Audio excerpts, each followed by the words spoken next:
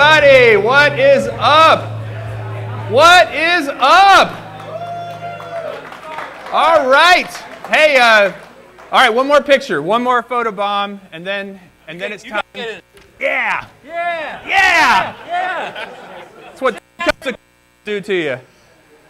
Welcome. And look at Metro Jones. Even when he's here and he's working his butt off, he still sends a super chat.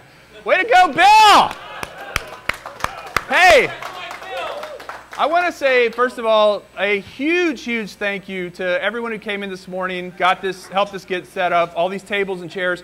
This was an empty room when we walked in this morning. We got here very early. They wouldn't let us keep things over here overnight.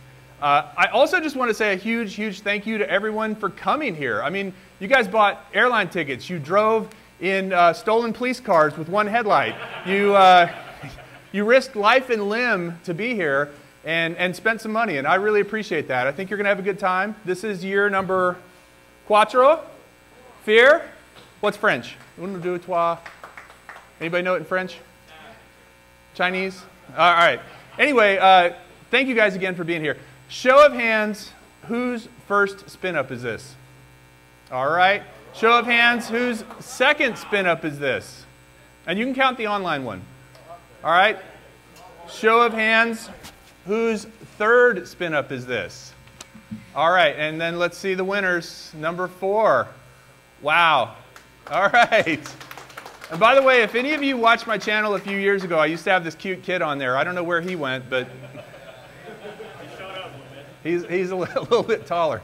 So we do have a lot to get through today, obviously.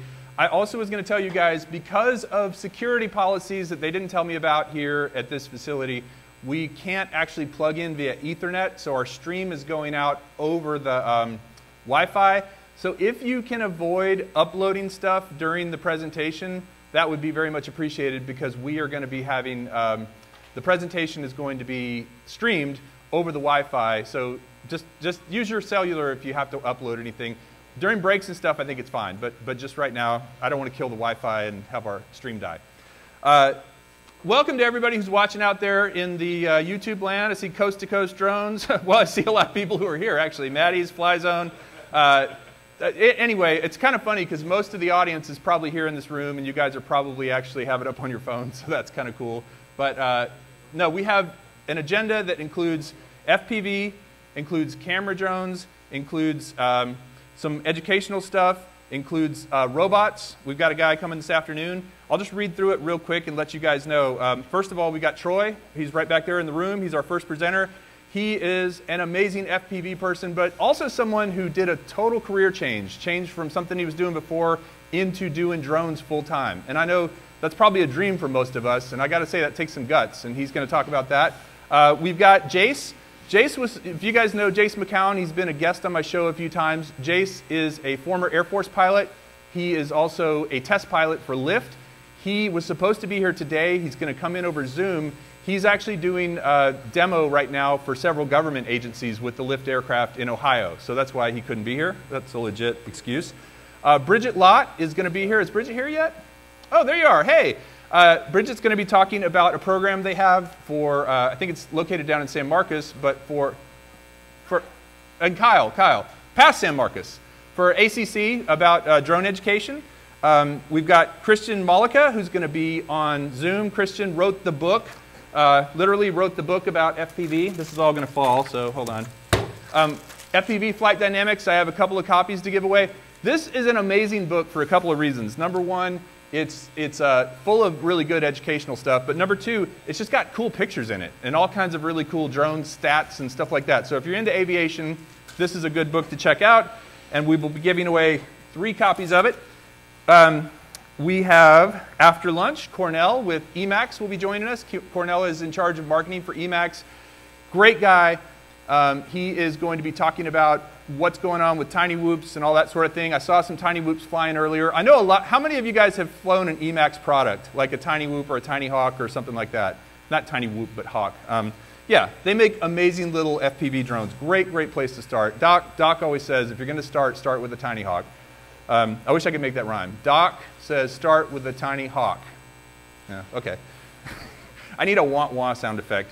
And then after Cornell, we've got Aldryn. Is Aldryn in the house yet? I haven't seen him. He's still working on his presentation. He was at the event last night. By the way, you guys, that was really fun last night. Thank you guys for coming out. That was a blast. And then after Aldryn, we will wrap up with Elijah May. He's local here in Austin. He has a group called Robotters, and they do robotic competitions in schools, and they're actually talking about building a location full-time that would include drones, because drones are basically robots, right? So these are competitive robots that fight with each other and do all kinds of cool stuff. So in and amongst that, we'll be doing a couple of games. Chris and I came up with a couple of fun things we're going to play. And Scott, if you want to queue up the first video here in a second, but we'll do a couple of games, and we will give away a bunch of stuff. So this up here is just some of the stuff we're giving away. The contest will have winners that will actually be drawn out. I have 2 buckets of names. I want to tell you how the giveaways are going to work. So they are over here, 1 and 2. So this is the little bucket of dreams, and this is the big bucket of dreams. Little bucket of dreams has everybody in here's names twice. So you have 2 names in here, 2 chances to win a small prize. The big bucket of dreams has everybody's name once. And so you can only win 1 big prize. So if you win a big one, then you're done with big ones. But I think that's pretty good, right? Because you've got 3 chances to win. You could win 2 small prizes and a large prize. We will be drawing these. What large prizes, you may wonder? Well, first of all, Emax is offering us a choice. So, and by the way, they're not here. They will all be shipped directly. If you were here last year, or if you did the virtual one last year, you'll remember we shipped them straight from DJI, and Emax shipped them out. So if you win a Tiny Hawk 2 Ready to Fly kit, which is one of their choices, it will be shipped directly to you. So they're offering the Tiny Hawk 2, they're offering the Freestyle Ready to Fly kit, and they're offering the, what's the beginner one called? Oh gosh. Who knows? I did a review on it. I should know this. The Easy Pilot. So the Easy Pilot is a great little drone. If you've never flown FPV before, it comes with the whole kit, and it has some kind of beginner modes that allow you to learn how to fly FPV in a beginner. So if you're new to FPV and you want to get into it, I'd recommend the Easy Pilot. If you're super advanced, I'd recommend the Freestyle. And if you're somewhere in the middle, I would recommend the Tiny Hawk 2. But they're all like total kits. They have the remote, the batteries, the goggles, everything. They're not great goggles, but they work to get started. So that's Emax. There will be 3 of those giveaways, and each person, Brad's going to be keeping track of who wins what. But I wanted you to tell you, Brad has actually, every year he's come in and helped me. He's not been eligible to win. This year he is eligible, just because he's keeping track of the winners. So keep an eye on that guy. You know, he's a little suspect. Don't let the nice... Don't worry about it. Kai's got him. But then the DJI prizes. So the DJI prizes are going to be awesome. We have an Action 2, the kit with the selfie thing. Again, I don't have it here. And then number 2, we have a choice. So the second winner will get to choose between the Air 2S or an FPV. So you get to pick, depending on which one you want. And then, of course, number 3 is a Spark. I have an old Spark that I'm going to give away. Number 3 is the Mavic 3. So we are giving away a Mavic 3. It's not going to be the fancy one, so sorry about that. But it will be a Mavic 3. A Mavic, insert expletive here, 3. Okay. So you guys stick around for that. That'll be towards the end of the day. Aldryn, everybody. There's one of our speakers. I'm like a professor that calls out the late student. No, you come sit in the front, son. So all of that said, I'm trying to think if there's any other housekeeping announcements. Most of you guys, they don't want us going through the gym rec center part of the thing. So if you need to leave, either go out there or there. This space, this patio is ours. So if you need to step outside for any reason, that's our space. If people congregate there, we can ask them politely to leave because that is our space. We paid for it. And you guys all helped me pay for it, so thank you. We can fly. We can fly over in that area. There is a private airstrip called Breakaway that's just a couple of miles from here. I've contacted them, told them this is going on. They said as long as we're below 400 feet, no worries. So you can fly over in that area. There is water over there. I'm looking at Ken Heron. Where is he? There is water over there, and Sean's not going to bail you out this time, buddy. So look out for that. I also want to say, what's that? And there are, yeah, Big Al's over there too. I also want to say thank you to a whole bunch of people. We have a bunch of prizes that were given to us, and I'll acknowledge people throughout the day. 400 AGL just happen to have his hats here. I'm going to do my best to give these away as part of the giveaways, but I think for the most part, especially since a lot of them are shirts, we're going to put those shirts out, and if you want a shirt from a certain YouTuber or drone personality or channel or whatever, feel free to just grab one that's your size. Just grab one, though. So it's going to make it a little easier versus trying to give it away and then find a shirt that actually fits, because I don't have a lot of those. Did everybody get their SpinUp shirt? Everybody got? Okay. If you didn't get one for some reason, like if we were out or whatever, let me know, and I can ship some out. I also want to tell you guys that there are some folks who couldn't be here for a variety of reasons, but are still in the drawing. They bought tickets. They said, no, Kelly, keep it, but they want to be in the drawing. So those people will be in the drawing. So if somebody wins and they're not here, that's because they bought a ticket. There's a couple of people who bought multiple tickets, and they have double choice of winning. So Sandy might have a Mavic 3, Bill, and you'll have to ask her if you can fly it. And then finally, around that people who couldn't be here thing, I do want to take just a quick moment and say a word of honor to the people that have passed this year.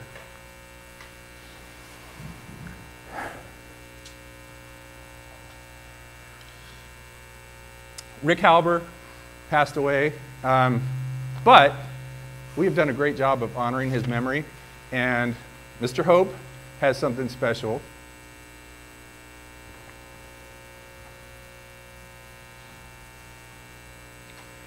We've got something that we wanted to give. It was actually going to be for Rick, but obviously he doesn't need it. He's given a lot of his stuff away. He did before he passed.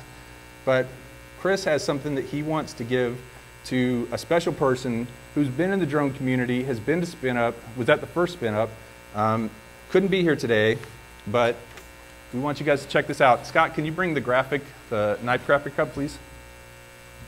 Y'all know Rick touched probably 75% of people, myself included. And Christmas a year ago, he asked me to make him a knife. And I've made a few knives for everybody.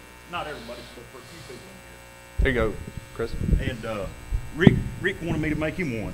And I messed up the first one, so Christmas got passed, and I talked to Rick, and I was in the hospital a little bit in January, and Rick called me and said, man, what are you doing? I said, well, I'm sick. I said, what are you doing? Well, I'm in the hospital too. So that's the kind of guy Rick is. And so I made this and finished it, and me and Kelly got together, and this is called the Rick Halber, this blade right here. And I want to just say too that Chris made me a knife about 2 or 3 years ago. Every single drone box gets open with that knife. Yeah. And my wife appreciates that.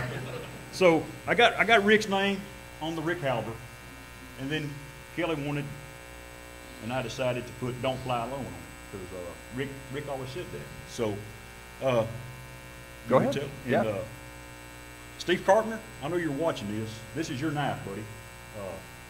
You've been with me since day one.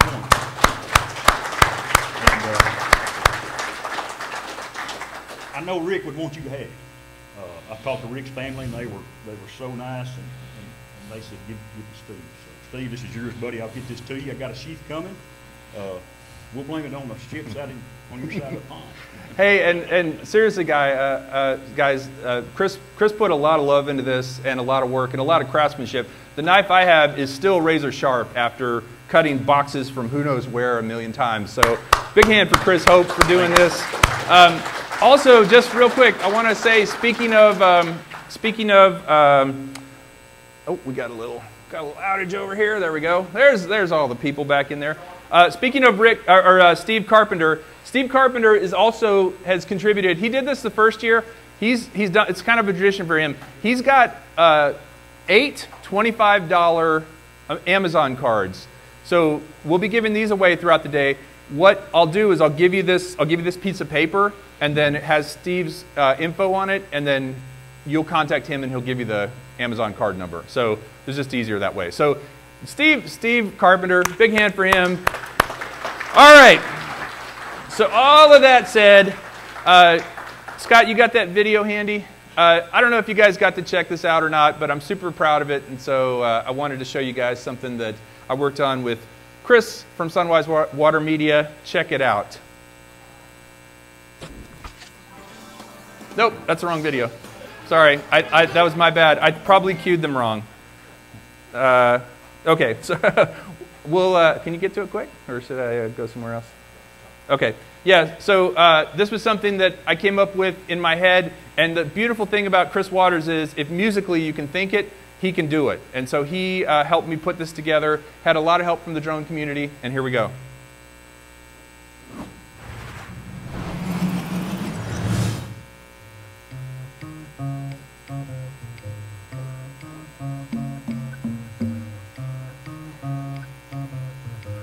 I think that's that mono thing you were talking about, isn't it, Mark? Oh, don't you just want to fly a camera drone?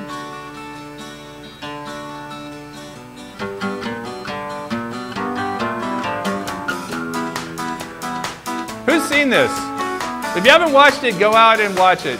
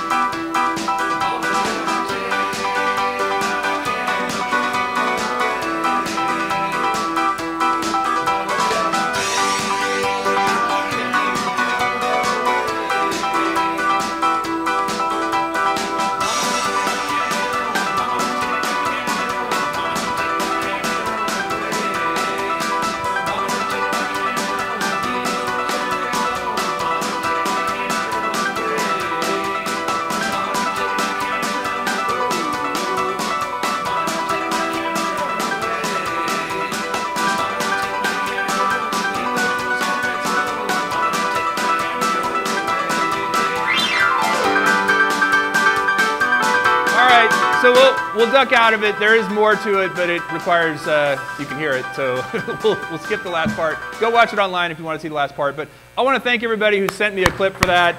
That was a lot of fun. And again, big thank you to Chris for actually auto-tuning my voice to the point where it sounded pretty darn good. So before we introduce, whoa, hey, I think that's Ben. I think that's Ben Thon-Toon, who sent us a $50 super chat. Thank you, Ben. For everyone who hasn't had, or before we introduce Troy, I'm going to go into the little jar of dreams, and we're going to give away 2 or 3 things because we got so much to give away. I would say we could start with the thing I've been most anxious to get rid of. I hate this drone. It's absolutely awful. So if you win it and you want to toss it in the trash, feel free. But if you, I just want it out of my house. But if you win it, and yeah, John, I know. We got some people that like them, but basically, it's really a turd. If you can polish it and make it smell like a rose and make a video about it, I would love to see it. Actually, it's not a bad drone. I just got frustrated with it and put it back in the box. Brand new, still works, hasn't been crashed, and it's going to Joe Blaylock. Joe can do it. Where is he? Here. I need this out of my sight. You ready? It's heavy. All right. Joe might be selling that on eBay later. We'll see. All right. So without further ado, I want to introduce Troy. No one, he is like Voldemort. You can't say his last name. You're not allowed to say Troy's last name. So, because only he gets it right. Apparently, even his family doesn't always say it right. So Troy is here in town. He is with a group called Quad Standard Labs. Could we go ahead and get Troy's graphics up just for a second? Quad Standard Labs is the premier builder of quadcopters. If you guys need something built, something custom, something, I mean, tell me if I'm wrong here, but if you need something done, these guys can do it. He's got a team here. He's got a really cool office. I'm sure he'd invite people over if they wanted to go check it out later, you know, if you're here Monday or something. But Troy, you got a mic on?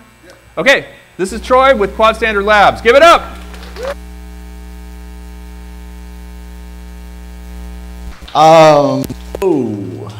Hot mic. So yeah, I'm Troy, by the way. Obviously, let me just open up my slides here.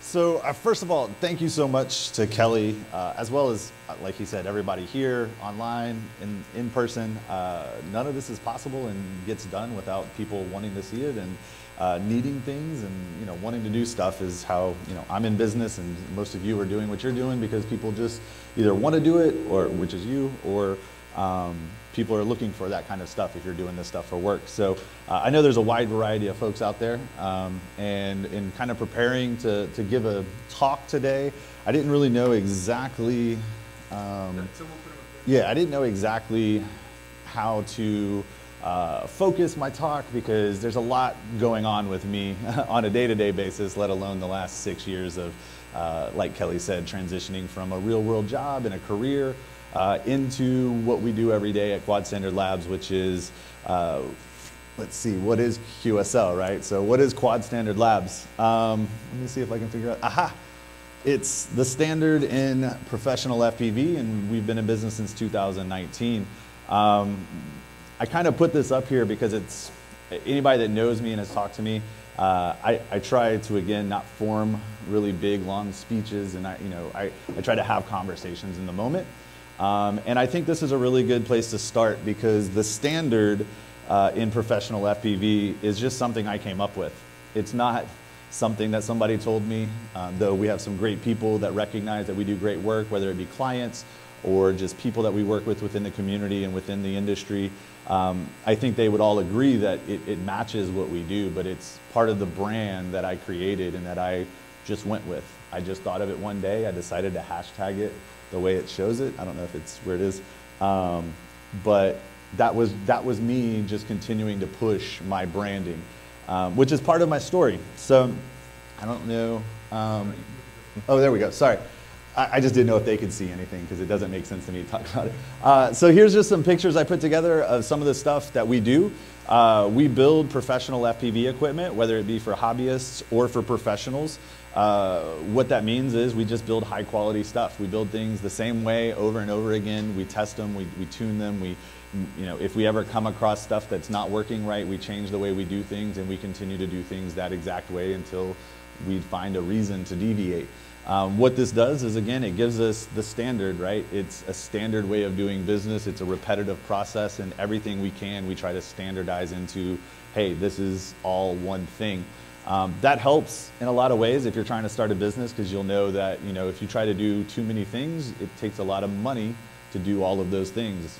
If you want to build 5 different drones with 5 different sets of components, you're never going to get that done without a lot of cash and overhead, because you're going to need spares and extras and all that. So our 5-inch drones, our 3-inch drones, pretty much all of our small stuff runs all the same hardware, and all of our big stuff runs all the same hardware, at least what we can. Which, out there trying to do, start whatever type of business you're trying to start, again, you really need to think about those long-term approaches. So just something that I just kind of wanted to bring up. But building drones wasn't always everything we did, and that's just the forward-facing part of our business. A lot of people don't know what I mean when I say the forward-facing part of my business. What I mean is, if you go to my website, these are the pictures you're going to see. These are the things that you're going to be able to buy, and what most people recognize Quad Standard Labs for. That being said, there's 2 things on here, the Drone Genius kind of product, and then a drone in the bottom right corner, I think, to everybody. That is a drone design that we did custom one-off for a client in the first year that we were in business. And when I say we, it was just me back then. But basically, when I had this crazy idea, it all started because I was a classically trained chef. I was working full-time into the industry. I was working for the Mandolas, if anybody knows of Carrabba's, or here locally, the Mandola family.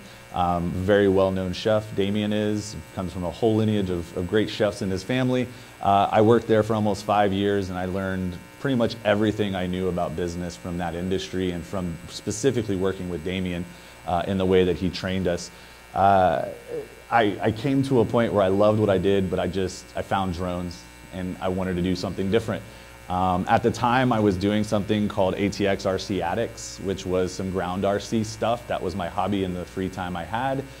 We were doing rock crawlers and filming them with GoPro Heroes, and just making content around what we were doing, sharing. I spent tons of money, thousands of dollars on stuff, and would just make videos about it, and thought I was cool, and was trying to figure out how to turn that into what I wanted to do. We had, I had plenty of ideas on how to make businesses out of it, but just never really did anything. Towards the end of where ATX RC Addicts ended, and where my next kind of moniker for YouTube came was Chef PV, was when I found drones. 2015, I found drones, and I decided I wanted to do more of that. And so started doing FPV shortly after finding drones, and then I decided I wanted to be like everybody, the next YouTube star, and I was going to be the next FPV guy. I built a good channel, and I had some following, and it was fun.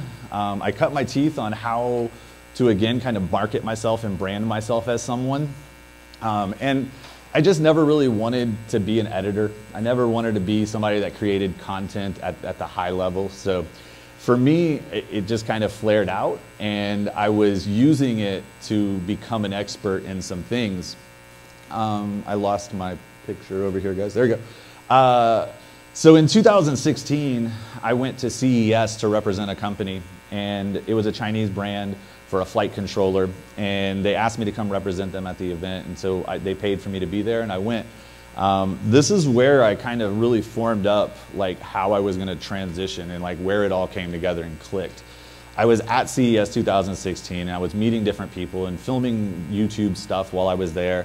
And towards the end of one of the days that I was there, I was doing this spiel, this hey everybody, check out, and it was a stabilized gimbal for a cell phone. Funny enough, I see them all around now, but back then the DJI one didn't exist. These were the third-party ones. The GE was the brand, and I was waving my phone around and doing it, and I saw this guy walking towards me. And I don't know why, but I was like, man, I don't want to do this dog and pony show right now. It's late, I'm tired. He doesn't look like he wants to hear it.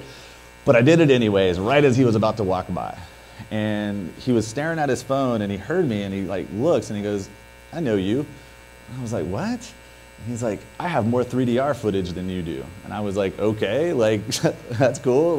Because at the time, what maybe that people don't know here is, I was one of the first 30 people to have a 3DR solo, which is what boosted my YouTube really quickly at the beginning. And so he had recognized me from YouTube, and basically was telling me I have more drone footage of from a 3DR solo, and check this out. And he shows me a video, and it's him and Richard Branson at Necker Island with a shirt. Everybody on the balcony, including Richard, has a shirt that says 500 below. and they're filming with a 3DR Solo, and he does a little droney in an orbit, and he's like, "That's cool, right?" And I was like, "What? Like, who is this guy?" Like, that's cool. But I didn't know what it meant, you know? I'm just like, "Yeah, sure." We started talking. They invited me out. His name was Bill Kimberlin. He's an entrepreneur out of Nashville. He invited me out that night. I ended up not being able to go because I had to fulfill an obligation at 6:30 in the morning to be back at the convention center, and they wanted to go party all night, and it's Vegas, and I'm like, man, these guys are paying me. I got to go to work tomorrow morning. Like, let's talk. Like, I'm sorry. You know, it's probably bad of me to pass this opportunity up. Well, funny enough, 4 months later, he calls me out of the blue and says, "Troy, I want to fly you to Nashville and check something out." And I was like, "Oh, okay, sure." Send me a plane ticket. So he did. I took off of work and I went out to Nashville. And while I was there, I basically just walked in on a meeting. And it was, I put the pieces together, but he was having a meeting about a software product that he was trying to put together with a team of people related to drones. Back in 2016, you would call this the Uber of drone support. And that's where basically 500 Below became my job within about 2 months. So I went out, I talked to him, I heard everything, and I gave him a bunch of feedback. And he hired me to run the development and manage the product because I was an expert in drones and in the community. I had a lot of outreach in the community. He knew that I knew a lot of people. And basically he believed that, you know, in me to be able to help guide the product. I didn't have to know anything about software. We had a software dev team. I didn't need to be a true project manager or product manager. I could learn that on the fly, and I was already doing that. And so it was my first career move where I dropped everything. I literally quit my job. I went in on the first of the month in April 2016, gave him my keys and said, "I'm sorry. I hate to be this guy. I know this is not great, but I just got a new job, and it's not in this industry where I'd give you 30 days, right? Like, I got to go." Within 2 weeks, I was flying out to Nashville, and I worked for them for just over a year, about a year and a half. We moved the project all the way to Interdrone 2017, where we launched it. I got to design the whole booth and everything and do the whole thing. And you know, one of the cool things about it was Colin Gwynn, of all people, was at my booth in 2017 looking at the product, which to me was just mind-blowing that a year earlier I was, you know, thinking to myself, is this possible? And now I was in the industry making money. I wasn't making great money. I mean, I was making the money I was making where I was before, but it was a great experience. So I went from there, and when the project wrapped up, I ended up getting hired by a company called GDU. Some of you folks here may know them by Prodrone was their original name. They were the very first foldable drone that they ever came out with. It was a larger 10-inch propeller drone, but they were at CES 2016 as Prodrone. I had met them. I had been following them for a year and a half at that point, and they had never launched anything. And one Saturday, I woke up. I was on a group, and I saw them post a picture, and they were getting kind of roasted for it, and I kind of fed into it. I was like, "What's going on? Like, where's the product? Like, I've been following you. I really want this product to happen." And I ended up getting a message from somebody saying, "Did you know that we're hiring?" And I was like, "What?" "Okay, no." And they were hiring here in Austin. And they were basically about to start up a US-based office, and they wanted somebody to work for them. And could I come out for an interview that day? Yeah, sure. Like 3 o'clock in the afternoon, I went out and I met with some folks from China, from GDU. And we had a conversation. They sat me down and said, "How do we catch DJI?" And I said, "You don't. You figure out what works for you and find something that they're not doing or not doing well, and like, let's figure that out."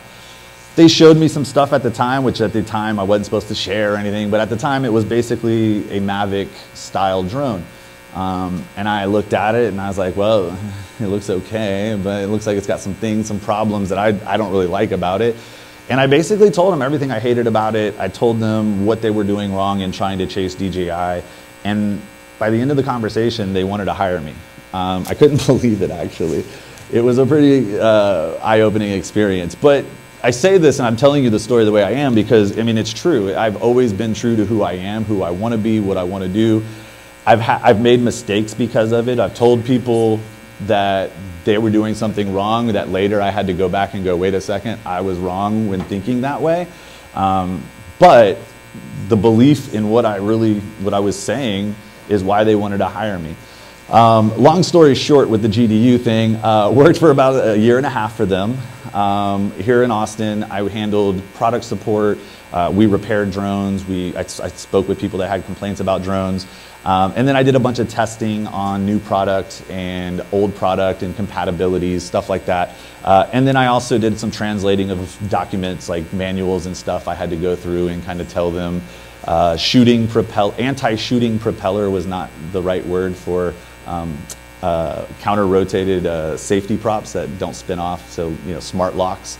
But stuff like that. So it was a great experience. I learned a ton about working for a company based in China that was, again, like just trying to capture something in a market.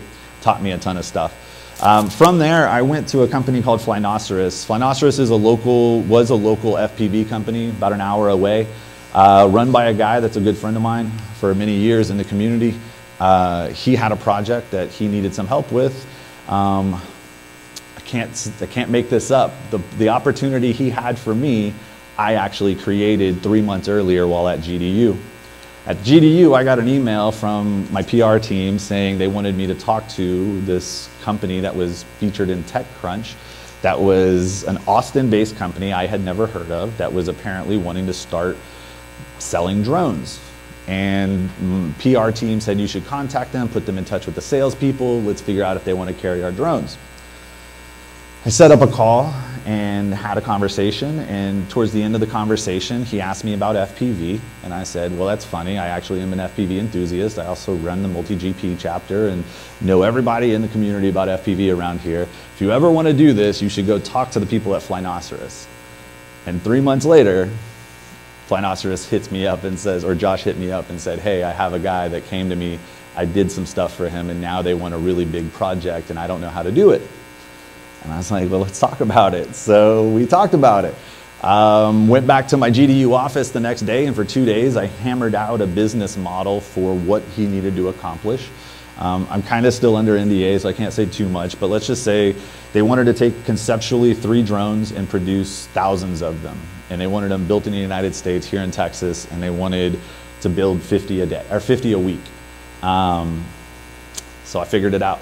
Put it on paper, did all the math, understood, because I was a chef, like how to do these things, how to hire people, how to train people, and just how to make repetitive things happen. Recipes just continue to go the same every time.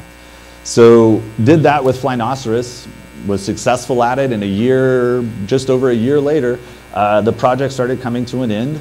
And this is 2019 now, where professional FPV was not a thing. It was still just an idea. It was an idea I think a lot of people had, and a lot of people were seeing that it was going to happen, but the people seeing it was going to happen were the people really doing it. And when people start doing things that are new and blazing trails and is exciting, like something like FPV professionally, they don't want to share a lot. They don't want to tell everybody how to go do that. Well, I'm not an professional FPV shooter. I don't go take camera gear and go shoot. I've always just wanted to build really good, solid gear for people to shoot with. Because to me, the confidence factor that the gear gives someone is the important part. So I had this idea, and I actually pitched it to, as operations manager at Flyno, I pitched it to my boss, and we kind of started down the path of professional FPV right as I was leaving. But he still didn't believe in it. I still, I couldn't really get anybody to believe in it. At that point, I decided to leave Flynoceros, and I decided to look for more work. I hadn't decided to start the company yet, but I knew I was either going to start a company, I was going to go back to cooking, going back to being a chef, or I was going to find a company that would, again, kind of believe in me and want to do this professional FPV thing and let me do it with them. So I emailed everybody, Get FPV, Pyro Drone, Catalyst Machine Works, everybody, and said, I think you should be looking at this, and I want to help you do it. And it's like, hire me and let's do it. Crickets. So a couple days later, I was still scratching my head. I started applying for chef positions and general manager positions at restaurants, and I started hating myself a little bit.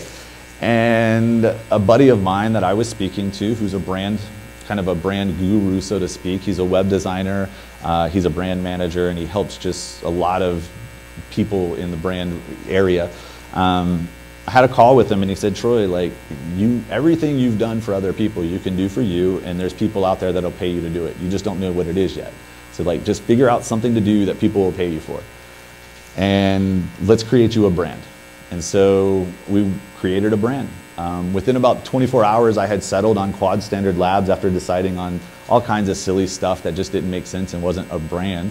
But this is where the first slide started, which was, once it started coming together, I just decided that like QSL and Quad Standard Labs was going to be a thing. And I was going to push it, and I was going to, get on Instagram, and I was going to hashtag the standard and QS Labs, and I was going to, use CineWhoop and FPV and drone, like those hashtags that again get us kind of recognized. But more so, I was going to get out and do it. And so decided to build a website, put drone builds on it, say we can do this. And then I had to find more work because nobody wants to just buy drones and just pay some guy that just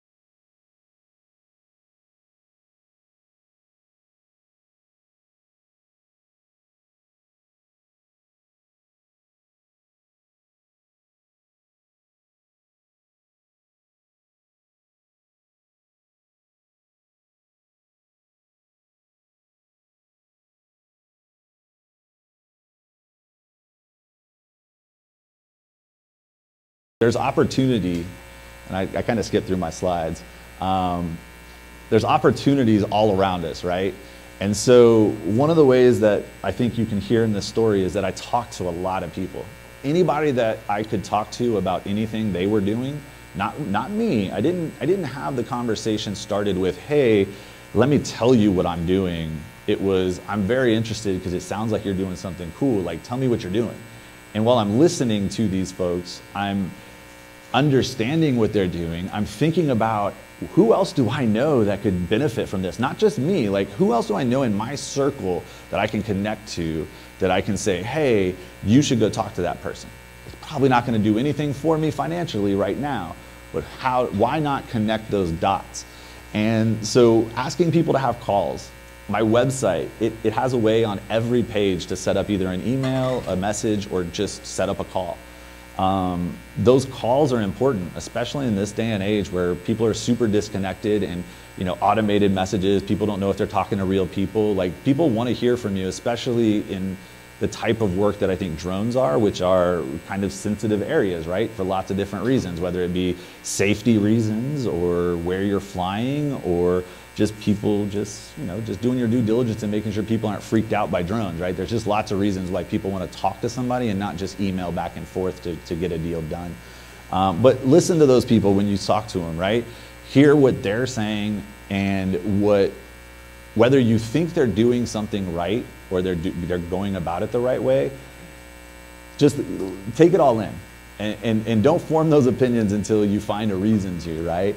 But eventually what you're going to do is you're going to start connecting those dots, and those are going to lead to other opportunities. So you had that call with the guy on Tuesday, and then by the end of the day you emailed him and said, hey, great call, really enjoyed it. I think you should talk to so-and-so. And I copied them, hey, so-and-so, y'all should set up a call, have a conversation. If it goes somewhere, let me know. 3 months later, you might get a call from them though that says, hey, thanks for hooking us up with that guy. Guess what? We're now this far into development. We're about to launch something. We'd love for you to take a look at it, right? And then that becomes a new opportunity. So, opportunities are everywhere. I think at the end of the day, it's whatever you believe in. So don't let people tell you can't do it. Professional FPV was laughed at. I had major drone manufacturers and camera companies telling me what we were trying to do in 2018 and 19 just wasn't going to be a thing. Like, literally laughing at me at AUVSI when I was at BFD, Big Effin' Drones, and I was like, hey guys, I would love to talk to y'all about what I think is kind of the future of cinematic FPV stuff. And they were like, what? You want to take the gimbal off? Like, nah, man, not gonna happen. Like, sorry. Okay. But whatever it is, believe in that, and then find others around you that you trust and that you believe in too, and work with those folks. Brands and other companies, and being synonymous with another company and them supporting you and you supporting them, it's really powerful stuff. Again, it brings that credibility to the table that, like I said, you want to go out and do drone footage or go shoot something for somebody. How do they know if you don't have a reel? And if your reel doesn't have something that's, real also, and not just me out there flying around shooting my kids at the park. I mean, it looks great and all, but have you ever done that on a movie set or on a commercial set, right? Like, those are the things that if you can just get into the opportunity, even if it is for free or for, just doing it for a buddy just to do it, or even just to go shoot B-roll. B-roll footage is a way to get into sets and get on set a lot of the times.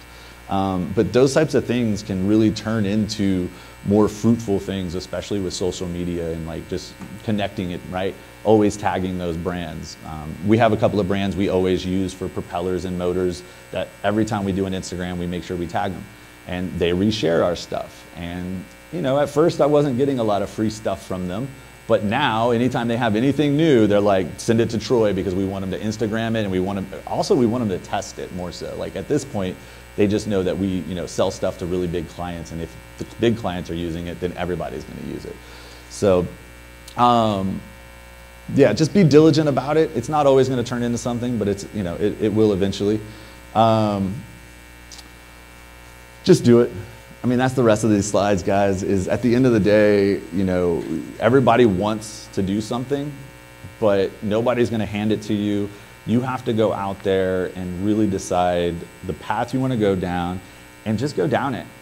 Question yourself every day and at every step to make sure that you're kind of in the right direction, but trust that if you just stay the path, it's gonna lead to something if you just really are positioning yourself for those opportunities.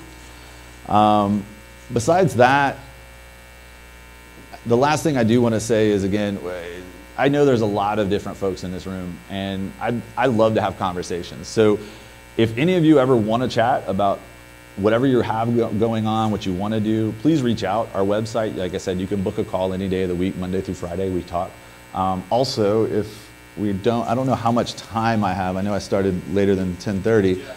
My goal was to actually take a couple of questions from folks in the room and about like, what is it you're trying to do?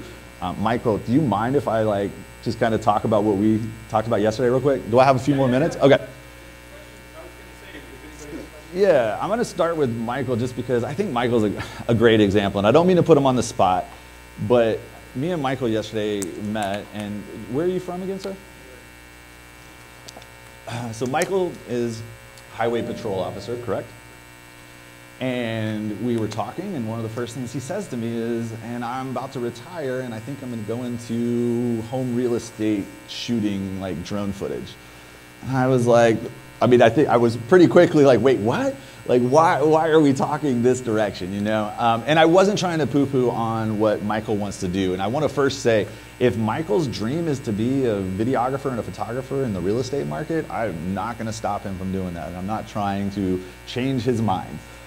What I was doing, though, is it took me back for a second, because to me, I felt like Michael's in a position that most folks in here couldn't even get into when it comes to the opportunities that he could present to himself and to other people, which is he's into drone technology and robotics and automation and all the things that drones are.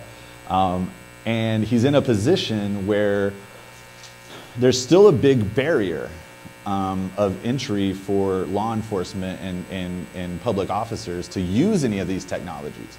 There's lots of reasons for it. We could talk all day about the reasoning, but the big one that I think nobody ever talks about is the fact that there's, like, every agency handles how they handle technology their own way. And so even within a state or even within a city, the sheriff's department may be doing one thing, but the police department or the highway patrol, who's the state, right? That's the state officers, are doing something totally different. There's no unity between what's going on. They don't really talk about it, and they don't really share much about, let's do this all the same way. So you have that, which at the first part of it, adoption at that point, you have to convince, the top brass to go ahead and do something. Well, if they don't trust in anything and they don't know anything, then they're just going to just shut the door always, right? So we have that I think nobody really talks about. It's not where's it built and who makes it and who's spying on us as much as it's the applications. It's just they don't know. Like the decision makers are the ones that have to make these decisions, and they don't have necessarily the confidence or the understanding of the machines yet. We're getting there. A lot of them are traveling and going to different shows that happen all around the country, which are great. But my thought was, Michael, if you want to retire, why not retire and start thinking about developing automated and robotic tools and drones, specific tools for your niche of what you've done already, because you understand that at a level that, again, many people here wouldn't. And if you did have an idea and you fleshed it out and made a little prototype and were able to demo it, you could probably get some good demonstrations just because of 25 years of service, or however many years of service that you had at your position. So, I understand. After talking to Mike a little more, we had a conversation. He's like, look, I kind of want to do this, and I get it. It's fun, man, and you could still do that on the side, but I also would just implore Michael to not give up the idea of even a little tinkering on the side, one way or the other. There's lots of opportunities that it could lead to something that then he could do his little real estate stuff on the side and have fun also doing that. But at the end of the day, if transitioning to something more fun is important, do it. Find a way to do it. Make it happen. But that's the type of stuff that, I don't think Michael was really thinking that way. He was just thinking, I don't want to. If I'm going to retire from something, I just kind of want to leave all that behind, and go do something completely different. Which, you'd be a technology developer at that point. You wouldn't be in the department. So just something I just thought I'd say. Troy, I want to just add to that because what you're talking about, I think, applies to everybody in this room in some way. I think a lot of people think immediately, they think of real estate, they immediately think of movies, right? Doing cinematography for movies, things like that. But really, if you can be really niche at something, you know, law enforcement, if you can be someone who has been a peace officer and has been in that world and then bring drones into it, you're going to have that credibility right out of the gate, right? So if you're a pilot, you know, if you're an airline pilot and you want to be a liaison between being drone pilots and airline pilots, you're going to have a lot more credibility than someone who's never had that experience. I think that's actually a really good point. Is a lot of people want to do drones, but they kind of look at it very generically. And if you don't specifically, I mean, you jumped into a very niche thing with Quad Standard Labs, right? You didn't say, I'm just going to be a drone guy. I'm going to build anything for anybody. You build very specialized types of drones for people. Yeah, and I mean, and I'll give you a personal example, right? So I've already said it. I'm not a shooter. I don't go out and shoot stuff. I'm not a camera operator. I don't understand a camera at all. But we build drones that fly $5,000, $10,000, $20,000 camera systems, right? I've thought about wanting to go fly. In fact, I'm at a point right now. I think I told Ken last night, I'm like, man, I'm like this close, like to just going out there and trying to shoot. But at the end of the day, if I want to try to get a job shooting, even with the clout that I have with my brand, I don't have a reel. Nobody's going to hire me. And there's so many other people doing it too, right? I mean, that's the thing is if you can specialize in something, you drop your competition dramatically, you know? Well, I just want to say though that the interesting thing to that is I had another conversation. Were we the ones talking about the YouTube stuff and getting in with Harley? the Netflix crew? Okay. Harley FPV? Yeah. So you know, I don't think you're wrong, and I'm not to try to kind of over talk, but yes, there's plenty of room to go shoot FPV professionally in all the various ways. You want to go shoot car commercials? Okay. You can do that. I don't go a day without seeing a car commercial today without FPV footage now. Probably 50% of it, I either know who shot it or it was shot with something we built. That's great. Now, being on set with Transformers, that's not going to happen overnight. Again, you're going to have to build that up. But if that's your goal, then you should start identifying a path to that goal. So car companies hire different production companies to shoot their stuff. Sometimes they hire a local company because they just want to do a quick promo spot here in Austin in front of the convention center with some Ford trucks. They just get in there, the PR company that's doing it just calls up the local crew that they know and goes, hey, can you do this? They probably hire out the FPV pilot, somebody else, maybe even fly Ken in or Johnny FPV or somebody, and they get the job done, right? So how do we get into that circle? You got to know the production teams or the marketing and the PR teams that are actually hiring those production teams, right? So that's the circle you need to start navigating in.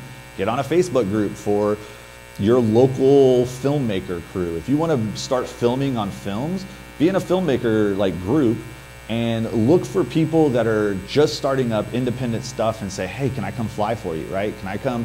We were talking about yesterday, ghost hunting. Like if there's a company doing ghost hunting, and this is actually a true story because a guy that works for us actually did this. His mom was a fan of this ghost hunting group that does YouTube channels, and she reached out to them, and they basically kind of hired her to help them. And then she's like, my son flies drones. Y'all want to shoot some stuff with drones at the next time y'all go out and shoot? And they did. They hired him to come out. He went and shot the stuff. He's a Part 107 pilot now. He's kind of got that as a credit, right? And this thing is right now just on YouTube, but they're shopping it to Netflix. And if Netflix picks him up, guess who's going to get hired to be their cam guy, right?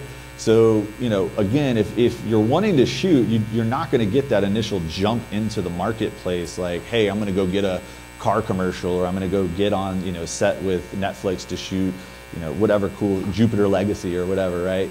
The people that are shooting that are the high level people in Hollywood. I mean, that's definitely where you're going to have to make it first, which that's a pretty big stepping stone. But you could start and you can do a lot of local stuff, race tracks, people that are flying FPV, drivers and auto, motorsport riders, motorcycle and stuff like that. They all want that stuff for their Instagram. So if you can go out to a track and just film people with your FPV or even other drones, those are things that, again, people want, and once you do it enough and you show you've got the skill and you've built it up, people will start paying you for it. I mean, there's no reason not to. So stepping stones, I think. Stepping stones, yeah. That's the theme. Well, Troy, thank you. Thanks. Really appreciate it. And the big theme for me is that you decided you wanted to do this and you made something out of it. Like you said, stepping stones, it didn't happen all at once, but thank you, Troy. He's going to be around for a while. And actually, tomorrow you're going to be out at the field, right? Yeah. Do you mind if I just? No, go ahead. Go ahead and I just meant to give a primer more, on that, a map look, but the park tomorrow when you get there, it's going to bring you in on the side by the Dell Diamond. When you're coming in, it's going to be on your right-hand side, right after the soccer fields. And in fact, you pull in like you're going to the soccer fields. The one thing about tomorrow is there's probably going to be some soccer games going on, so the entire parking lot's going to be pretty full pretty quickly. We do have kind of a private parking area, but it only holds, I think, about 15 cars at most, maybe 20. So depending on how full the lot starts getting, you might have to go park either further away, so you keep going past the soccer fields to the cricket fields, and then you can walk. There's actually a walking path. Or right across the way, there's a water park. They have a bunch of parking in the grass area there sometimes, but being the water park's not open, I don't know that they're going to even be able to get over there. I think you can park over in the water park. The cricket area may be the only other place. So just let you know. But it's literally, if you're facing the soccer fields, the AMA field is to the left of it, and Troy's kind of our host there. Yeah. So they have a covered area, they have electricity. So I mean, it's going to be a great place to fly. And he last part is the Dell Diamond is 100% off limits, folks. We can't fly. I mean, you can fly towards it and get some cool shots of it, which you'll be able to get, but please don't fly over the Dell Diamond. That's where they draw the line. Yep. So, yeah. All right. Cool. Thank you, Troy. So, real quick, we've had Sean from Geeksvana. Sean, can you hear me? Give me a nod. Sean from Geeksvana on the, I'm gonna bring you up here, I think. Let's see. Can we hear Sean? Testing. Yeah, a little more, Sean? Hi. Hi. Was that a little enough? Yeah. So this is coming all the way live from the UK. I mean, that's one of the amazing things is he did the pre-show for us this morning. Sean, I saw little bits of it, but how did the pre-show go? Yeah, it was good. It was great to see Felix from Quadcopter Guide back. Obviously, he's had a bit of a break whilst he moves country. He's moved across to the States and has babies and starts a new job. And literally, the list of things he's done in the last 12 months is incredible. So the fact that he doesn't have much time for YouTube is understandable. But he's coming back very soon. So it was great to see him, and it was awesome to be able to share some of the interviews from some of the speakers and from some of the YouTubers, etc., who were there, including having to bleep Ken Heron's interview more than we did Ken Dono's, actually. Wow. You know, you just keep it on a constant bleep. Just bleep. Well, Sean, thank you for doing that. No problem. If you're going to stick around for a little bit, we're going to have a few more people in the Zoom. So we've got several guests that are coming in via Zoom. But before that, Chris is going to come over, and we're going to show you guys this game we're going to do. And this game is going to allow someone to win these battle drones. Now, did anybody see the battle drone video that we did? It's like these little drones that have a sensor in them. They should have batteries in them. It should be ready to go. So I'm going to pick two names out of the hat, but I want to demonstrate before I do how this is going to work. You will have to stand outside of these green lines, and you will take off. And there's a button on the drone. Which button is it, Chris? Is it the top right? Okay, top right button. If you're facing the other guy and you hit them, their drone will shake, and after 4 hits, it goes to the ground. So here's the thing. Once you take off, once you hit the ground, let's make it 3 times. We were going to do more, but because we're a little behind on time, if you hit the ground 3 times, doesn't matter why you hit the ground, you lose. You're out. The other person wins both drones. So that's how it's going to work. We'll demo one little round here real quick. You ready? Yep, I'm good. So also, just real quick, it's the top right button to fire. So basically, you can hit the other person from anywhere as long as you're facing them with the front of the drone, which has a little sensor on it. So if I'm backwards, I can't hit Chris. But if I'm facing Chris, I can hit him. So the trick is to kind of zip around them and try to hit them. One last rule, these green lines are out of bounds. If you fly out of bounds, you lose, you're out. And if you fly past this table, you lose, you're out. So you have to stay in this little area right here. All right, so we're going to see. I got my money on Chris, but we'll see what happens. You ready? All right. And it has different rates. All right. So all I got to do is put him. So I'm going to come around behind him. Oh, he's got me. Oh, and you also got to remember which way you're facing. That's the other trick.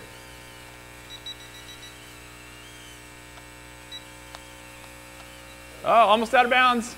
Don't go out of bounds. And you can just constantly fire. That's another way to do it. Up.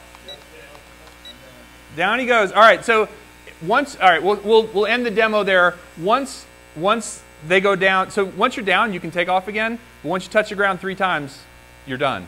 Make sense? Any questions? Any questions? Hello. Where did this come from? All right. Let me pick 2 names. Let's see who's going to do it. And if you don't want to do it, you can select a champion. You can say, you know what? I don't want to do it, but I want someone else to be my champion. Anybody but me. Where did I put my jars? Oh, good. There they are. All right. Here we go. 2 names. These are coming from the small prize bucket. It doesn't count as a big prize, by the way. And again, the winner is going to have is going to get to Mike Miller. Mike Miller? Where's Mike Miller? You did win them. Well, then you should win. You should totally win. Yeah. No. Come on. You should be an expert then. All right. Do you want to pick somebody? All right. All right. I got Bill Morris. Bill Morris? Bill Morris here? No? Okay. Bill Morris? Bill Morris in the chat? You want to pick somebody? All right. Well, so far we're over. I'll put yours back in. There we go. And this is the one you picked. Who is it? There we go. It's tiny print. Dennis Lovelady. Dennis Lovelady. Dennis won. Oh, come on. Are you guys going to just be reluctant about this? You're supposed to be drone pilots. No? None of you? Neither? Okay, come on, Dennis. Who's our second person will be this actually happened. Chris Haley. Doc Murdoch is going to be our second person. All right. No kidding. This should be good. So these are just line of sight. So all right. So you know what? Hold on. Let's swap. We'll swap for fresh batteries because I got 2 right back here with fresh batteries. Here, I'll take that. So these have fresh batteries. So there's one for you and one for you, and the switch is on the back. And one for you. They're taking bets on how short this is going to be. Yeah, I know, huh? Well, yeah. All right, so stand outside the green line. Doc, you're over here. I'm facing it away from you. Okay. And then go up and down with the left stick, I think, to bind. Just go down and in to see. Down and in to see if it spins up. Try it again. Nope. Is yours working? I think he bound to mine. Oh, okay. Well, then we'll just Did I? Try it again. try again. Down and in. Yeah, this is okay. Okay. You're here, and Dennis, you're over here. Dennis, is yours? Oh, there we go. Is yours down and in? Down and in. Oh wait. There we go. There we go. All right. Try it now. Down, both down and in. How about that? Okay.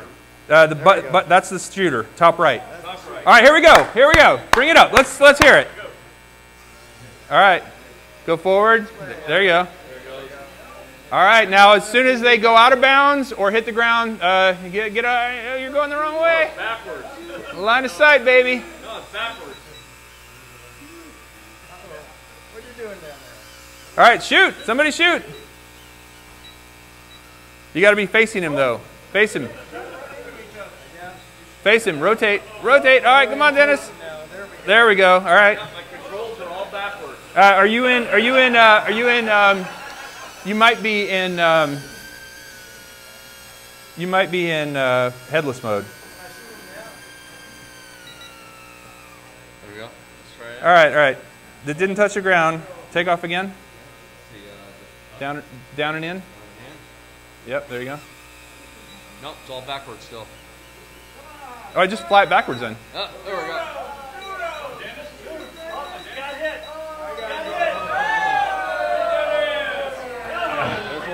There's one. There's one time down. All right, no, keep flying. Keep flying. You got to hit him 3 times. All my controls are backwards. Yeah, Doc, we handicapped you because you're normally better at this stuff. All right.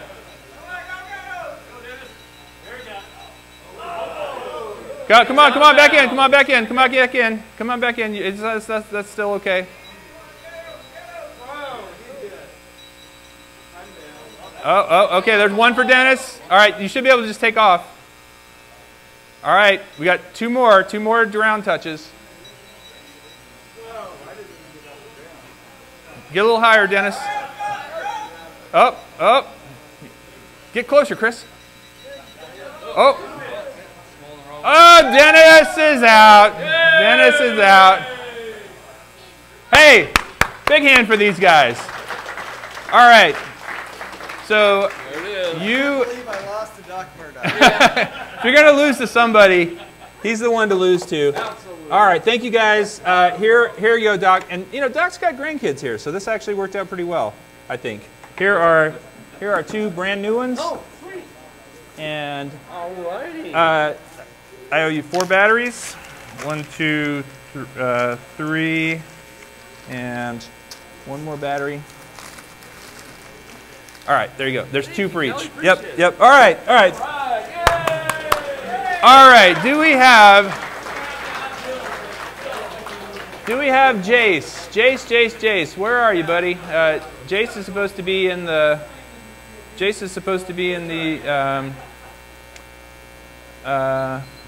We're waiting for you, Jace. We are waiting. I'll tell you what. While we're waiting for Jace to show up in the thing, I will do one more small giveaway. Let's give away the Go-Go Bird. Has anybody seen the Go-Go Bird before? All right. Fly like a real bird, right here. That's the little one. We'll give away the eagle a little bit later. All right, here we go. And the Go-Go Bird goes to Jenna Cook. Jenna C. won the Go-Go Bird. There you go. Sweet. All right. Do we have Jace in the thing? There he is. All right. I'm going to bring him in now. Admit. And participants. And let's see. Hey, Jace, can you hear me? Jace, there he is. Jace. To make sure I got you on the right audio. Jace, can you hear me? How's that? I can hear you. Can you hear me? Can you hear me, Jace? Jace, can you hear me? Oh, I'm muted. Unmute. There we go. Jace, can you hear me? Hey, I got you, Kelly. All right. Hey, guys, listen up for a sec. You can go back to full screen on Jace if you would. So, everyone, this is Jace McCown. Jace has been a guest on several shows. He's been on Thursday Night Live. He's been on my show a couple times. He is and Jace, why don't you set the camera down? Looks like you've had a lot of coffee this morning. Kelly, I'm not hearing you anymore. You can't. Oh, how about now? Can you hear me? Let me see. Can you hear me? Yes, I do now. Okay. Will you set the camera down? Or hold it steadier. Do you have a gimbal? Okay. Jace is a former Air Force pilot. He is now a test pilot for a group called Lift, which is based here in Austin. Lift is going to be giving manned drone flights to people. And I say giving them, you can buy them. You can fly a manned drone that is now being piloted by Jace. He is currently in Ohio, I believe, demoing for several groups. Is that right? And he's gone. Jace! Oh, goodness. Where are you? Where did you go? Man. Oh, there he is. Jace, can you hear me? Yeah, I've got you on speaker again. Okay. So I said you were in Ohio demoing your thing right now. Tell us what you're up to, or as much as you can. Yeah, absolutely. So, first of all, Kelly and everyone there, apologies. I was hoping to be in town for this. Of course, I'm from Austin, so I was really hoping to be around to do that again this year. But duty calls, we have a demonstration we are doing for the FAA and NASA and the Air Force and a lot of other folks that are coming by to visit. So we're out here in Ohio at the Springfield-Beckley Municipal Airport, which is kind of it's a rural airport, uncontrolled tower even, and we're just out here getting ready for a demonstration. So pardon my camera work here, Kelly. I know you're cringing, but there's Hexa behind me, so that's our aircraft for the company, Lift Aircraft. Oh yeah, there it is, Lift Aircraft. So hey Jace, can you like spin the camera around and show it to us a little more, or no? Yeah, no. Let me flip my camera if I can figure out. Oh, I gotta get my finger. Oh yeah, there you go. Now, oh, a U-Haul truck. There you go. Yeah, sweet U-Haul. No, so yeah, here's the bird. We're doing some maintenance on her right now, so we've got covers off and things like that. But we're getting her ready for a demonstration on Wednesday. So kind of in preparation for that, we're gonna wrap up this maintenance, and then we're hoping on Tuesday to do an unmanned flight out here to get the aircraft, post-maintenance certified. And then how many on times have you actually Wednesday, flown this thing, Jace? so I've sat in this seat and got a chance to fly it 3 times. And the reason that we don't do a lot of manned flights right now is because we have the ability to fly it remotely. So I spend much more time being a remote pilot than I do being a pilot in the seat nowadays. And you use a Tiny Hawk controller to fly it, right? The Tiny Hawk 2 controller. No, but we do use an FR Sky with some TBS Crossfire. So that's what we're controlling the bird with from the ground. And of course, that's just the remote pilot. Here's our ground station setup. So we actually have multiple other ways to talk to the drone, but kind of the simplest way, if you're the operator, is to use that remote if you're doing a manual controlled flight. And so once it's in the air, Jace, once it's in the air, how hard is it to fly? I mean, is it self-stabilized? Are you in acro? Are you doing flips? What's going on? How stable is it? So once you're in the air, it's a GPS drone. It's a kind of equivalent to flying a Mavic or any other camera drone in that sense. Just because you can let go of the stick, and in fact, some of the videos I've got online, you can see me do that during the demonstrations. I'll actually let go of the stick and wave my hands out to the audience to let them know, like, hey, this is it's not expert piloting. I mean, it is expert piloting, but it's not expert piloting that's making it but perform the way it performs. It's mostly all in the software, very similar to a camera. When you're in the air and you're moving, how fast can you go? How fast will people be able to fly in this thing? Good question.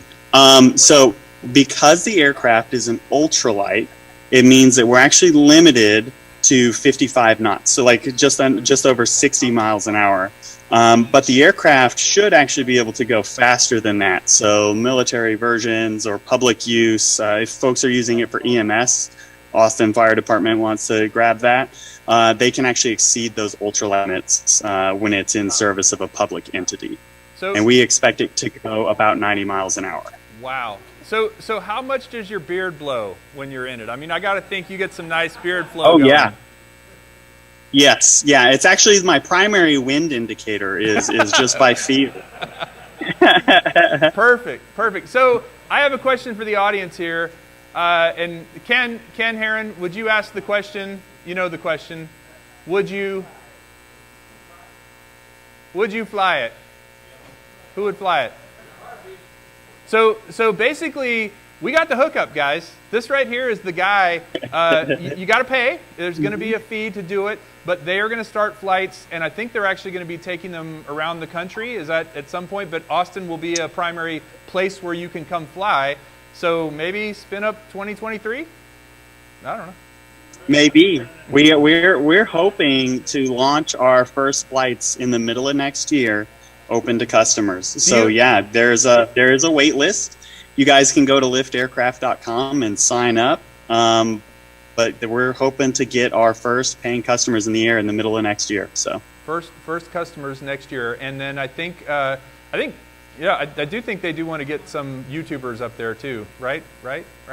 It's true. We have our eye on a few YouTubers to come out, and I think Kelly, you might be one of them that's gonna help us get out there in that early stage. We got lots of volunteers, and get lots of volunteers raising their hand. Yeah. So any questions for Jace about the aircraft or about lift? Yes. Oh, what's the weight limit, Jace, on it? The payload limit right now is about 220. We're hoping to boost that up to closer to 250. All right. I see what you're telling me. I see what you're saying. All right, Jace, I got to start jogging a bit more. I'm about 7 pounds over that. Any other questions? Yes. Getting a question. Yeah, so the question is, I know the answer, but I'll let Jace answer. When you're flying it, do you fly it yourself, or does a remote pilot fly it, or how does that work? No, so actually because it is an ultralight, there's no pilot's license required, and I'll show you the control scheme right here. This is the joystick. This is how you control it. It's just a single stick, okay? And it would actually be illegal for us to fly you from the ground unless it was in an emergency. So when you're on board, you are the pilot. But much like a GPS drone, this stick is forward and back. It's not actually pitch forward and back like if you were doing stabilized or an acro in an FPV.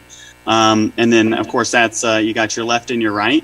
But then your throttle is actually right here. And you see that is center sprung in the middle, so you've got up and down. And then on the front, you have this little roller that sits under your index finger, and that's how you control yaw. And then, of course, some contextual buttons for takeoff, land, return to home, and yes or no, because we have a tablet here that you also interface with. And that kind of gives you some contextual elements as well. And then so how one-handed motors, control. Jace? How many motors are on it? 18 motors. And didn't you say there was some redundancy with some of those motors? Like you could lose a couple of them and it would still fly? Oh, absolutely, yeah. Redundancy and like safety for customers and making this something that people want to feel comfortable climbing in because it's such a new tech. So redundancy everywhere. Each and every motor has its own independent battery. You can lose up to 6 motors and maintain level flight. You can lose, we have 3 independent flight controllers. Why am I 3? I got bit by my FPV drone the other day. So, so we have 3 flight controllers on board. With a 4th computer that sits over the top and kind of does like a minority reporting system so that any of those flight controllers start to give bad data, it can drop it out of the loop. So you've got redundancy there, redundancy in the batteries. Kind of checking each other, like they're checking each other's math all the times. Can you show us the props real quick? Can we look at the propellers? Like just see one of the props? Yeah, actually I have one off here. I have some touchy-feely stuff I set aside. So here's my 5-inch drone. Yeah, you'll recognize that, Kelly. And then there's a 40-inch propeller. So that's kind of some scale for you there. So and it's all carbon fiber. This whole thing is carbon fiber. That is pretty cool. Over foam. So it's incredibly light and strong, as you might imagine. Kind of here's one of these battery packs that we use. So this is so compare. Here's a RDQ 1.5 amp hour battery 4S.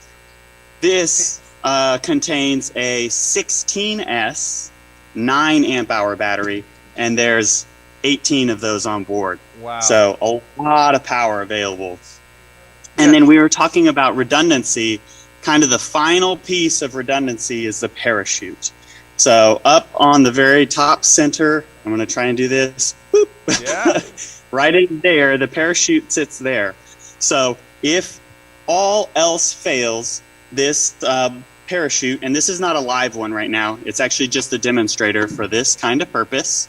If all else fails, that chute will launch. And it's pretty unique in the way that it works. Normally the chute material is packed here, and in the center there is a very similar to a car airbag charge. And then these little tubes that are going around the side and in the center here are actually basically gun barrels. So you have a little lead shot that goes in there, and it's capturing, each one of those has some of the parachute lines attached. So when that charge goes off, those lines fly out, and the chute, instead of being pulled out by the air as the aircraft is falling, is filled by, it comes out fully enveloped, so that you can actually launch that chute as low as like 35 feet and still hit the ground safely, which is kind of unheard of, even in fixed-wing aircraft. Wait, let's start. So we have 3 questions. Go ahead. Sure thing. Do you know the KV on those motors? Yeah, they're 80 kV. 80? 80. 80. Wow. Yeah, and so it's kind of like Yes. it's kind of like gauges on a shotgun. The lower the number, the bigger the motor, right? Marcus? Yeah, and it's related to the voltage that we're using. You know, that 16S is 67 volts, so that's part of it, and then of course the size of the rotor itself. So We got a couple more questions. How much angle do you get when you're flying? Like, how many degrees of pitch and roll are you getting during flight? you really don't need much to do kind of the kind of flight that you want to do when you're sitting in the seat, which is not too aggressive right now. I mean, flying in this is even just getting in there and getting off the ground is an amazing thing in and of itself. So we really haven't pushed this into kind of aerobatic flight so far. But what? But normally you're safely only capable of? angled at about 10 degrees. 10 degrees. Lon, did you have a Yeah. question?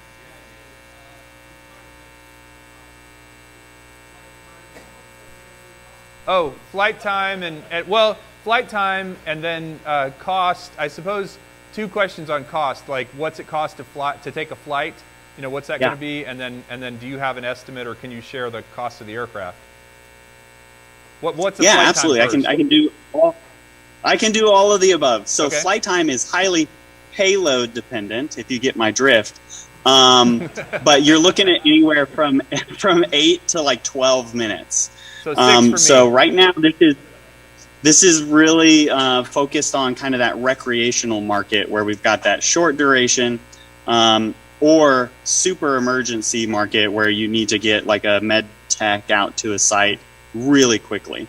And then to follow on the question of the cost, and this is why cities or anything like that would be interested in doing something, because this aircraft is kind of the MSRP retail right now is about $500,000. So compared to a helicopter, it's much less. That's then less than an compared to industrial helicopter. What? oh yeah, much less, much Okay. less. Art, and got a then- question? Yeah. Art, what do you weigh? About 120? 120, yeah. So, yeah, you can get a lot of flight time. Somebody, I saw another hand in the back. Yes. Oh, what are you going to limit people to in terms of altitude on their flights? And then, you know, what could you go to? Is there a ceiling for recreational ultralights? Yes. Yes. So ultralights are limited to 1,200 feet 1,200 above the ground level. And right now we're working on the parachute integration to the air system. So we're keeping our flights below that parachute altitude right now. So we're right now limiting our current flights to about 30 feet right now. Okay. No higher than you want to fall. Well, Jace, can you show us the aircraft one more time? Absolutely, yeah. Hey, and And by the way, I'll kind of give you. this is one of the most fun people to fly with, because Jace is enthusiastic about everything. I mean, he's like, "Hey, man, step to dance, woo, yeah!" How cool is that? Oh, No, man. he's a blast. We go fly sometimes together. I wish he was here for this. But I mean, how cool is it that we have that thing being developed right here in Austin, and that you have? What is that one? Is that a? So this is our simulator. This is actually how we're training people to fly. So you have an Oculus here. You sit down and basically play a video game to learn how to fly. That is cool. All right. Yeah. I got to try that. Kelly, you one. got to come out. We'll do that for sure. Well, and then so liftaircraft.com if you want to learn more about it. And wow, so what is that one? That's the first class so model. this is a company called Moog. They own this aircraft called the Surefly, and they are also going to be demonstrating here next week. Actually, sorry, they're not going to be doing a flight demonstration. They're just going to do a static display. But if anybody is familiar with the space for eVTOL aircraft, there's going to be a lot of the big players here for that. Actually, let me get you a sneak peek. Like E-Hang?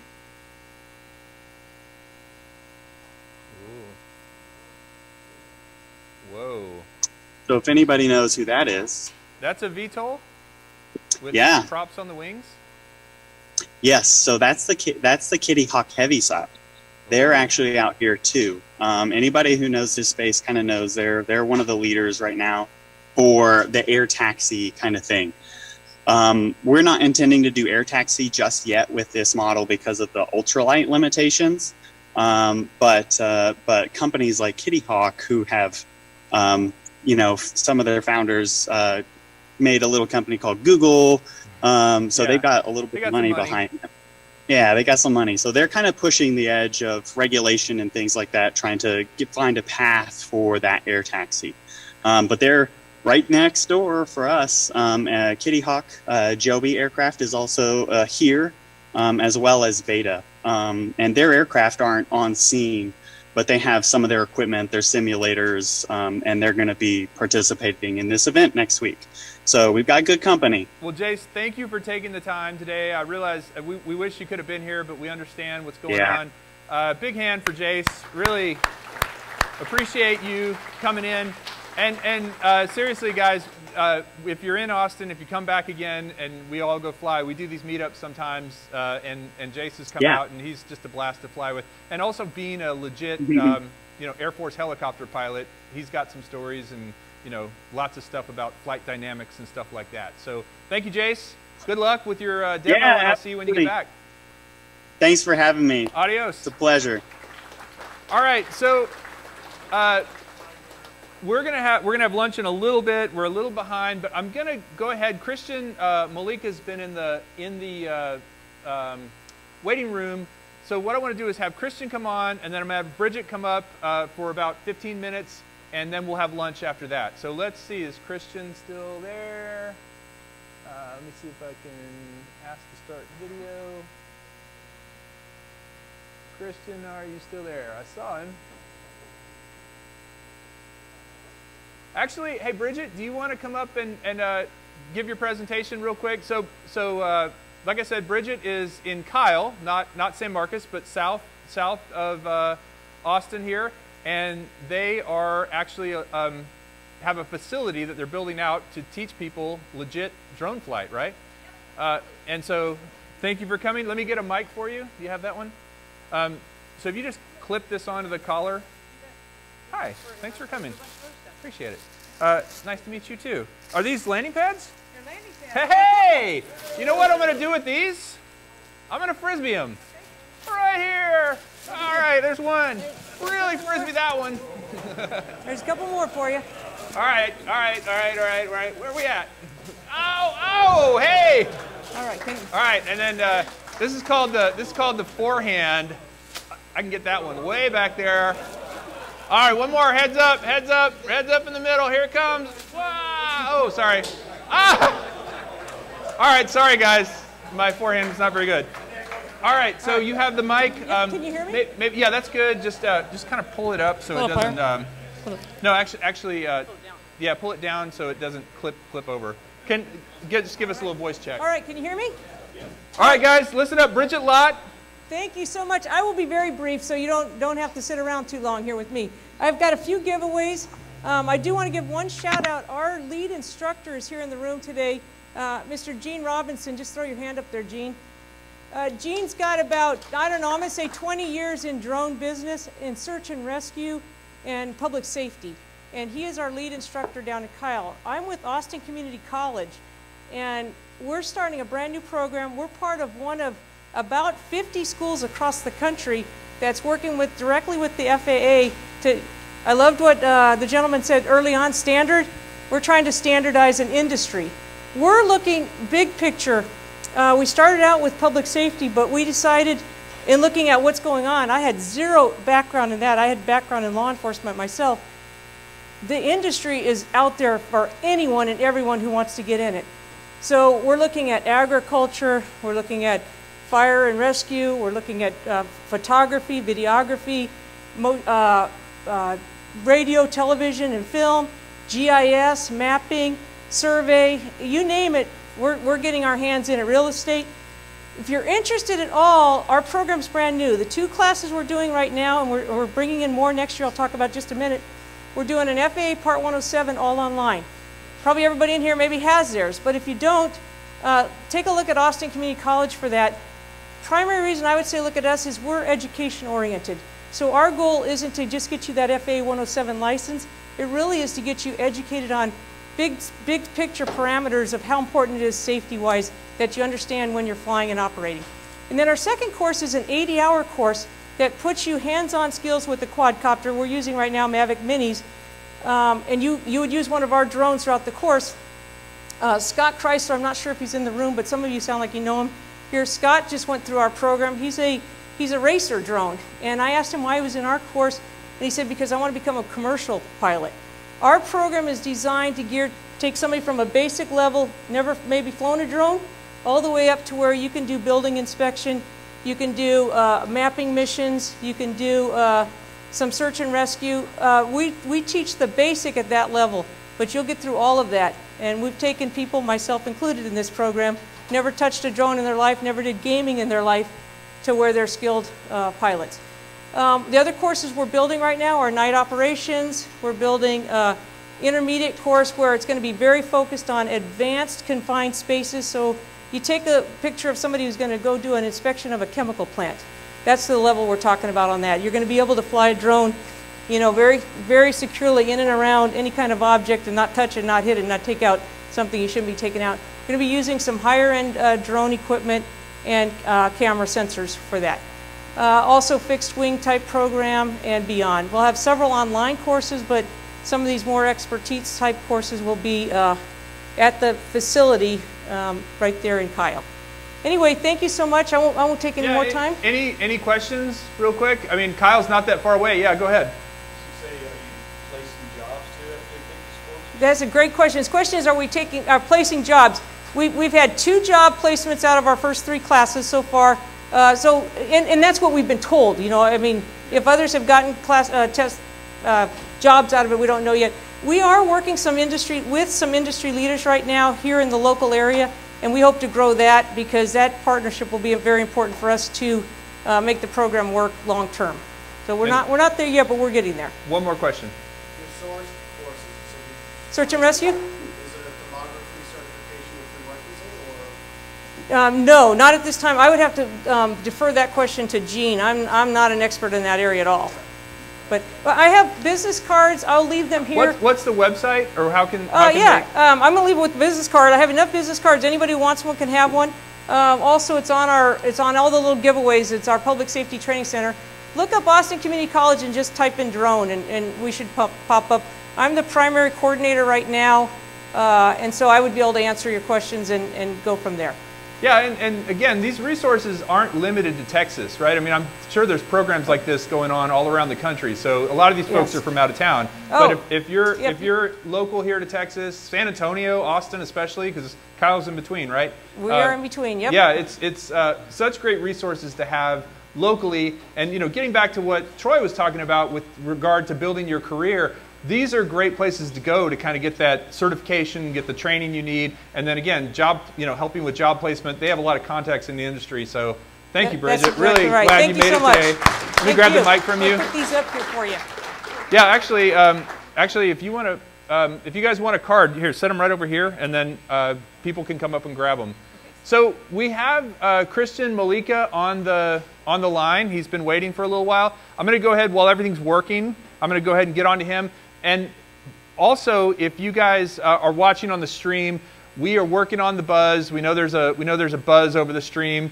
We're going to get that fixed at lunch. So please stick with us after lunch. we got a few ideas. We just didn't want to change it midway or else it would have killed it. So, hey guys, this is Christian Mollica. He is, let me go ahead and unmute him and get him going. Christian is in New York now, I think. Let's see. Christian, are you there? Hello? Christian, can you hear me? Oh, you know what? He can't hear me. All right. Now can you hear me, Christian? I can hear you now. What's up, Kelly? Hey, let me go ahead and get this chat box out of the way. You are up in New York, correct? I am in Connecticut at the moment. Yep, Connecticut. So for those of you guys that don't know, I mentioned this earlier, Christian wrote this awesome book called FPV Flight Dynamics. As I said, it's visually, he did a great job on the content, but he also did a great job on all the visuals and the explanations. It's got diagrams, and it's for any pilot that's interested in how an FPV drone works, and also camera drones. It kind of goes from start to finish, how the rotation of the motors go and stuff. But Christian, tell us a little bit about your journey into drones and FPV and stuff like that. First of all, what's up? SpinUp 2021. I'm sorry I couldn't join you. Work gets in the way. Unfortunately, it's a breezy 42 degrees here in New England. I would love to be down in Texas. It's beautiful here today. Unfortunately. Yeah, awesome. So anyway, I've been an FPV pilot since probably late 2014, early 2015. I was really inspired by all of the original Rotor Riot guys, Steele, Tommy, Chad Nowak. I got in a long time ago when all the hardware that we were on is basically like an antique now. But I was totally enamored with it the second that I saw it. I fell in love with FPV. I just knew it was something that I had to do. So I've been flying for about 7 years now. It took me about 12 months to write and illustrate FPV flight dynamics. In all honesty, the pandemic was actually kind of a good thing because it was during lockdown. I just sort of was chained to my desk and worked on it a lot. So it was really a labor of love, but it's done really well so far. I've gotten a lot of positive feedback from people in the community, and I'm just happy to be able to share it. Yeah, and as far as the type of FPV piloting you were doing it just recreationally, or were you racing? Were you doing freestyle? What was the sort of onus of your FPV flying? A little bit of everything? A little bit of everything. I mean, pretty much just recreationally. This has always just been a passionate hobby of mine, and probably always will be. I don't really see it, going into a professional realm, for me at least. But I love to just go out and freestyle. I do racing a little bit. I do a lot of simulated racing. That's actually one of the big points I make in the book. That if you want to pick up FPV and you want to get as good as you possibly can, as fast as possible, most efficient way is to get on a simulator and specifically to practice simulated racing.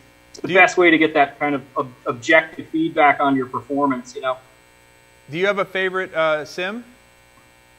Velocidrone is mine. I've got probably 1,200 hours on Velocidrone. How many in here have tried any FPV sim before? It's interesting because my son, Tate, right over here, who's running the camera, he did 10 days on the DRL sim, and he did it with zero experience flying FPV, really, and went from flying in stabilized mode. He did an hour for 10 days. It was like homework. He's like, Dad, do I have to play the video game again? Okay.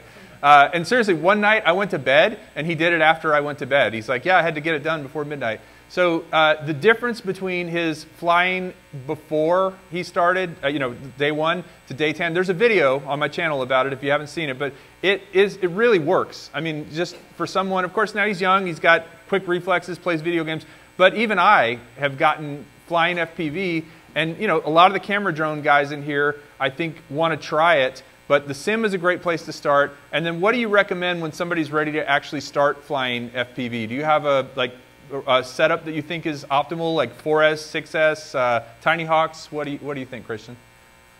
Tough to say. I mean, if you want to jump into a full-sized 5-inch mini quad, then my recommendation is to just go for it and get into a 5-inch.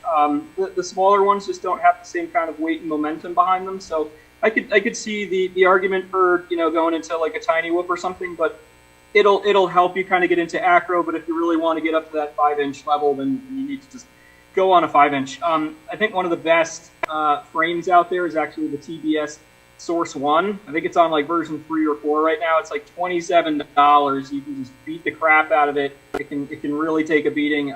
There's tons of 3D printed parts for it.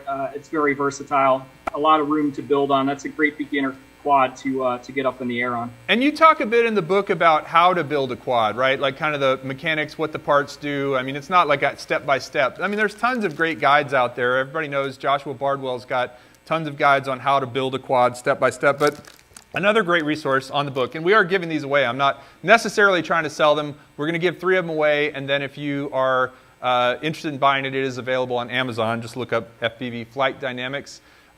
So in terms of the sort of barrier that you reach and the plateau that you reach flying, this is a question, actually a personal question for me, Christian. I've reached a point where I'm an okay pilot, FPV, flying acro, going through some decent gaps, doing flips and stuff like that, but not at the point where I'm super proud of it and feel like I'm accomplished. That happens to me a lot in life. Like guitar, I can play guitar a little bit, but not really. What do you suggest for someone who reaches that point? Is it just digging in and more practice? Is it switching it up? I mean, do you remember being at that point too, where maybe you were at a plateau and then you wanted to get better? Plenty of times, yeah. I was there, and you kind of just have to power through. I'm not going to lie. It is kind of like learning the guitar. It's sort of a musical instrument. You kind of have to just power through and put the time in. But, I mean, I'll go back to the simulated racing point. Like, seriously, if you want to get better and blast through a plateau, just get into the simulator and get on a track. The best way to think of it is almost like learning to fly and to really be free and to get where you want to be is almost like learning to improvise a solo on the guitar. So there's kind of like 2 pieces to it, right? You have to have the theoretical musical knowledge of sort of what notes to play and when, but you also have to have that technical prowess to be able to deliver to the instrument, with your fingers what it is that you want. It's the same kind of thing with FPV. So when you get onto a racetrack, you have to think of it almost as if it's like a 3-dimensional puzzle in a way, right? There's a sequence of gates and checkpoints that you have to go through, and you have to kind of be able to visualize 3-dimensionally what is that line that's snaking through the environment. How does the quadcopter want to move? What's the most efficient way to move it between those points? And then to just be able to sit there and grind away until you get very calloused fingers, to be able to deliver on those inputs. So if you're feeling like you're getting into a rut, you go on the Velocidrone, you load up a new track, and it's almost like a crossword puzzle or something. It's the same sort of thing, but it's just like an infinite number of combinations that you can play that game and solve that riddle, so to speak. So if you're just kind of practicing like freestyle, you get into the same rhythm, you find yourself doing the same thing. But if you get on a track, all of a sudden now you're presented. You have to do something. Yeah, you have to do something different. Exactly. How much? And it forces you to do those different things too, to do things that you would never think to do yourself. Exactly. How much of racing FPV is mental and how much is physical, like muscle memory? It's tough to say. It's probably half and half. I mean, I don't know. I won't lie. Like when I was practicing, I would sit there for hours at a time. And by the time I got up, I would have like divots in my fingers because I was just like guitar, grinding away. Yeah, exactly. Things are so similar. Well, does anybody have questions for Christian? I mean, the guy wrote a book, right? How many people have always wanted to write a book but never actually done it? I mean, that's me, right? This guy wrote a friggin' book, so good on that. I'll start a question, and then if anybody else has one. When you actually got to the point where you were published, the thing was ready to go, and you picked it up in your hands for the first time and saw it finished, how did you feel? It felt pretty awesome, to be honest with you. It was one of those things where I always thought about it, like while working on it. I was like, there's going to be a day, someday, when I'm just going to be able to hold it in my hands and then just sort of hand it to someone else and say, okay, here's everything I know about FPV. This is what I think you should know, and this is well, I'm going to do that. I'm going to do that for you virtually. Got a couple questions? Yes, right here in front. I think it does come as a PDF, right? You can get it in ebook, Christian. Yeah. There's ebook versions on. But you mentioned you weren't super happy with the ebook. I remember talking to you before. Yeah, the ebook was kind of a nightmare to translate into digital, to be honest with you, because it's a 300-page textbook. So it has to be in a very rigid format. You'll see it when you open it up. There's basically images on every single page. I think it's one of those cases where having the actual physical book would be better, because there are lots of pictures. I'm going to give one of these away, and you can open it and take a look. But yeah, you can do the ebook if you just want to read it, but with the visuals and stuff. And then, was there another question? Yeah. Got some people that want autographs. I'll bet he would. Sure, man. Send me an email. You know what? We'll have to sort that one. But yes, Lon.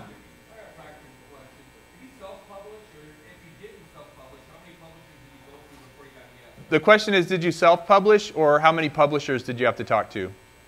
The book is totally self-published. I tried shopping it around to publishers, but they are not interested in something niche like this. They want to give a deal to the hot chick on Instagram that has 1 million followers, and it's like the next vegan cookbook or something with mass appeal. Hey man, you just keep dreaming and working out, and you'll be there someday. If anyone ever wants to write their own book, seriously, send me an email and I'll walk you through the self-publishing process, because I learned a lot and made a lot of mistakes along the way. But well, yeah. I think you're helping somebody in this room out with a book, as I understand it, but I'll leave it at that. So I'm going to give a couple of these away. Stick around so I can tell you who wins them. Where's my little jar of dreams? I keep setting them down in different places. So hold on, Christian. I'm going to tell you who won these books, so that when they come knocking on your door for autographs, they can tell you. And if you win this book, those are autographed already. Oh, these are autographed. Those are signed, yeah.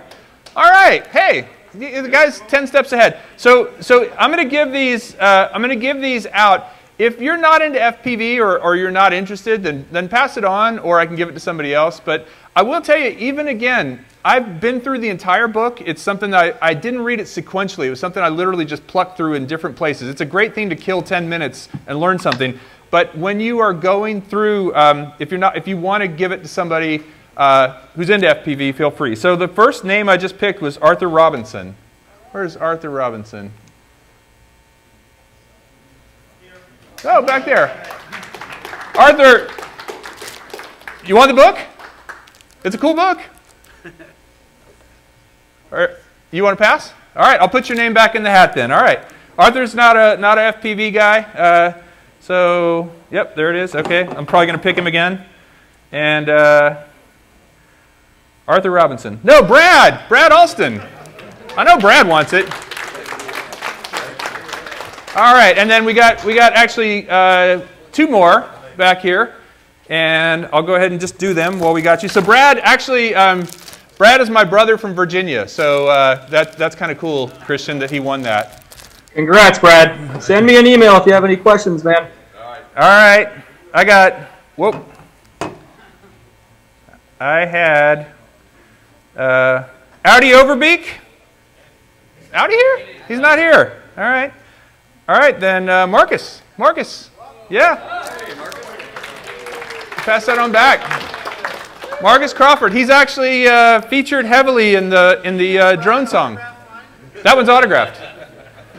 You don't want my autograph. You want Christian's. And then actually, hey, the third one goes to somebody that I know is really going to be able to use it. Kai won the third one. There you go. All right. Well, Christian, thank you for joining us. Really appreciate you taking the time. I know you said you have family connections here in Austin, so if you're ever down here, we'd love to hang out and see you. Yeah, I'd love to. Thanks so much for the time, guys. Appreciate it. All right. I'm going to see if Sean... All right. Take care, Christian. We're going to let you Bye, go. Guys. And I'm going to see if Sean is still in. Sean is still in here. How do I get to Sean? There he is. Let's just check in with Sean and see how it's going over there. Sean, what's up over there? Hey, we've had some great speakers. It was great to hear from Troy. Christian's talk was very good as well. That book is a lethal weapon as well as a very good read. It is quite heavy. Sean, so I know, have you been checking the stream at all? Are we still getting a pretty heavy buzz? Yeah, it also seems to differ with device, actually. iOS seems to be picking up the artifacts a little bit more and showing more of the buzz than Good to know. But desktop and Android seem a bit better, but it has improved. Okay, well, I think we're going to grab lunch. Is lunch ready back there? Are we good? Yeah, lunch is ready. So we'll dismiss for lunch, and we will see you guys at, what time does it say on the sheet there? Chris, can you tell me? 1:30? Okay, we'll be back at about 1:15 to 1:30. So have lunch. All right, Sean, do you want to hang on, or do you want to drop? Yeah, I'm sat here doing work, so I'm more than happy to fill the gaps.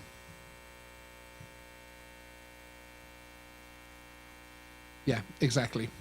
Yeah, that's cool. Will do, sir. Have fun.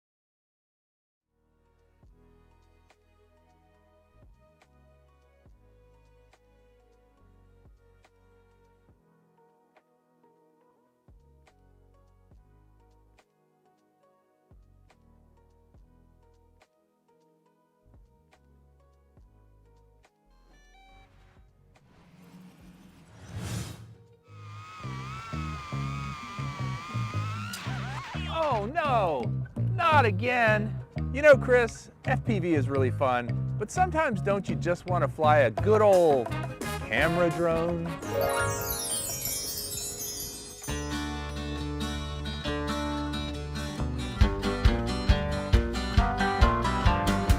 All right, boot it up, Chris. Time to take off. When I think back on model planes I built in high school, it's a wonder I could fly at all. And while those gas-powered motors never hurt my fingers none, I always wish my planes would never stall. Camera drones, they give us those nice bright colors, give us the dreams of summer, make you think all the world's a sunny day. Oh yeah, I got a flying camera, I love to take a photograph, so mama don't take my camera drone away.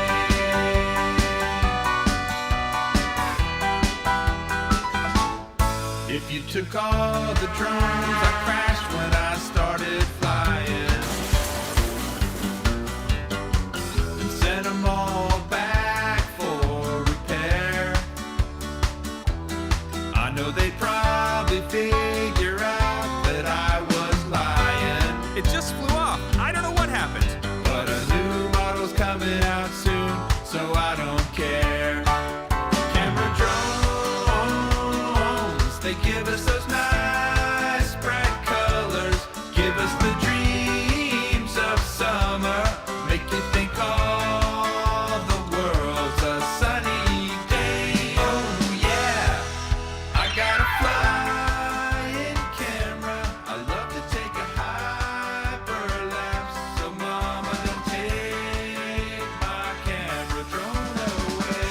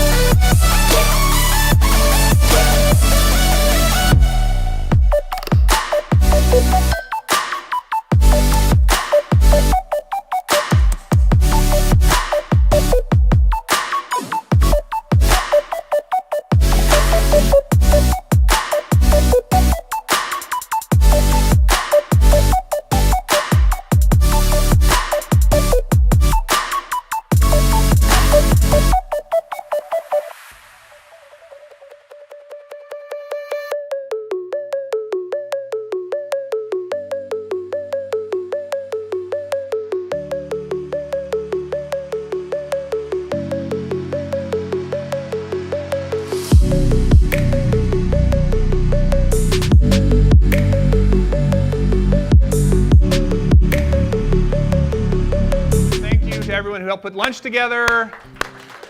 That was Sandy Brooks and my wife and a few other folks.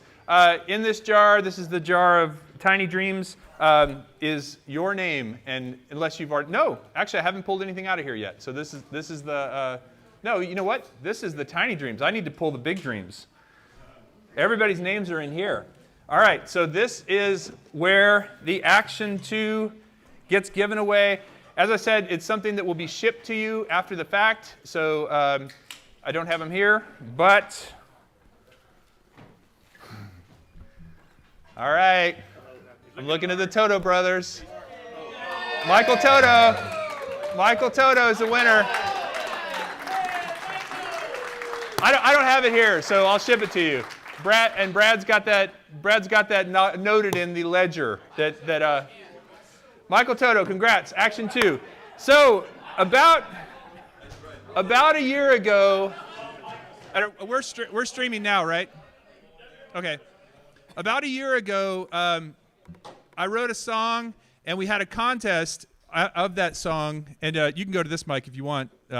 We had a contest for this song to see who could write the best cover of it. Got a bunch of really great covers. Dennis Lovelady did one on the ukulele. We had Tater did one on the guitar that was really awesome. And actually, I mistakenly said that Chris Waters, Sunrise Water Media right here, by the way, guys. I got to give it up for this guy. I mistakenly declared him the winner, even though he didn't have the most votes, because I think the other guy had all his friends voting or something. But his version of the song, you've all heard it. It's awesome. But this guy right here, this is Vinny Falico. He's the OG of this song. He helped me get it all wrote and recorded the first time around. So the sort of more acoustic country version Vinny did. And so we're going to play it for you live. First time this has ever happened. So this is a, I don't see cameras up. This is definitely a recordable moment. All right, we ready? Yes. What are the lyrics? I want you to sing along, please. All right, here we go. No, we're doing that at the end. Yeah, it's a nice stream of Sean's butt. All right, here we go. 1, 2, 3, 4.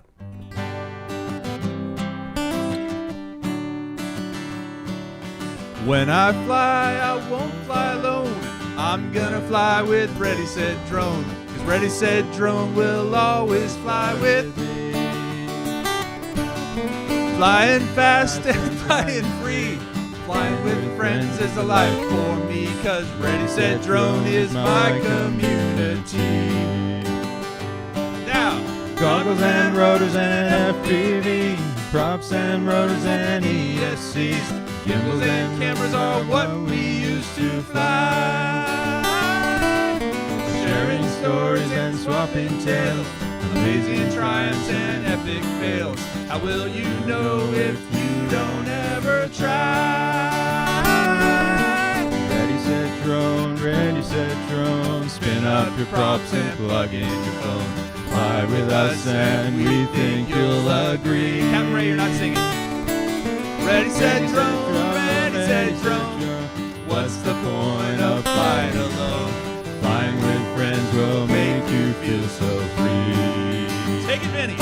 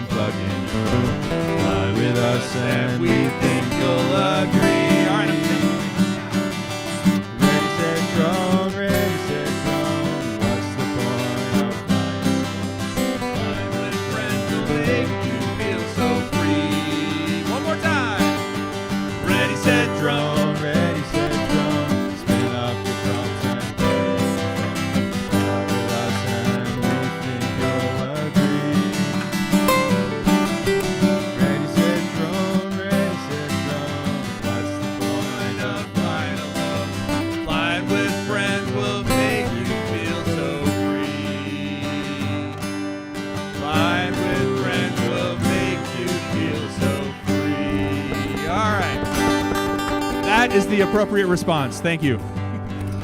Thank you, Vinny. Thank you, Chris. These guys, I mean, to stand up here and do that with my voice, that's awesome. All right, so you know what? While we're resetting for the ukulele, I will give away the first Emax prize. Am I back on live? Okay. Can you hand me the tiny bag? I got it. So this is for either a Easy Pilot, an Easy Pilot, what did I say? Tiny Hawk 2, or FPV. They're all ready to fly kits, so if you don't have any FPV gear, that's okay. And if you already do, you get to pick which one you want. Ready? Give me a table drum roll. Jeff Cunningham. Jeff Cunningham, right there. All right, Brad. Brad's noted that. So Jeff, do you fly any FPV? No. No? Okay, do you want to try it? Sure. All right, that's a good answer. So get in touch with me, Kelly at Ready Set Drone, and I'll get your address, and I'll send it to Emax, and they'll send you, and then you get to pick. So we'll start you, is Easy Pilot, would that be the place to start? Whatever you think. Yeah, okay. Easy Pilot, yeah. That's easy. Like Easy Pilot. All right, hold on. Let me see, too. I want to ask in the chat. Is anybody in the chats right now? Because I want to see if the audio is better. Let me just get this going again. Sorry. Sorry for the butt shot. That's not cool. All right. How is it sounding out there? Anybody got any better? Got rid of the buzz? All that? Awesome. Okay. Cool. Well, next, you guys know this guy. He was at SpinUp #1, and he is pretty famous for his songs, for his morning flights, and for his awesome smile and great cheer that he brings to our community. Dennis Lovelady is going to do one more song for us. Thank you so much. I'm not a professional, by the way. Flying drones again. Fuck. Mel had this great idea that makes me grin. Take this song and change the words a bit, and then you have a song about flying drones again. Flying drones again. Have to remember to fly against the wind, or it will fly too far, clear out of sight, and then I don't get to fly my drone again. Flying drones again, the most gorgeous sight that you could ever imagine. Check the weather, friends, see if we can go out and indulge our passion. Attraction, such adrenaline when we are out flying our drones again. Amazon and UPS can take a swim. We just want to fly our drones again.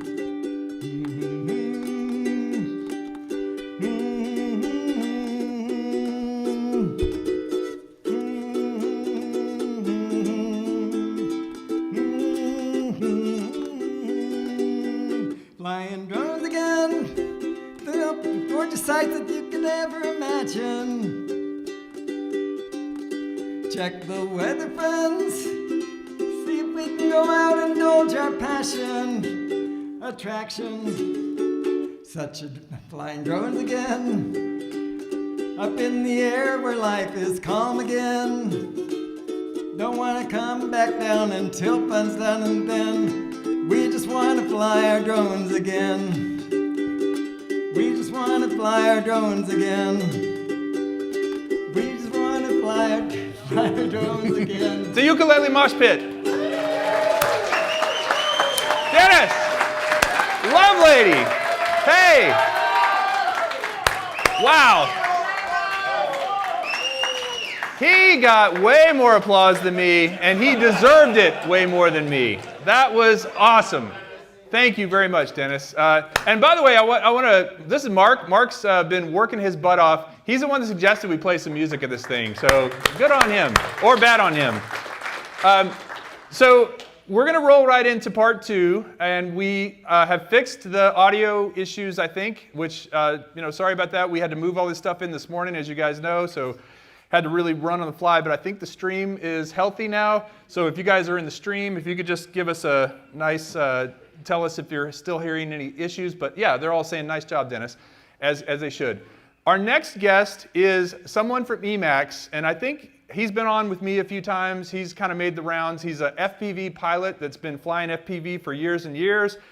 He is currently based in California, and he is the marketing director for a town called Emax, Emax USA. It is a company that makes a lot of small, ready-to-fly FPV drones, and they are like the one that was just given away. The Easy Pilot is really, really a great place to start if you haven't done FPV. Cornell, can you hear me? Hey, Kelly. Hey. Awesome. Super glad to be here, man. This is super exciting. I've been watching the stream of it, and it's awesome. The turnout is amazing. Yes. We're having a beautiful California day here in Texas. We get those every once in a while. We have the gambit of people in the audience here. We have biotech people, we have law enforcement people, we have airline pilots, we have radio DJs, we have, just so many different people, but we're all kind of here unified by this love of flying drones, as I know you have too. So just real quick, I gave you an intro, but tell us a little bit about yourself, Cornell, for people who don't know.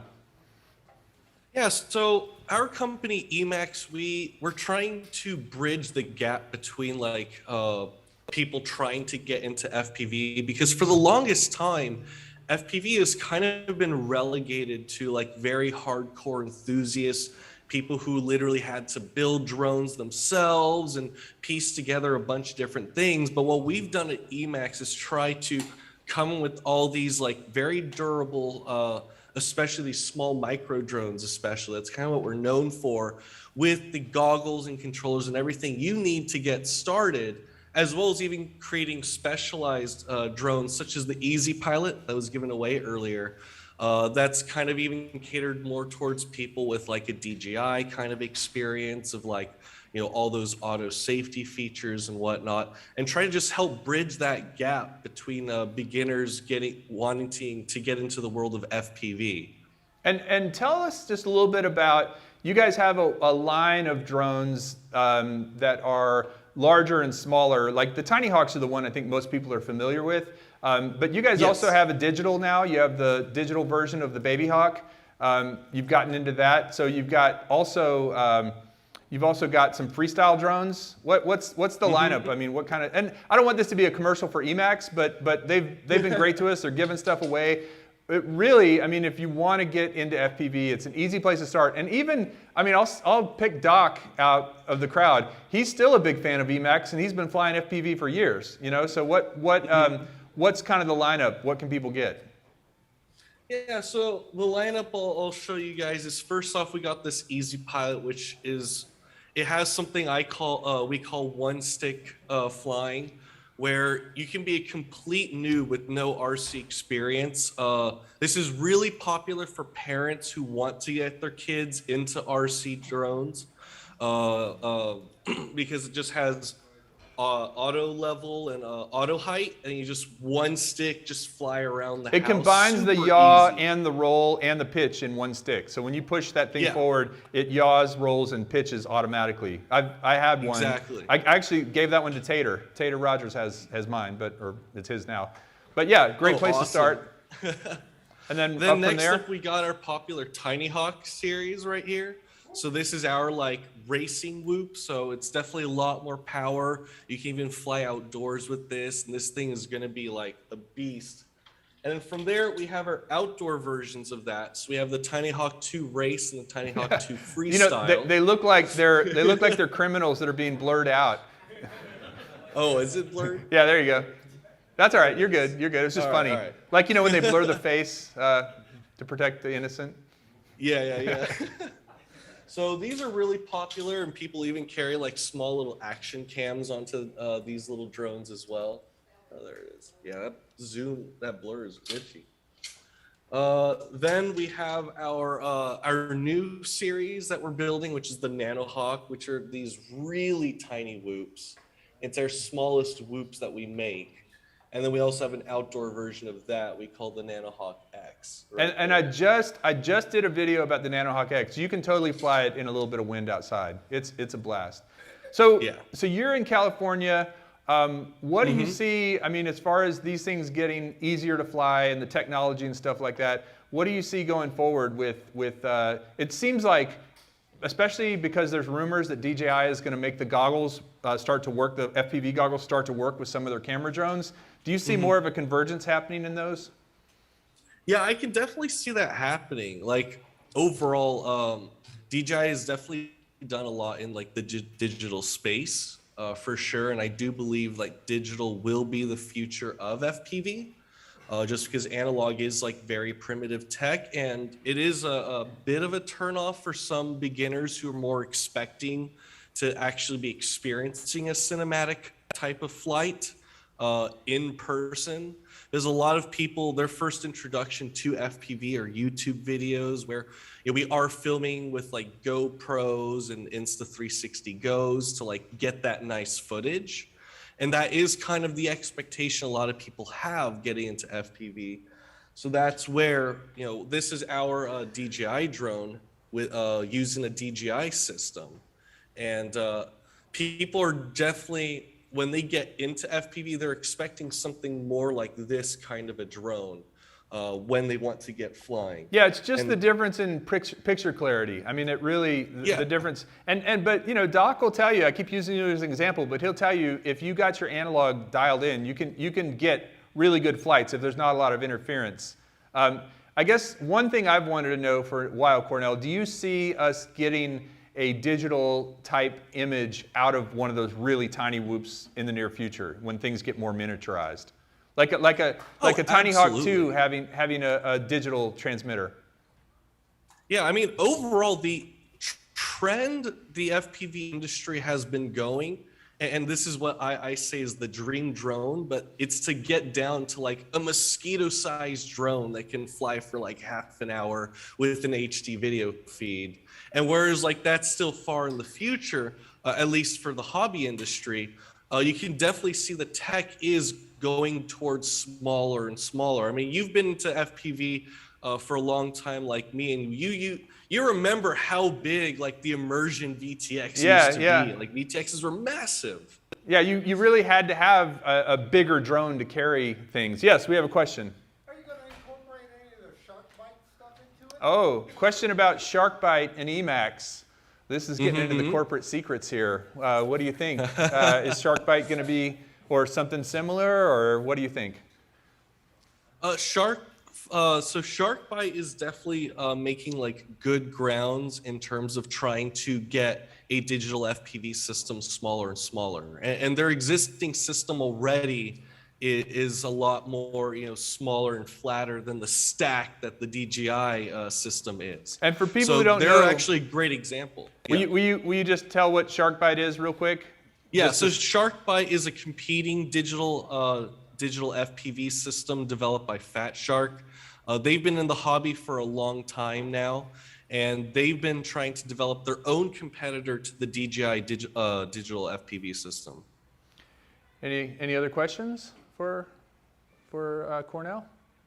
So Cornell, tell us, I know you, when we talked before, you told me a little bit, and I don't think everybody knows this. I know most of it, but I'd love you to tell us kind of how you ended up at Emax. Like being, you've been flying FPV. Cornell's actually 68. I know he doesn't look like it, but he's 68 years old, really doesn't smoke, doesn't drink, exercises, yoga, all that stuff. So he's in good shape, looks very young. But tell us about when you started flying FPV and what it was like back then. Well, back when I first started flying, 1907, right? Yeah. Everything was a disaster back then because you were just like grabbing all these like hodgepodge electronics you find on like eBay or these like small unknown like web stores, and you're just trying to like piece together this thing and like pray it doesn't catch on fire on your first flight. I remember my very first drone just, oh yeah, an EC caught fire, no big deal, it's just, and that was like my introduction to FPV. And man, mistakes back then were very expensive. You were dumping like at least $500 to $800 into an FPV drone and just hoping it works, as opposed to, nowadays, our drones start at like only $100 and you can get into FPV. And that's kind of why when eventually I started working for Emax, like a big push that I really wanted in the company, because back then Emax was just a motor company, was like, let's, start to, now that we're developing resources and connections within electronics and all these other things, to eventually start trying to bridge that gap for beginners and having these ready to fly drones with good quality materials and everything to actually get started into FPV and save people a lot of money. Yeah, and again, makes it a lot more approachable. I think this has been said a couple times, is it used to be that, you saw these younger people that were just, really intense looking, like skateboarders, kind of intimidating, like, I don't know if I want to do that. But it's not like that anymore. This hobby has become something that, I think we got a lot of old guys in the audience, right? And I think the old guys are taking over. So let's hear it for the old guys. That's who they're targeting. He said the easy pilot was to get your kid into it. Right. You buy it and give it to the kid and then pull it right back. So Cornell, as far as other stuff that Emax is doing, you guys got anything exciting on the horizon? Any stuff to look out for? Oh, I mean, definitely. We always got like some really exciting things coming up on the horizon. Like we definitely have some new ideas on how to approach kind of optimizing that beginner experience. Just, improving things like, just our drones that we have and our RTF kits, and just making those products scale better as people get better over time, and kind of seeing what people need in order to achieve that. That's kind of what we've been pushing into that direction internally. So we have some really exciting things coming up. I wish I could, tell you guys, because there's just so much to talk about. Well, no, it is fun to work with a company that is helping people get into flying FPV and all that sort of thing, and also just to have gotten to know you. I mean, I think, how many of you guys have seen Cornell on streams before? I mean, I think he's been on quite a bit. It's really cool when you have people that are approachable in this community too, right? They're not like, oh, we can't talk to you. They're willing to get out and talk to people, take tough questions, sort of do tech support if needed. I mean, I've had people, I've asked him questions about how do you do this with it, and he's been right there to answer. So that's kind of cool. Any other questions about Emax or Tiny Whoops or FPV in general? Okay, right in the back. Yeah, Doc. Any plans for making motors for the Cinelifters? Ooh, he asked if there were plans to make bigger motors for Cinelifters. Oh, yeah. That is definitely something. Definitely something we look into. But unfortunately, as of right now, we're kind of more focusing on the beginner audience and then building up that pathway. As far as cine lifters, that's something I personally definitely want to get into. I'll definitely tell you that. But for right now, I can't say anything for certain. Okay. Any other questions? Anybody got how to bind it? They can be a little bit of a bear to bind at time. Here's a question for you. Why can't you make the damn bind button bigger? All right, I'm getting lots of thumbs up for that. I mean, really, seriously, like you have to stand on one leg and plug in the battery and put your tongue out like this and hold it down. Yeah, while rubbing your belly, clockwise. Yeah. Man, it's that. I mean, I get that. Seriously, it's a bit of a back and forth, because you also want to keep the drone weight light, and especially when binding is like a one-time experience, and once you're done with it, it's like, what's the payoff of like making things a lot bigger and heavier, but then that downs the performance. Yeah, but and if it then takes you even if it ups takes the you 6 cost of hours the to get it PC. done, like in a microscope, that's anyway. I don't know how many people have experienced that with binding a drone, but yeah, it's you gotta have sharp eyes to get that done, or one of those things. No, I get that. What's that? Oh, you can do it. You issue the bind command and beta flight. Yeah, that's the fancy way to do it. But don't you still have to hold down the button? No. Okay. Yeah, all right. Well, and even the bind command, not to get too technical, but even the bind command is not the same for different flight controllers and different. It does? All right. Well, Kai's schooling me here, as usual. Thank you very much, Cornell, for joining us. You're out in California. What's the weather like today? Tell me it's raining or there's smog in the air or something, right? Because it's beautiful here. Actually, it's pretty nice today. Yeah. I mean, that's California. We're having what I call a California Chamber of Commerce Day. Well, thank you again for hopping on, taking the time. And by the way, I'll do one more giveaway. You stay on while I give away one more Emax. So we've given away one so far. I do have one more question while I'm grabbing the big tub of dreams. What about another RC car? I loved the RC car, and I feel like it had some issues. Like I broke a couple of them. Mm-hmm. Like I had to glue a couple of things. But what about another RC car? How many people? I know you can't see the audience, but how many people would want an FPV RC? Yeah. Okay. Yeah. Oh. They drove it under my car. My cross. And it worked? I had a leak. Wow. I had to show it to my wife. I said, check it out. Yeah, they did that on an episode of Modern Family one time, I think. No, he was saying he put his Mini 2. I guess you could put an FPV, like a DJI FPV unit on it. But the nice thing was that car they had was just kind of a ready to go analog car. Tate, was that a fun car? We had a lot of fun with that little car until we broke it. But I would vote. You're getting lots of votes here for another car. Oh, I definitely would want another car. Don't worry, I'll start pushing more for one. Okay, all right. If you get it, you can call it the Kelly. You can paint it Kelly Green. Oh no, not Kelly Green. Sorry. You can paint it Kelly Shorts. All right. Well, here we're going to give away one more. Gary Hodgkiss. Gary Hodgkiss. Is he someone who bought a ticket but couldn't come? Is Gary in the chats? Oh, the chats have disappeared. Let's see here. All right, I'm going to do another one. And will you put Gary down? And Gary Hodgkiss, Hotchkiss. If Gary reaches out to me, I will make sure he gets one as well. But we're going to do another one for somebody here in the room, hopefully. And this is Laquita Fuller, Irvin's wife. So Irvin, you can accept on her behalf. Oh, actually, is she not here? Is she not here? She's at my nephew's birthday party. Oh, okay, cool. Well, and by the way, Irvin's been to all the spin-ups too. So props to him for making the drive from Houston again and again.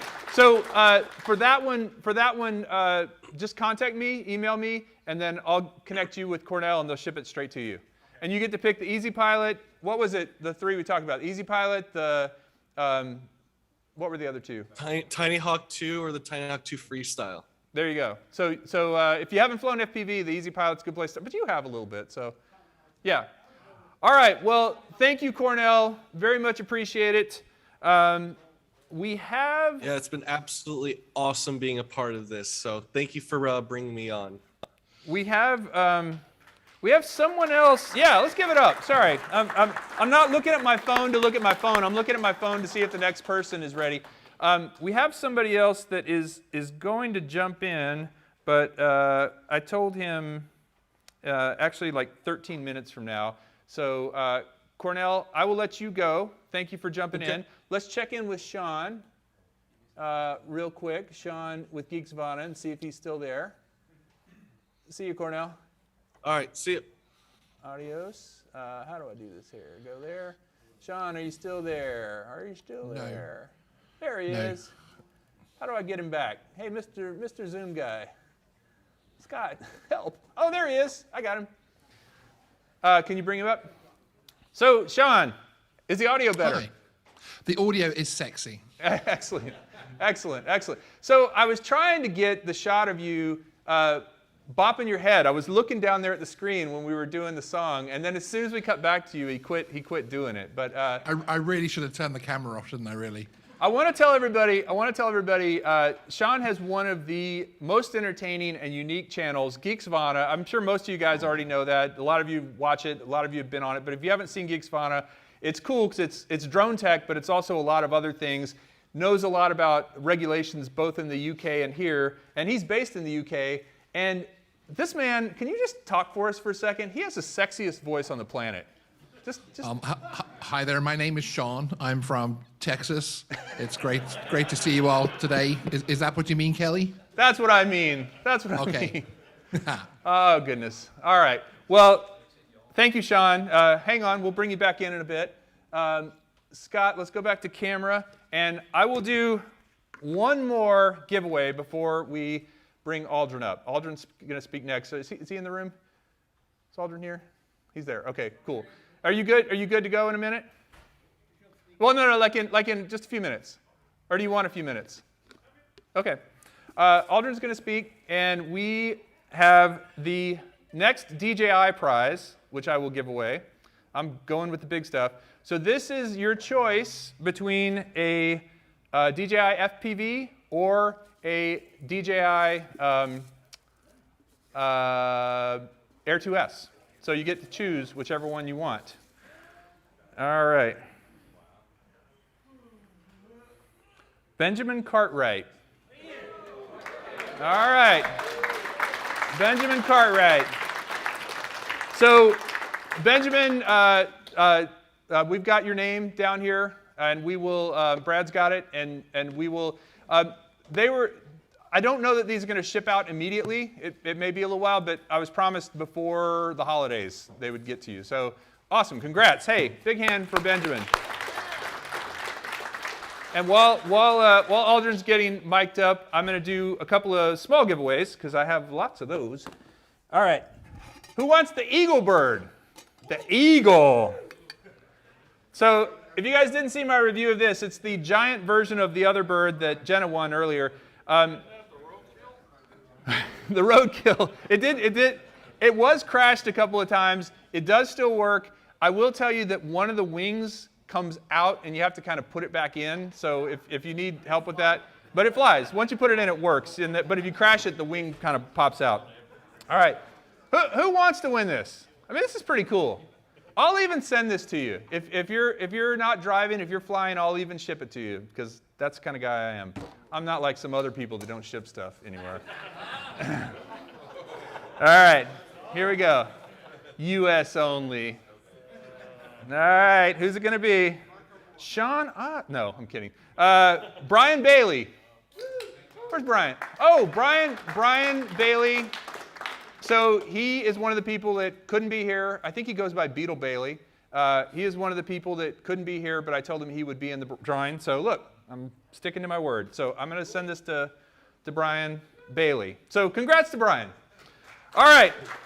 So up next is, are we ready? Up next, I want to introduce Aldryn. He is somebody I met for the first time actually at a DJI release event in 2018 when they released the Mavic 2. And even from that point, they gave him the Mavic 2 Pro and they gave me the Zoom. And now they're giving him the Mavic 3 with all the bells and whistles, and I get the poor me. No, Aldryn is one of the nicest, most approachable guys, and he has just exploded. His channel is approaching 300,000 at this point, right? Is that right? Yeah, and I think he puts out a lot of content and he puts out great content. So if you want to learn stuff about photography, drones, and the marrying of those two, Aldryn's your guy. He was here year one, spoke with a lot of the guys that are here as well in the back, but he has just been someone that I've been watching and wanted to have here because he can teach us some things about using a drone the most effectively. So his channel is called FlytPath. And his last name is Estacio. Did I say it right? Oh, I did it! I did it! Not like Troy's last name, which can't be spoken, just like Voldemort. All right, Aldryn. Thank you. Thank you. And then we're good here. Yeah, I got it on my phone. Hopefully it works. Oh boy. All right. Hold on. This is cool. hold on. Every once in a while, there you go. Hold on. This is kind of cool. Dude. All right, you ready? All right, there you go. This is so meta. All right. Thanks, Kelly. Yeah, this is awesome because, like you said, I was here. 2018. 18. And when I met Kelly, we were at the Mavic 2 Pro. There's like 6 of us, and we were the little kids. We were there with jerry rig everything and iPhonedo and a lot of other people. And we were like, what are we doing here? This is kind of cool though. I'll take it. But thank you guys, and I just want to talk to you a little bit more about my history and how I kind of got into the space and where it's taking me. And for the people that are in YouTube, I'm assuming there's a bunch of people, I know there's a lot of people in YouTube, and how I kind of transitioned into it. And then also, if you're looking at doing it, I'm not a YouTube guru, but the thing is, you just need to immerse yourself with people that have done it and continuously learn from them, because when you start getting outside of your circle and your group, that is when I think things really changed. So definitely keep your people around you, but I just highly encourage it, and we'll talk a little bit about that. Start learning from other people, because I'm a very, very small YouTuber when you start going into bigger circles and you start learning. So let's quickly talk about just the things that I got into, and we'll go through that today. Some of the things we will talk about is the history of kind of how I started, and a little bit about my background, how I got into drones, and then a lot about building your brand. I know a lot of people here have their own businesses, their companies, their names, and I think that's a big, big deal, especially moving forward. And the brand necessarily doesn't have to be a company or a company you made up. It could just be your name, right? I mean, that's pretty much whatever it is. You are the brand, and whatever you put out there, it's about you. So no matter what name you put on it, whether it's your own or you're another company. So my background, I'm a designer by trade. I've been designing for 30 plus years. Started out with traditional design, and then moved into web, moved into interactive, moved into user experience. But along those ways, the creative journey is kind of a little bit of everything. I used to do lifestyle photography. I used to do weddings. I used to do my kid. And I got into like newborn photography when my kid was born. So it kind of just evolved into a lot of different things in the space. So for me, drones was just yet another piece of adding to the kind of creative circle that I started. So that's kind of how I got into drones, which is back in 2013 when drones was just starting to hit the market. Like a lot of people that kind of got into it at the time, I got the Phantom 1.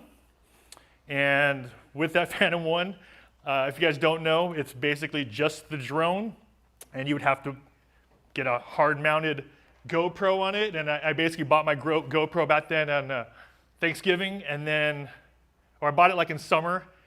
And then in Thanksgiving, it was like B&H was like $400 for a Mavic, for a Phantom 1, and I'm like, let's try it, right? Hooked it up, and like most people, the very first flight, you take the SD card out because you don't know what you're shooting. You can't see, first of all. You hook it up, and you just throw it up in the air. Nope, I don't even know GPS is on because I don't understand the lights. You don't even know what you're looking at. You just throw it up like everyone else. Go back home, and you put it in, and then you like play it back, and the footage is like, and you're like, yeah, this is still awesome. Like, I don't care. This is awesome. Like, this is super jello-y, and you're just like, this is still something that you've never seen before. And right then, I think just like a lot of people here, probably you got hooked, right? But luckily enough, if you're starting now, you don't have to go through all that stuff. So, started with that the Phantom 1, and then it wasn't until 2014 when I actually started the channel. But like a lot of people, I just kind of just posted whatever, right? I flew at the beach, I posted it. Hung out with my kids, posted it, and got a product, posted it, but was never looking at doing YouTube as something, right? I still talk to a lot of people today, and they're like, yeah, I want to do it, but right now I'm just kind of just posting random stuff. I'm thinking about it, and and people would ask me, what else do I do? What do I need to do? But I think that's still the best way to do it. Do it because you just want to do it, right? If you jump in it sometimes too hard as a business, you might not enjoy the things about it, right? So you kind of want to just ease your way into it, in my opinion. So 2014, a lot of the Phantoms started upgrading. They started getting the Phantom 2 and the 3s, Inspire. So I moved up to the, those drones as well as the Inspire, which was awesome at the time. But of course, it's such a big platform. It causes so much, kind of attention. So I kind of stuck with the Phantoms. But when I started flying, and I'm from San Diego, the one thing that I learned and one thing I wanted to always do was create my own book, right? I'm in San Diego, I got beaches. One of the people I looked up to was like Aaron Chang, he's a photographer in San Diego, does a lot of surf photography, Clark Little over in Hawaii. All these people I look up to and I'm like, what do they always have? I'm like, they have a coffee table book. I'm like, I want that. So I gave myself a purpose, right? I want to go out there and fly for a purpose and not just to fly. So I wanted to make myself a coffee table book, and that was the main thing that I did, and it's kind of like one of those things that's like a bucket list. So I was like, all right, I want to fly for that purpose, for a purpose.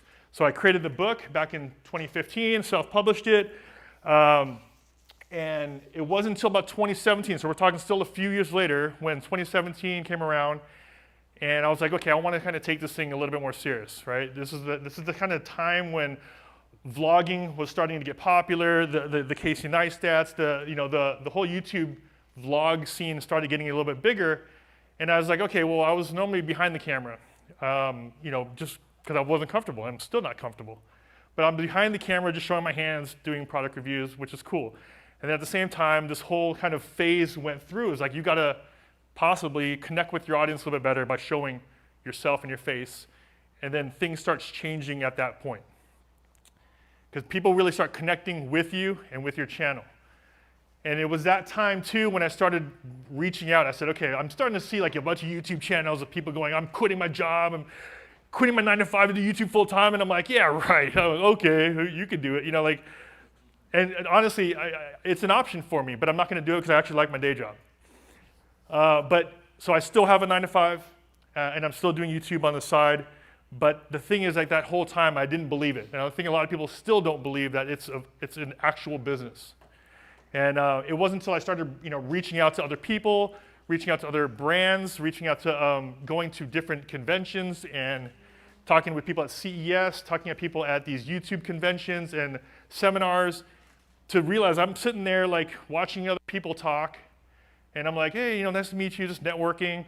And they're sitting there in the audience watching another speaker as well, and then I'm like looking, I'm like, hey, let's exchange contacts. And I'm like, yeah, no, what's your channel? And I'm sitting here talking to a bunch of people, and their channels are sitting with 400,000, 1 million subscribers, 500,000, 200,000 subscribers. I'm just like, you're here watching them, and I'm sitting here with like 2,500 subscribers, and I'm like, how come you're not on stage? And it just realized that you're always going to be learning. It doesn't matter your subscriber number, because it doesn't mean anything. You can have 1 million subscribers and not make any money. You can have 10,000 subscribers and make $100,000. And we'll talk a little bit more about that. And I think people just don't realize it's not about subscriber count. It's about how much you're engaging your people, how much people are watching, what are you providing for them, what value you're giving to them. So subscribers are a great vanity number, but don't get hung up on it. Even if you're a small channel. When I started back in 2017 and starting kind of taking it seriously, I think I had 1,000 or 900 subscribers. So 2017 up to now, I might even hit 300,000 by next week. I don't know. And when I was here for SpinUp, I think I was at 50, maybe 60. And that was back then. So. Yeah. No, you're the guy I look to when I see someone who put it into overdrive, and just got going. Yeah, I mean, we were all right there. We were all right there. So it was fun, and I think up to now it's the same thing. But it's a very long road. You'll hear a lot of YouTube strategy people tell you. Of course, it's not a sprint, right? It's a marathon. You have to just continuously go, and it's like a little like in investing. It's like you just put a little one video. One a month, one a week, one something, but you're just continuously adding to it and adding to it. Talking about the drones through the years, through the time. So building a brand, I think that was when I first started doing it. Like I mentioned, people don't necessarily have to build a company or a business, but you are your own brand. When I did a lot of this stuff, I wanted to build a website because I did a lot of photography. So where do I put it? I need to put it online. Being a designer, I'm always around portfolios, right? You know, if you're gonna apply for a job, you need a portfolio. Where do people see your work? How are they gonna, hire you for a job? How are you gonna justify yourself basically to social media? So I created my website and put everything on there, and I think that's just one of the biggest things that people need to do is that you just have to continuously create and get better a little bit at a time. It's not gonna happen overnight. You have to get into that muscle memory of really doing it. So when I started flying a lot more, I was going into things like trying to document a lot of like historical things. So here in San Diego, this just happened in 2015. I was lucky enough to get one. This is probably my most viral photo because this ship came out during El Nino time, low tide, and then the ship in San Diego basically is sitting there on the beach for 80 years, of course, but no one's really seen it, and I was able to capture that. So that was kind of like my first viral, I would say, photo/video that happened. But it just kind of gave you that aha moment of like, okay, there's a lot behind it. Like you could do things with photos, you could do things with videos that I never really looked into until that started happening. But then I don't want to like tie myself down into just doing one thing, so I'm like, okay, I need to experiment. Let's do long exposure stuff. Let's do panoramics. Let's do vertical panoramics, right? So these are just different types of shots you could do, so you don't always have to feel like you're bound by just what the drone can do. Think differently, try different things out, separate yourself out from other people, because everyone can just do that one thing, but now what are you doing on top of it, really, that's gonna, like I said, stand out or just make things a little bit different. So I started doing a lot of vertical panoramics, which I really liked, right? Top-down shots, you take it, because you're always constrained by height, so you'll take one shot, fly the drone, move over, take another shot, fly the drone over, take another shot, stitch it all together, and you come up with, a huge, panoramic shot that you normally wouldn't get, or you normally can't get because of, height restrictions. So you just find ways to just get around those, those obstacles. That whole time, same thing. Build up your social media, postings. I like to tell people it's really just putting your portfolio out there and growing with it. And you might not think, I don't want to do it now. I'll do it when I get better, I'll get better, but then you're always going to get better. So don't think that you're just going to be a time you're like, okay, now I'm good. No, you just kind of just slowly get better over time, because I look at myself and I'm like, and because you just always want to better yourself each and every post, right? And I think that's the biggest thing. Once you do social, I started doing YouTube, and I go, why did I pick YouTube over all of it? YouTube just has longevity, right? People focus around Instagram, which all this stuff is they're starting to get better at it, but YouTube just has a little bit longer time for your video and for your content to live. And I think that was the biggest thing that I started hearing a lot more is, and I'm sure a lot of you guys might know, when you guys post a video, it might not hit today. But all of a sudden, it could hit 3 months from now, 6 months from now. People up to now still watch my Spark videos, right? And that was one of my biggest videos was my DJI Spark, the Mavic Pro, because you don't realize that people still buy it, right? And right now, if you want to do more videos, do it around the Mini. People still buying the Mini. The Mini's at Costco. You could buy it and make videos, and people will search it up to now. So don't think that your video has to just hit right away, but you're building something for a little bit longer. And I think that's what YouTube was great for. It was you can do it, post something, and ideally it just might take a little bit more time for you to just get picked up, right? So YouTube is also the second biggest search engine. So if you're looking behind Google, people go to YouTube and Google for everything. So even if you're doing some basic how-to, an unboxing, a tutorial, people are going to look it up one way or another, whether it's Google or YouTube. So who's going to be there to supply that info? Why not be you, right? And that was the whole thing I kept saying. I'm like, why? I'm like, I'll watch another tutorial. I'm like, I could do that. But then, you talk about it, but you got to go do it, right? And I think that was the biggest thing. I'm like, oh, that was great. Let me just try my version of it, right? So I think that's a great thing is that we have so much out there for us to learn from, but you're your own person and you get to do it the way you would want to do it. Like if I saw something, I'm like, I would do it this way. I can do it that way. Let me do it that way. And I think that's what's great about YouTube is that everyone says it's saturated, but here we are. Like we're all here, and to be honest with you, people that watch me don't watch you. People that watch you don't watch me. You'll realize that a lot of people that know other drone people. They're like, oh, no, I don't watch him. Like, I don't know. So you may assume that people are watching other people in your space, but they're not. And honestly, like even drone people don't even watch other drone people, right? It's because it's just like something you're just like, oh, I'm not interested in it at that time. So as saturated as you might think the space is, there's no one that's going to saturate how you present the content. And I think that's the biggest thing I learned is that I'm presenting it my way, they're presenting it, Kelly presents it his way, and then you have all the, people that present their way, and it's great. And that's what makes it great. And I think if you can start, filling in gaps, you're going to hit different demographics, you're going to hit different, the way people are, interact with you, the way people look at you. If you're a younger YouTuber, you're going to attract probably younger audience. If you're an older YouTuber, you're going to attract the people who are following you that same way. So don't feel like there's that much competition because you're going to hit a specific niche no matter what you're doing, right? So don't let that discourage you because to be honest with you, the people that discourage, like sometimes that discourage me from even posting are actually people in my space because I'm like, well, I wonder if they're going to look at it. And if they did, then I'm like, oh man, but they're not. Surprisingly, you might think that people watching you, they're probably not. And that's just how I kind of got over a lot of that stuff. And I'm like, well, I don't care if they already posted it. I'm just going to post it anyways because my audience is probably different than theirs. So, and I know that holds a lot of people back, including myself. And I think that's one thing I really learned was it doesn't really matter, right? Just post that video because you'll reach your people and they'll reach their people, right? So don't get too caught up on a lot of people. Same thing, I thought I was not comfortable in front of the camera, still not.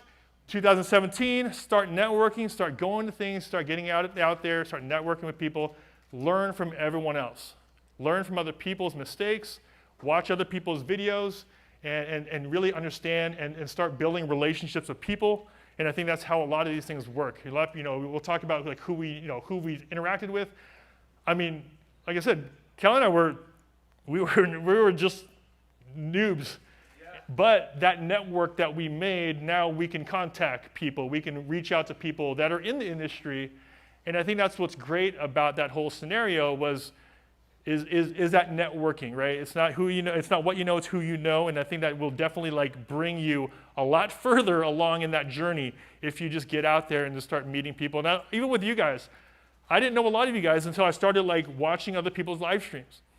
And now I get to meet you in person, which is awesome. But I honestly didn't know a lot of people because even though we're in the drone community, it's like we can't just sit there and watch live streams all day or connect with people. I mean, we're all trying to work. I got 3 kids, so I mean, we're definitely networking. But now it's like we get to put faces with these people, and I think that's great. And I think the opportunities now will start moving around once you start doing that at a different level. So, are we good? We're good on time, yeah?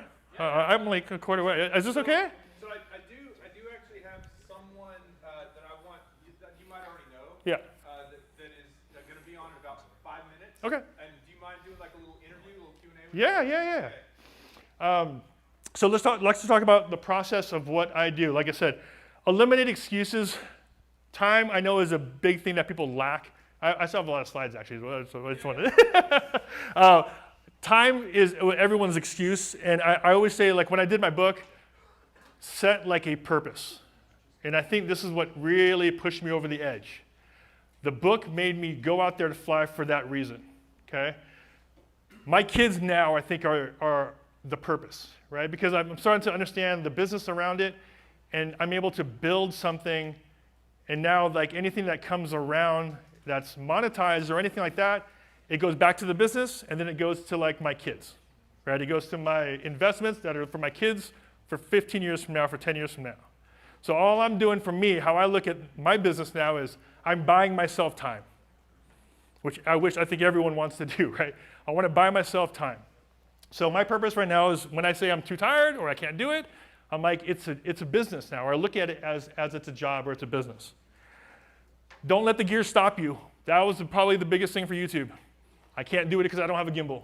I can't do it because I don't have a Sony a7S III. I can't do it now because I don't have the Mavic 3. This stuff didn't exist 2 years ago, 3 years ago.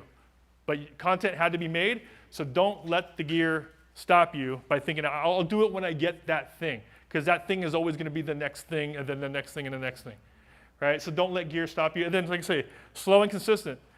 Just produce something, even if it doesn't get any views, but guess what? You shot, you edited, you learned, and that process is only going to get easier and faster and faster and faster every single time. These vloggers, yeah, they might get burned out, but I guarantee you, like, they can vlog and edit in hours now versus weeks, right? So the slow and consistency thing, I think, is a huge, huge deal.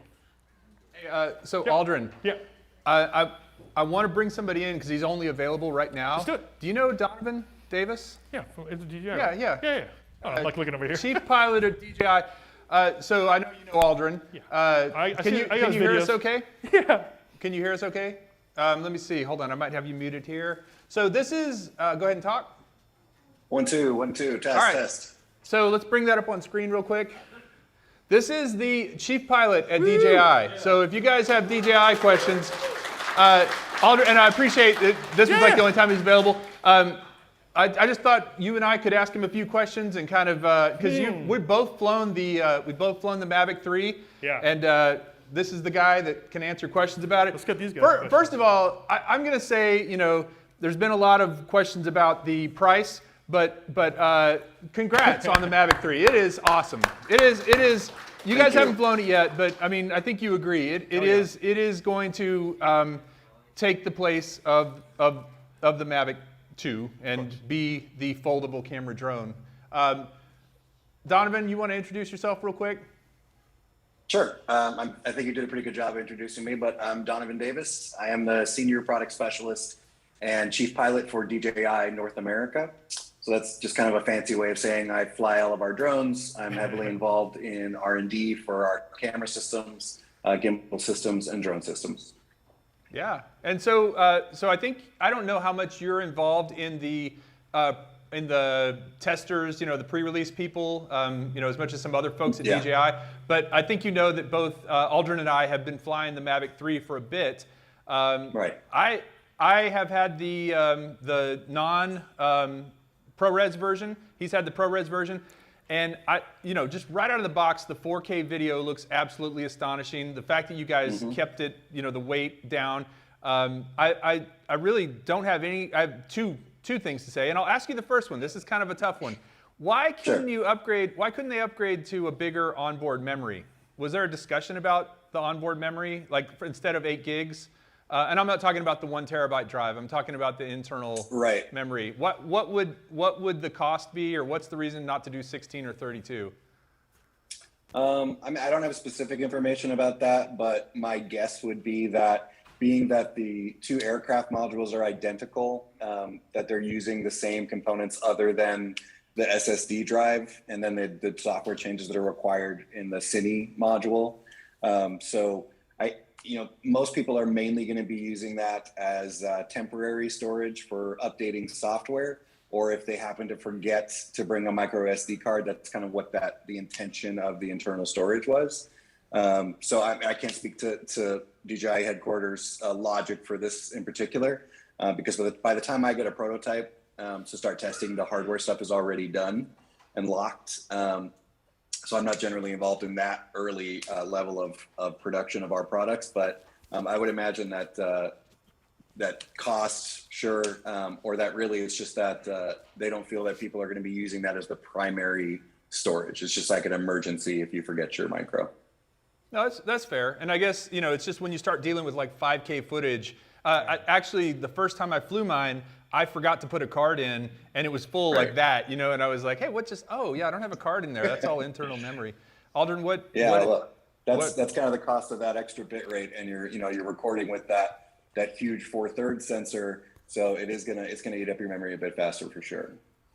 You have any questions? Yeah, let's put him on the spot. Is the controllers, smart controllers, compatibility-wise, the old smart controller, is that going to be compatible with the new, and is the RC Pro going to be compatible with all of the previous ones?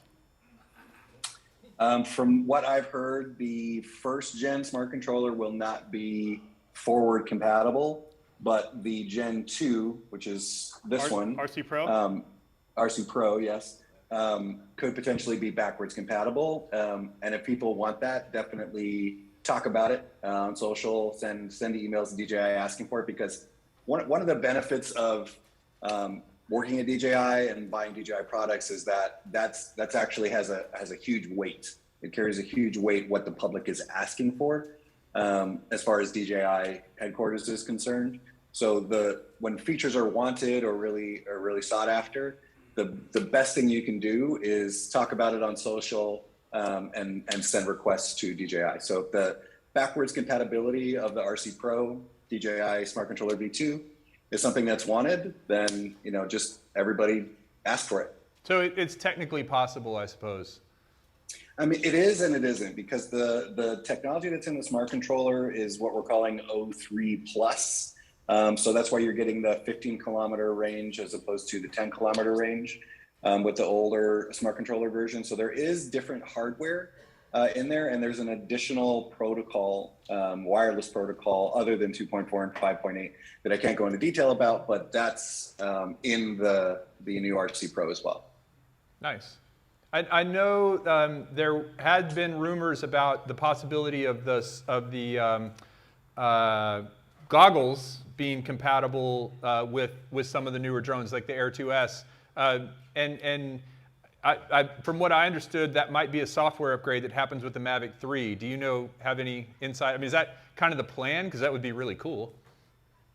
It would be really cool. I'm definitely on that same bandwagon, to try to make as many things compatible, backwards and forwards compatible as possible.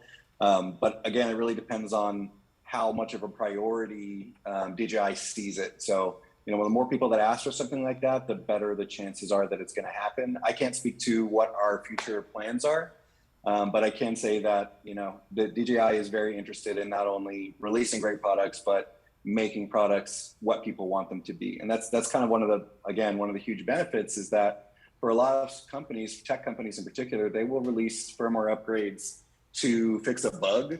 But a lot of what we do at DJI is actually upgrading and releasing new features and trying to tailor our products to what the users are asking for. And that's something that's kind of a dynamic relationship that DJI has with its base that a lot of companies don't have. So, if something like we really want, the goggles to be compatible, like right now, like you could use the first gen, the old school goggles out of that HDMI point in your RC Pro. That would give you goggles that you could use, but the experience of using the new goggles, I'm assuming that's what you meant, the FPV goggles. So if what you're after is just, I want to be able to put goggles on my head and see what my Mavic sees, you can do that right now.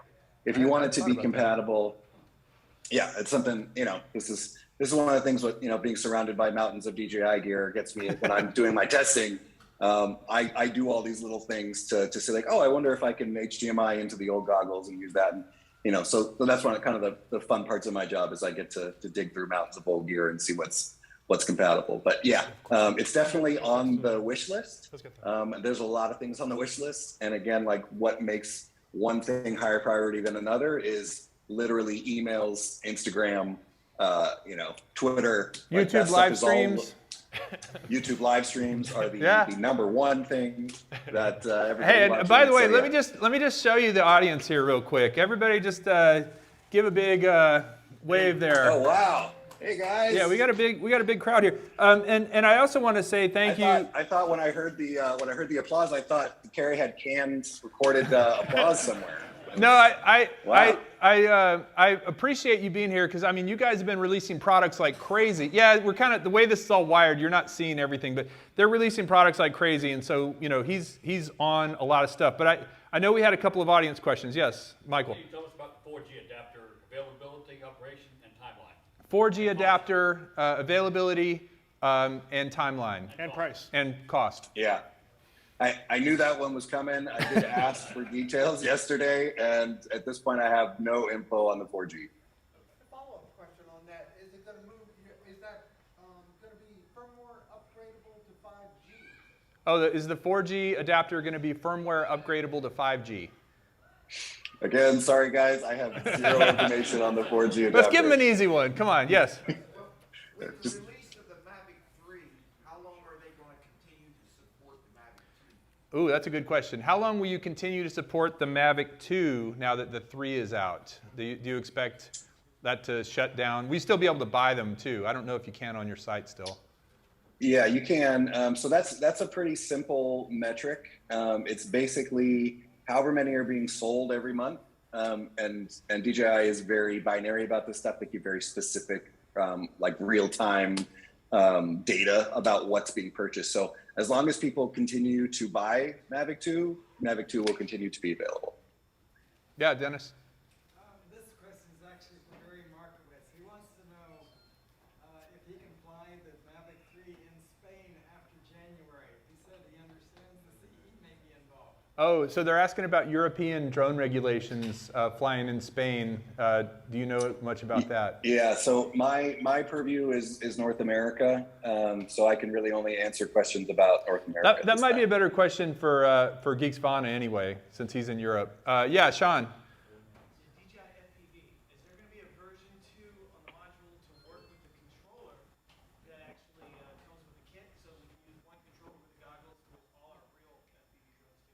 So he's asking about the DJI FPV controller being able to use it with DJI FPV gear, like in other words, with generic the DJI Air unit, right? Yeah, this way we don't have to have like a different controller. Yeah. The one that comes with the DJI FPV. Right. Can you fly it with the Air unit at some point? So I wouldn't think so, and the Probably logic not. behind that is that the Air units was specifically designed to work with that Gen 1 RC, the big RC, and the DJI controller that comes with DJI FPV, because DJI FPV is that dual 2.4 5.8 switcher setup. I would not expect that controller to be compatible with the original Air unit. Would there maybe be a next gen that would be? Potentially. Again, one of the great things about being a DJI customer is if enough people ask for it, we will literally make it. So, it's really important that especially the voice in the FPV community is heard and spoken loudly, because we are a relatively small group of people when you compare us to the drone market overall. Like there's a ton of people that are buying Mavics, but the FPV community can sometimes be underrepresented. So if we as a community are more vocal, send more emails, tweet more, Instagram more, talk about it on our live streams more, that's really what's going to determine whether DJI will allocate resources and funding and manufacturing to make stuff. If they feel like there's a big market that's hungry for it, that wants it, that it really does make all the difference for us. So there's people listening. They're paying attention to the socials to make sure. Lon, yes? What's the status with the DJI and the FCC? He asked the status of DJI and FCC. The status of DJI and FCC. Specifically? The covered list is what they're asking about. Yeah, that's legal stuff. As far as I know, we are not on any sort of list that prevents anybody from buying our products, from us selling our products. So there's no issue there. All right, Ken, yes. A lot of people want a Phantom 5. Is that still a possibility? I mean, anything's possible. I guess we need to tweet about it. Every time I get on one of these, everybody always wants to ask me about future product releases, and of course, you're going to get the same answer. Maybe not. I don't have any specific release information right now. Again, if there's a market for it, we will make a drone for it. All right, last question. Well, okay, two more. You both. Yeah, both you go. Can you speak to what country has the largest share of sales? What country has the largest sales of DJI products? Correct. China. All right. Do you know second and third? Yeah, you guys aren't going to like it. It's Europe and then us. Wow. Go ahead. Are they going to add the zoom in photo mode on the Air 2S? Zoom in photo mode on the Air 2S. Is that a possibility? it is possible, yes. Whether it's a likelihood, I don't know. Okay. Well, okay, and I'm going to finish with the question. You know, that's the advantage of running around like a crazy man putting on a conference. You get to ask the last question. Where do you go fly when you're trying to be discreet? Aldryn, you've probably experienced this yourself, where you're out there flying. Hey, what's that? Is that a no? You know, you don't want anybody to see it right away. Donovan, where do you go fly to? Where do you like to fly without your test products and prototypes? Yeah, tell us where you fly. Yeah. It depends. Give us GPS coordinates, please. Drop minutes.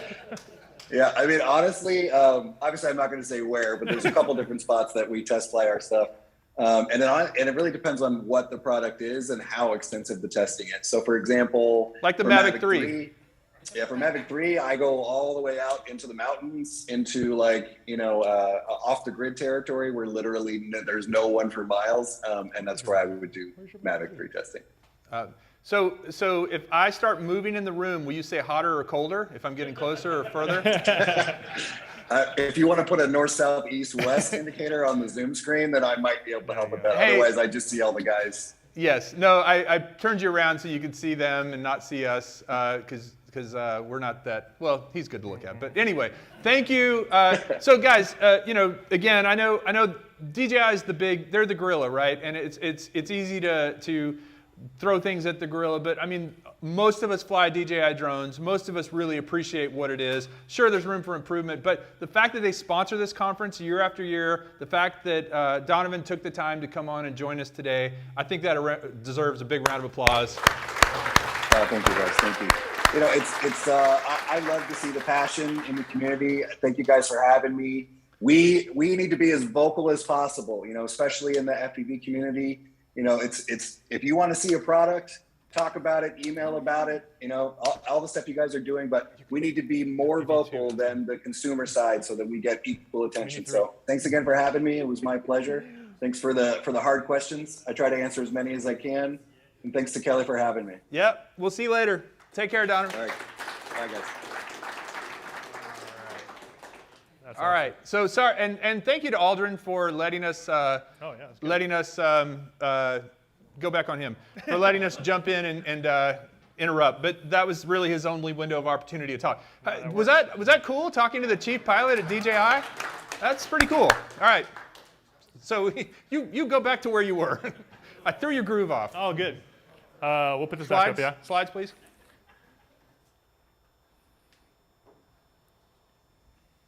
All right. Where was I? All right, back on YouTube, I guess, right? All right, so history, cool, a little bit. But YouTube, I think we all want to kind of continue moving forward, and how do we build, and what are some things that I've learned that these are kind of just tips I just want to give to you guys to possibly help you while you guys are doing some of your process of doing your videos and things like that. So one is, first, of course, select a topic, right? We're all in the same kind of similar spaces, but there's so many niches in the niche, right? There's so many niches in that niche, and in that niche, and FPV, and GPS, and mini only, or whatever it is. And I think that's what's great to do if you want to grow and be a specialist in a specific area. That's always a very, very good way to focus your channel if you want to build it and grow it. However, don't just do that if you're just worried about that, because like I said, you want to continuously shoot, edit, repeat to learn, right? A lot of people will say, like, just pick a niche and go hard at that, which is true, but if you're only doing that and you're like, I can only do like one a month or one every 2 months, you're kind of like, that's not helping you, because then you're only shooting once a month, and you're only editing once a month, or whatever it might be.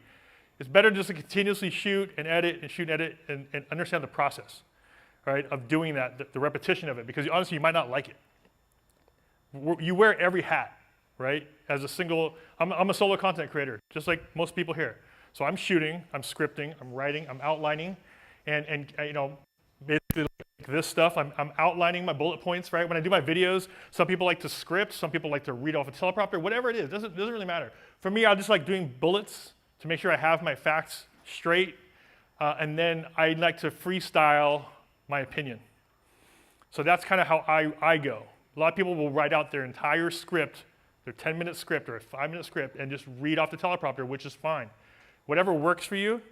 I just do it this way because I know what I need to talk about, and I know what the numbers are and the facts are, and then I will normally go, my experience is this. So normally when you guys hear me, I just have my bullets up there, if you can kind of zoom in, and it just says, what are the highlights of the specs? Okay, so I have my highlights. I know what it is. It's 5.1. It's this, this, and this. And then my opinion or my experience with it is this. So that's just kind of how I do it, because for me, it's easier for me to roll off my tongue while I'm just in the moment speaking about it. So outline your stuff and then hit record. I think that's the hardest thing. I'll set up all my lights. You set up your lights and then you're like, oh my God, let me get a drink. And then let me go bathroom, but I gotta go pee again. Let me look behind me. Then you just gotta hit record and then it's gonna suck. And then you're like, all right, let's do that again. And then once you get in that groove, I think that's the hardest part, right? Is that, all right, I'm ready, and then it's like, okay, and then you're like, okay, go back and walk over, delete. I'm like, or maybe not, don't delete that one, or maybe I'll try it again.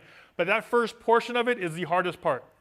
Once you get over that, then you're like, okay, let's go, what's next? And then it keeps going, But the hardest thing is just getting in that zone, in that mode. But I think when you outline your stuff, you go in there like, okay, let's do this, right? Because now you have that starting point. A lot of people will freestyle it, which is fine too. It's very vloggy style. It's just kind of harder. Sometimes it's harder for me, at least, for product reviews. But if you're doing a vlog, of course, you're just kind of go out there and do your thing. And the one thing that I learned recently a lot more, because on my channel, especially during Techtober, ridiculous. I think I did 7 videos in 5 days. Biggest thing I learned was get the edit done, okay? And when I say that, I mean, what is the main edit? It's this entirety of a video, of a review of Action 2 camera. Get the whole edit done as far as your A-roll or your main shot and chop it down.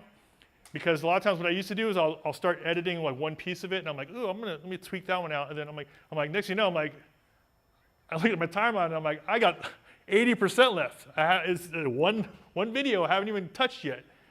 So what I learned was chop the video down, get that main line down if you can as your base, and then watch it and cut it and watch it and cut it again and watch it and cut it again and have someone else watch it.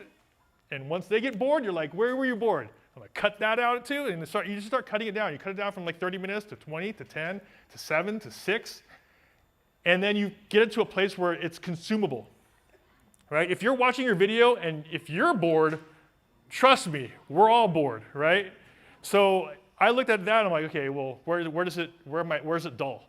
Right there, like even at 30 seconds, it's already dull. Like, oh, damn, I gotta do something, right? So what can I do, right? Then that's when you go back in and go, what do I need to fix? Maybe there was a 2-second pause there that I need to cut out. I need to jump cut that because there's nothing. There's no value add to what I'm saying. And if you're not having and continuously adding value, then people will quickly leave your channel. So I go back in, and then once I'm done with that main cut, then I'll enhance it. And by enhancing it, I mean maybe I'll add in some B-roll. I'll add in some audio. So for me, I like to do a lot more B-roll because, like I said, you're there to keep their attention. All you're trying to do is keep their attention on your channel. And whether that's you sitting in front of a camera for a little bit and you're entertaining, like I'm not Potato Jet, I'm not, Maddie. These guys and I Justine, the reason why they're so good is because they do both. And I can't do both, right? And a lot of people can't do both. They are entertaining and informative and knowledgeable. That's hard. The entertainment is the hardest part, right? I'm very just like, okay, I need to sit down and do this because it's difficult. But there's a reason why they explode so much. But so you can't really compare yourself to them unless you're an entertainer.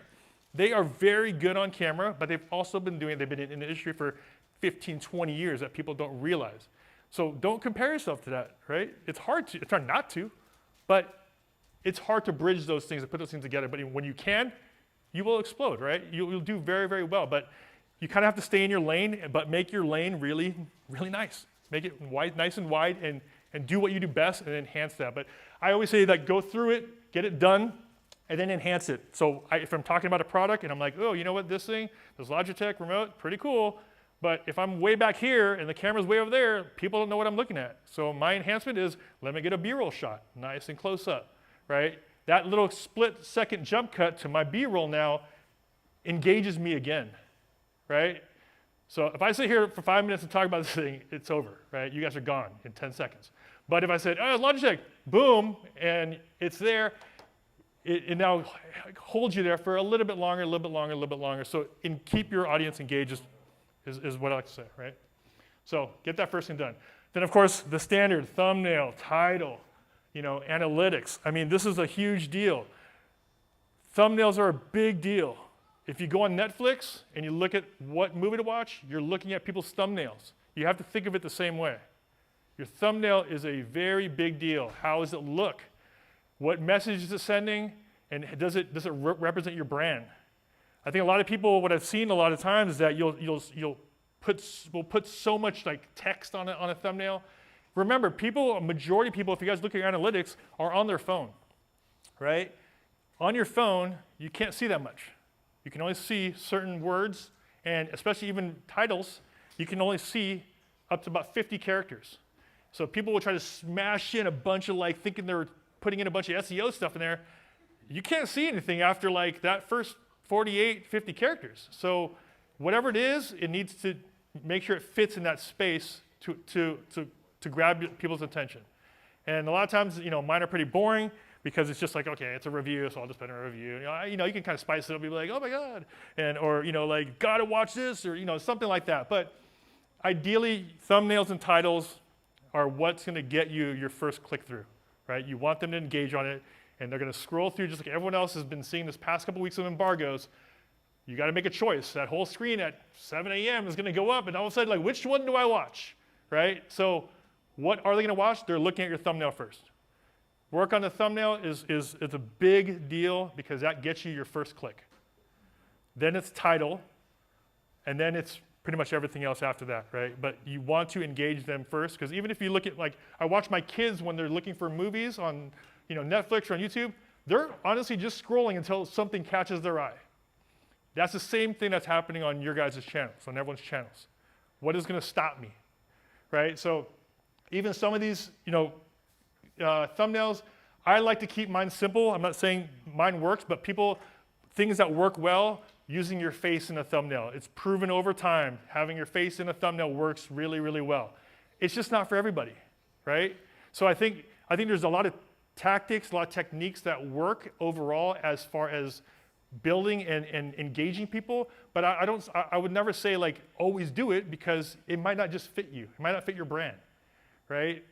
Maybe you're a photographer and you just want a beautiful photo up there with no text on it, because if you put text on it, sometimes it takes away from the photo. It's up to you.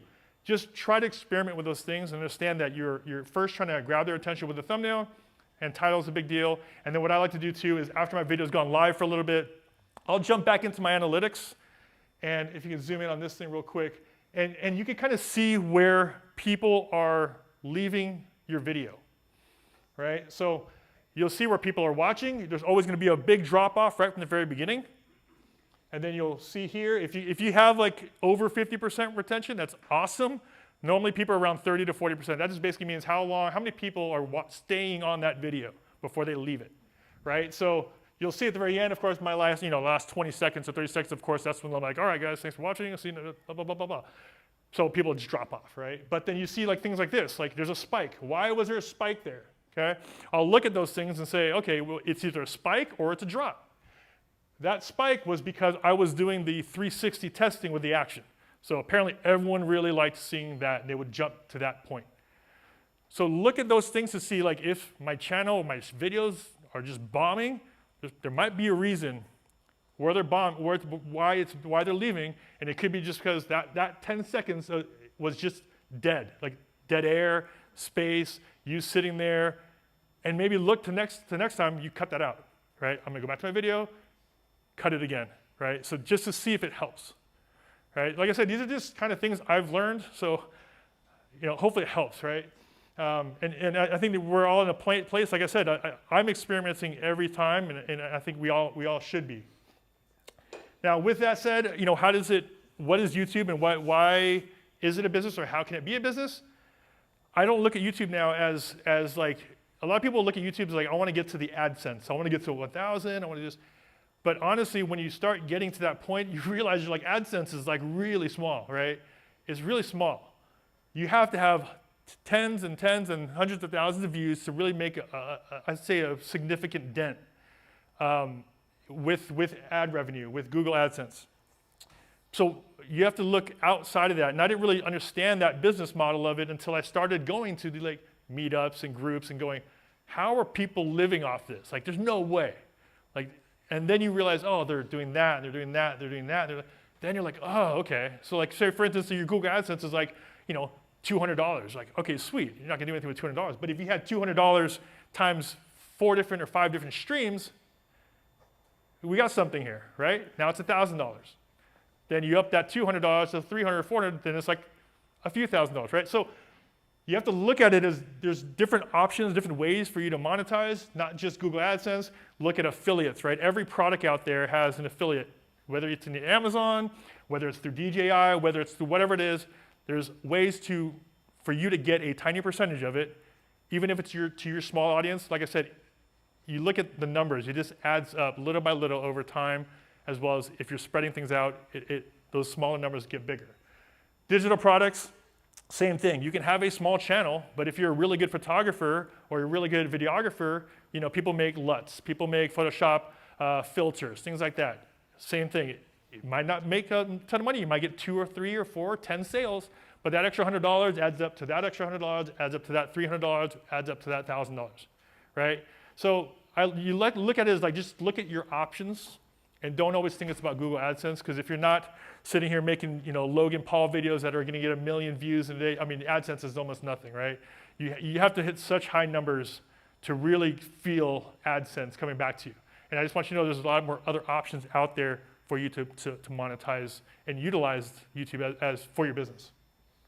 Physical products, another thing. I created a bag, right, for the drones. I found another space that I'm like, okay, well, that's not there, so why don't I just make one? I do a lot of printing, so I'm more photography first. So I would do a lot of printing. I would work with companies. I would work with people. And it goes back to your portfolio again. It goes back to what you've posted. It goes back to your IG. It goes back to your website. Because you're just basically building this huge funnel of work, your body of work. Now they can say, oh, well, now I have an online portfolio of all my shots of the lake. Why don't you pick one? And the hotel over here might go through your thing and say, we want that shot of this lake or that fountain. Where can I buy it? Right? Physical products. I could sell one piece, which could be $1,500 for one photo. People won't make $1,500 for a year for YouTube. So you look at a year of YouTube on AdSense, people are like, I would love $1,500 from YouTube in a year. You can do that with one photo. Now imagine if you did that with 3 photos or 4 photos. That's what I'm saying. The Google AdSense sometimes might not, it doesn't have to be the primary, right? A lot of people can do a lot of other products. I'm so good to see a lot of YouTubers now doing that, right? Is making some of their own personal products and it's kind of building up that whole space.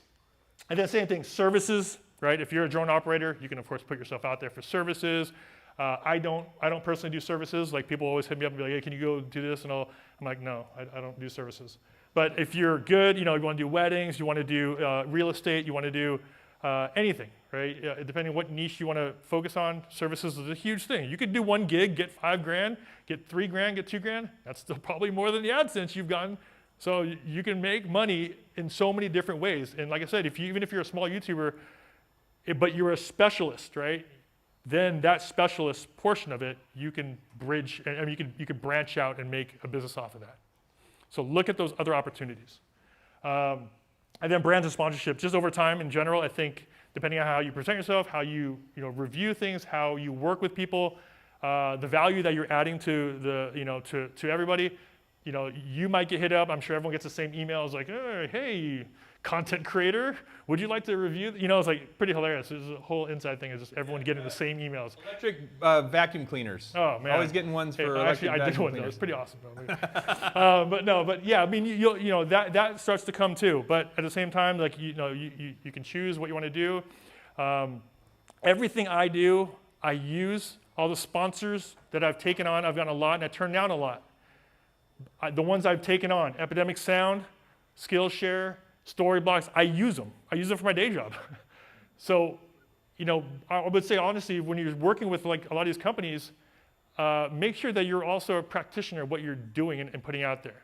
Because that's the one thing that I think for YouTube that I always tell people is that if you're going to do YouTube, you aren't going to fool too many people, right? And when you go out there and you just kind of just winging in sometimes, and you're not, you don't have your stuff in order, people will call you out, right? So YouTube, you can't really BS YouTube that much, or you can't BS the people, right? These are the people that watch your stuff, and I think that's a big deal. Is that a lot of people like we get called out all the time, like, oh my God, you're just a blah blah blah blah, and I'm like, please try it and tell me what your thoughts are, and they'll come back and say, yeah, dude, yeah, you're right, dude. It was this. I'm like, I mean, we tell it, most of us, I would say, tell it how it is, right? Because you can't just make stuff up, because when people get it in their hands, they're going to see it.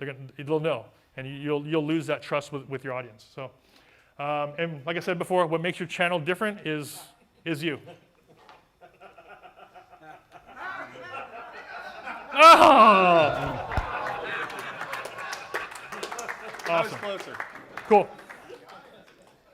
That's about it. So, thanks, guys. I hope you guys got value from this video, and if you did, please like and subscribe. Well, real quick. So Aldryn's got some things to give away, and I have one of these. I use it with my Air 2S. It's for the remote control. But it also honestly, this works with a lot of stuff. Oh yeah. I mean, you can put a ton of different things in this. It's a foam bag. Captain Ray's giving me a look right there. All right. Sorry, I just gave away one of them. But I want to invite pretty much part of the back row back there, Ken, Dono, and Ed, and you to come up, Sean. I want to do a quick just YouTube Q&A. With Aldryn here, because I know a lot of you guys are growing channels, right? We've got a lot of people in here who've got channels, who get regular viewers, who get viewers on their live streams, who get viewers. But I think, when are you going to get an opportunity to ask this group, not to say we're that great, but we've all made mistakes. We've all grown channels to a certain spot. And so what questions do you have? And actually, Aldryn, let me see your mic real quick. Hey, this is awesome, because this is 2018. This is first SpinUp. This is from first SpinUp. Is that your mic? Let me grab this real quick. Check this out. This thing goes right in here. This is a product. This is the Rode handheld microphone. Check it out right here. Hey, you like that? I do like that. Okay. So what questions? Who's got a question? Yes.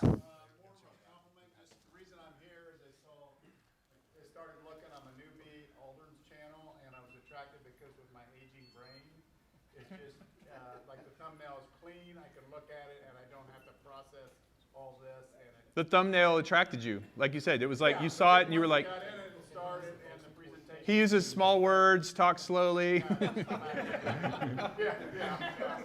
What other questions? They're going to kill me if we don't have questions, so you guys ask some questions. Marcus, since this is the majority of drone... Wait, we got a question right here. Probably 90% of the activity on Drove channels. So if a well-placed device here would open up a lot more for everybody else. Right? Okay. I don't understand the joke. I know I didn't get it at all. All right, Johnny. Oh, you're getting. Oh, he's throwing stuff. No, wait. We should.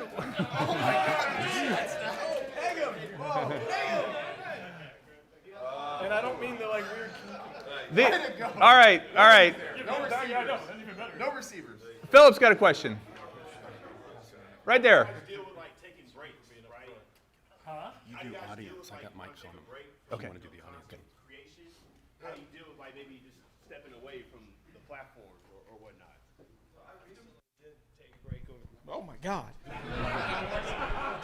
I recently sort of took a break over the summer, and YouTube is, some people will tell you YouTube doesn't hurt you, the algorithm doesn't hurt you, but it hurt me considerably actually not putting up the same amount of content I usually put up. I saw a huge spike in my views, huge spike in everything. So what I would probably do in the future is try to pre-make some stuff and just sort of have it ready to go and just schedule it. So at least there's still something being hit, because every time I find, and these guys can agree or disagree, I don't know, I put up a new video, all of a sudden I'll see a spike in old video comments, like people commenting on old stuff that hasn't been hit on in forever. And just all of a sudden it's getting hit again. It might not be huge, but there's stuff still. It's almost like when you post a new video, old stuff gets revived to some degree. Is this on? This one on? I'm probably the one who posts the least these days of these guys. These guys are all great at posting regularly, and I probably post the least just because a lot of times on a Sunday or a Saturday I want to fly with friends and have a good time and not really even shoot a video. And even today, I'm not really shooting anything here. I'm just enjoying everyone's company. So it's kind of similar in that feel. Sometimes I want to just have some fun, not do the video portion of it, and just kind of integrate with people and have a good time. So I do still post on occasion, but I'm trying to get past that feeling of I should be doing this or having that in the back of my brain, and creates anxiety, which honestly is the exact opposite of what I started YouTube for. So just trying to keep a healthy mental mindset with that. Yeah, I think it's important to feed the machine, right? The more videos you put out, the more you guys watch. But it's also important as we're creating content to do something for us. Sometimes we'll put out a video, it doesn't get any views, right? It sucks when that happens. But it's important to always do a video for you, but then do a video for us, something that makes us feel good. Yeah. But it's one of those things like flying FPV. It's maybe you guys don't care because you don't fly, or maybe you guys are just getting into it. But every time I do a video like that, it's sort of therapeutic, right? It's like, I'm like, I don't care if anybody watches this. It's just sort of documenting the journey. But it's hard to walk away when you do this full time, or you're thinking about going full time, because as soon as you walk away, you see that slump because you're no longer relevant. I used to use a term when I was in sales, is you're only as good as your last sale. Sometimes you're only as good as your last video, and it mentally breaks you. It mentally breaks you. So it's one of those things that you got to find a good balance. And sometimes I haven't found a balance. I don't know. I just throw enough shit against the wall and see if it sticks. I wanted to try that cool little road one. Does this work? Oh, okay. It's important to set a schedule for yourself. I don't see how anybody with children can do a YouTube channel at all. So what I've done is I've eliminated all the distractions from my life. No kids, no girlfriend, no kids, no life, just me and my dog living in a town with one traffic light. So that helps me. But, yeah, no car, yeah. But one thing, and I'm sure you would agree, is to produce ahead of your release schedule so that you have stuff in the can ready. Very often somebody will shoot a video with me and then I won't post it for like a month or two, and they're like, well, Ken, where is it, Or you'll see somebody wearing a winter coat in the summertime in their video, and they'll think that's because they're archiving stuff and then releasing it on a regular schedule, because people are habitual creatures. If, God forbid, one night I went on at 7:05, TNL, the live show, and they're like, is Ken dead? Okay, something happened. I had to reboot Wirecast or something. But yeah, people are habitual creatures. They expect you to be there, and it's good to keep a schedule. Do you not agree? No, absolutely. I think what's interesting is, we talk about like reality shows. I mean, you're kind of a reality show, right? If you create a schedule for yourself, people expect to be there, for you to be there, right? To watch something. So you're almost like your own reality show. So it's really up to you to go, hey, do I want to continue it, right? Or take a break from it?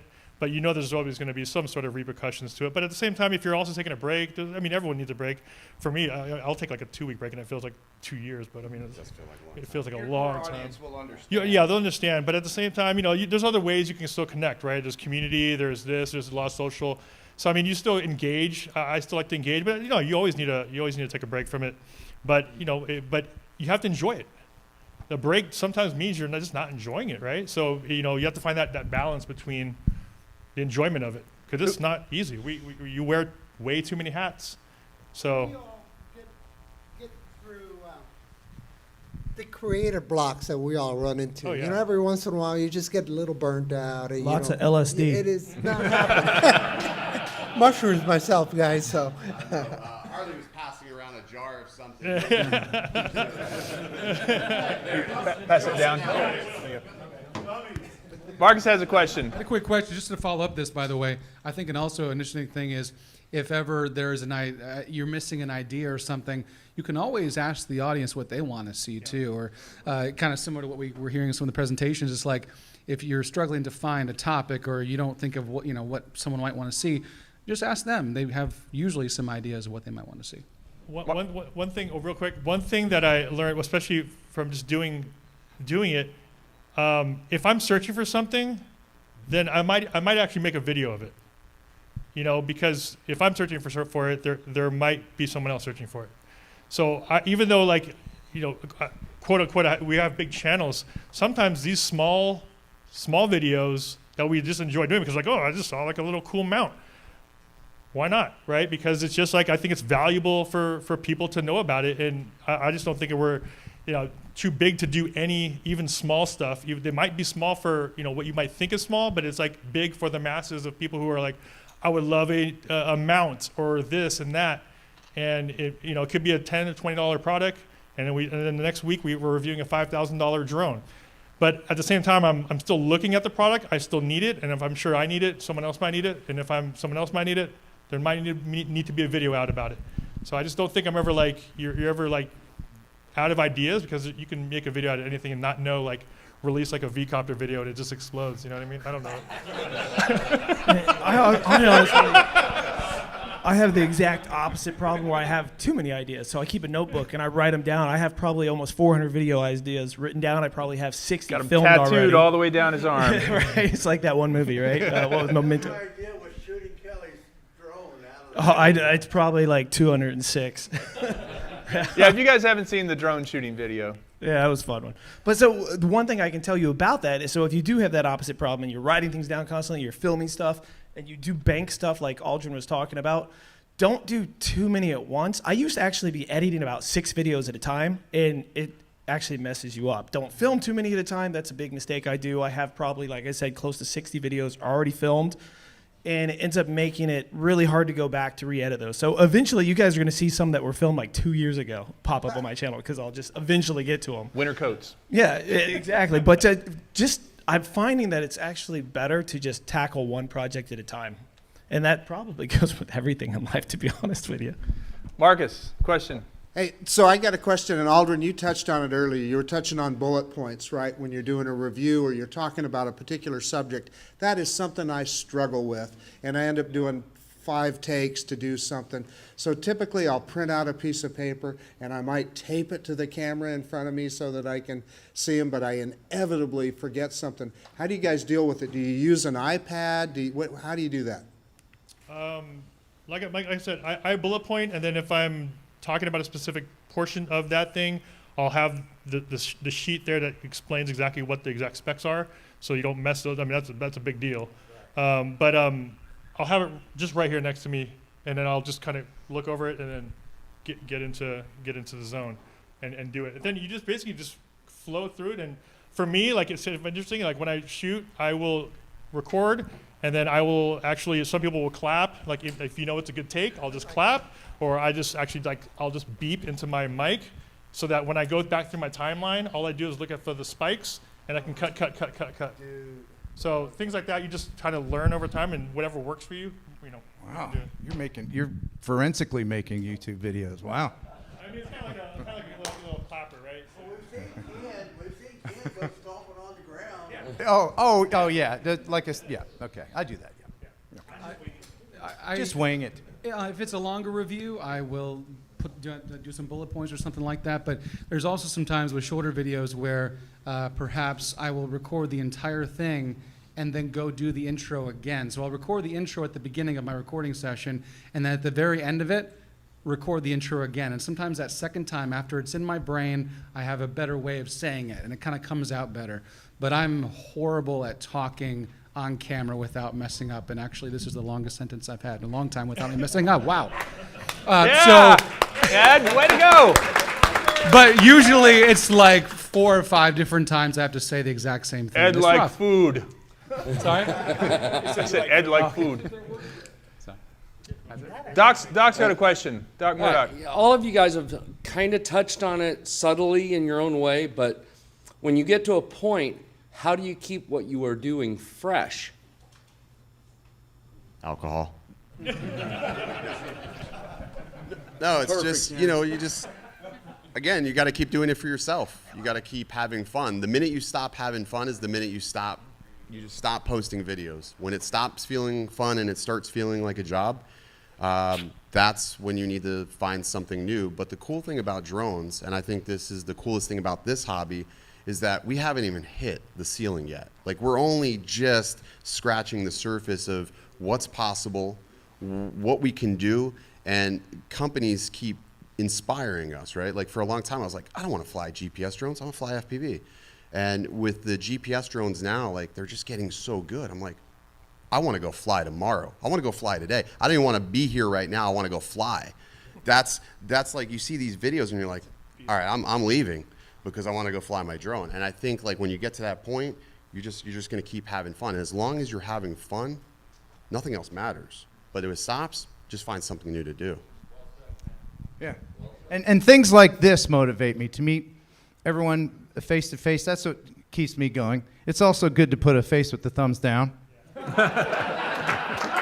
But, I would say that if he started doing kitty cat videos, there's people that are invested in him as a personality that they would watch for a minute or two and then be like, kitty cats. But, there'd be some people that would continue to watch. If you reviewed kitty cat hats or something, people would still stick around just because your personality. Oh, a cat on a drone. Didn't they made a drone out of a cat once, a dead cat once. That was disturbing. We got Lon's got a question back here. Lon's got a question. All right, be honest. How much do you hate or love being fact-checked by the audience? Because I'm like the #1 fact-checker here. Especially when you're wrong. I think, here's what I think. I don't know if we got a bleeper, but it's not anybody's, in the audience's job to fact check anything. But if we say something so left field, just tell us we're fucking wrong. Just tell us we're wrong. It's good to be wrong sometimes, but you have to be humble about it and accept it and say, hey, I was wrong. It sucks when you got to come out and you got to backtrack something you said. Like, I look now because Ken made a video, but these two made videos about the V-copter. Now it's like hashtag V-copter. Ha ha ha, it did launch. I'm like, you jackasses, it launched 2 years later. It launched 2 years later, but because they put videos out. Now I'm wrong. 2 years later, I'm wrong. But it's like, okay, you got to come out and say, all right, I guess I'm sorry. I'm sorry. God, I'm sorry. 00 have a V-copter. No, F them. They're not. I don't want a V-copter because I still believe in it. But it sucks when it happens, and sometimes they piss you off. But it's how you handle it. Some people are like, thanks for watching. Thanks for subscribing. I think Ken and we punch them back in the face a lot of times. And maybe it's not the right thing to do. We could take the high road. I prefer to burn the high road down and then just build a bridge over it with a new development. But it's all about how you handle it. But that's the problem. Everybody, it's YouTube. It's YouTube for a reason. You make it however you want it to be. And I encourage you all, just handle it however the hell you want. Once in a while, I will misspell some text. Because it's the last layer I do in the editing process is put text over.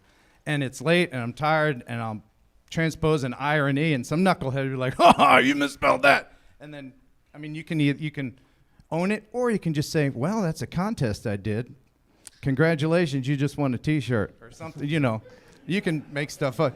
Turn around on them. Yeah, well, that was a contest. Good, you eagle eye there. You picked it out, but we got a question right here, Steve. Speaking of taking the high road and the low road, Dobo, you said something a while back that struck home with a lot of us about YouTubers doing bad reviews and they're being afraid to tell the truth. I want to thank all you guys for your honesty because we trust y'all and we might watch y'all's video, decide we don't know how many more we'll be able to make. We're blacklisted from several companies. Who cares? We appreciate y'all's honesty. On behalf of Ken and Ken, we would just like to take the time to apologize to a few companies. I'm joking. We're not saying sorry. Kelly, let's see your NDA face again. I asked him like yesterday, do you have the Mavic 3? He's like,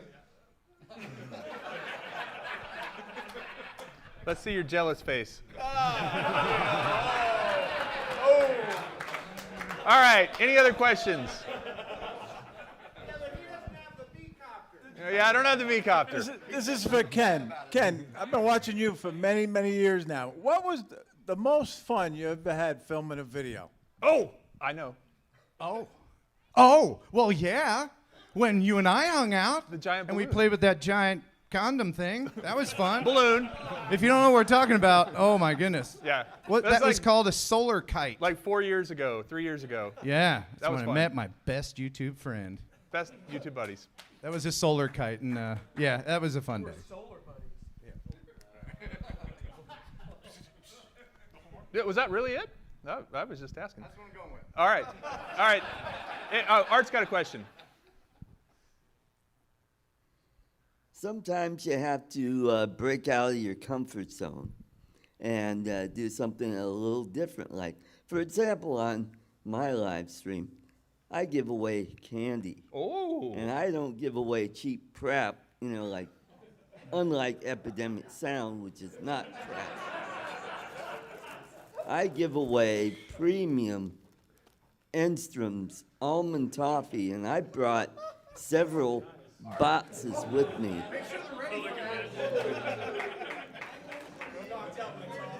Oh, hey! Luckily, I know the family, so that's how I'm able to get such great candy. So, hey, yeah, thank you guys for coming. You guys do a great job. I've learned so much. All right, I'm going to try for the back. All the way back. I've learned so much from watching each and every one of you. Thank you, Art. I'm just And- happy to be included with this group. Hey, so quite seriously, thank you. I mean, really, that is the other thing about this hierarchy or this group. There isn't a hierarchy. I feel like we watch everybody's channel in here. We support everybody, and you know, we're not letting politics get in the way. The world and the country and a lot of people could learn a lesson from this group right here, right now. And see, I don't want to punch him in the face. Wait, we got a question in the back. Hold on, coming all the way back here. By the way, should I tell him? This is my cousin, Jay. How much do you interact with comments and you know that obviously you can't interact with or answer every question that comes up, or you know, haters are going to be haters and they're never going to be satisfied. But do you just not answer anything, or do you try to answer as much as you can? Because I mean, you can certainly make that a full-time job. Honestly, the first thing I do when I get up, I check my phone like many of you. You know, what time did I wake up? What's the weather going to be? And then I'll go through comments, and I actually spend maybe half hour, 45 minutes trying to answer questions, or, you know, especially email. I don't know if you noticed, but if you send me an email, I will reply right away, because if I don't, I'll forget about it. You'll never hear from me again. So that's what I do anyway. I try and give a heart on some of the ones that are good. You know, I don't say something on every single comment, but of course a lot of my videos are instructional videos, so a lot of people are asking questions. So I try and answer the questions I know how to answer. Don't always know the answer to every question, but if I can help, I will. I remember there was someone who said something, and it wasn't even a question, but he commented on one of my videos, and I didn't get around to saying something back immediately. And he got really upset, and he goes, I don't think anyone should ever ignore a comment if they have under 100,000 subscribers. And I thought that was weird. It's like the limit, like 100,000 subscribers. If you're above that, you're allowed to start ignoring your comments.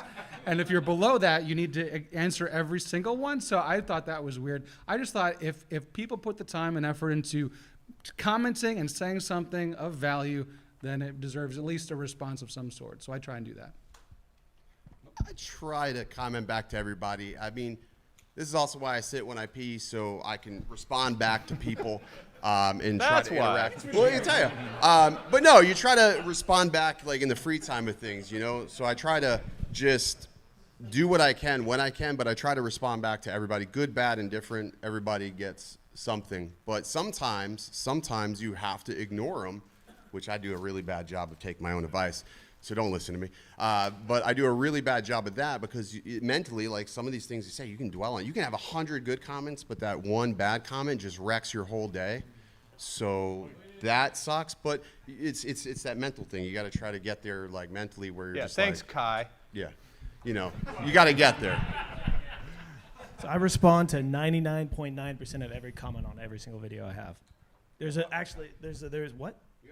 I do. I'm alone, and I live in a small mountain town. I'm very lonely, guys. So leave me more comments. I'll respond to them all. But YouTube actually does a thing now where it makes it really easy. You just check comments you have not responded to, and poof, it puts you in a list. And it actually pre-populates. I don't know if you guys know this, but never mind.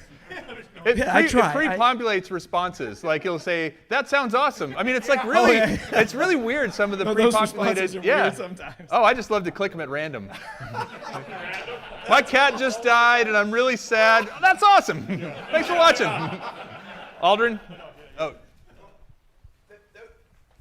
This so the audience at home can hear.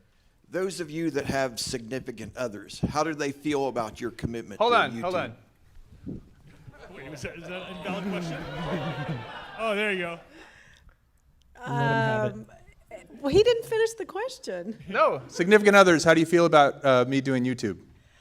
Oh. No pressure. It certainly takes a lot of time, I won't lie. But Kelly loves it, and he calls it his hobby. So, hobby with toys. No, tools, not toys. So, I'm all in. Yeah, I mean, it is very helpful. It is very helpful when you have support of people because the most, I think maybe it was Aldrin, somebody said earlier, maybe it was Troy, somebody said earlier that when they first start doing videos, the people they worried about the most were the people they knew. Like, I was embarrassed for my friends to see my videos. Like my friends give me so much crap about that, you know? It's like, but now that I've done it for a while, I get used to it. But yeah, I want to give a round of applause to my wife, Jody.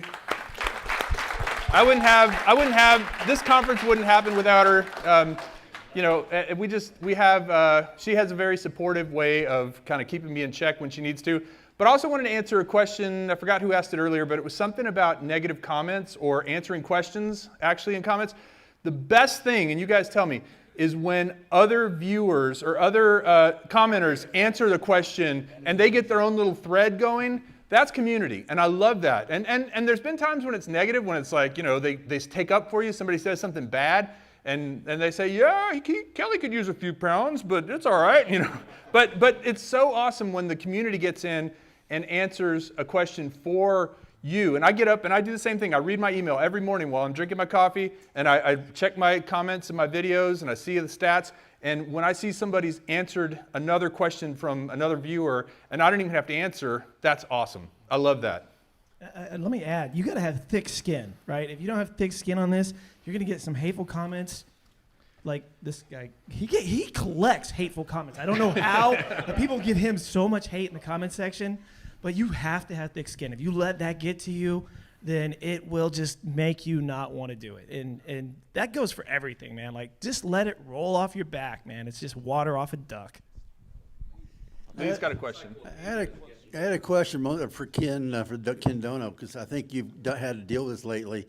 You created, several of you have different support levels for your channels. I'm Flight Crew, Herrenberg, Brew Crew, whatever. I'm at least those three I know I'm on.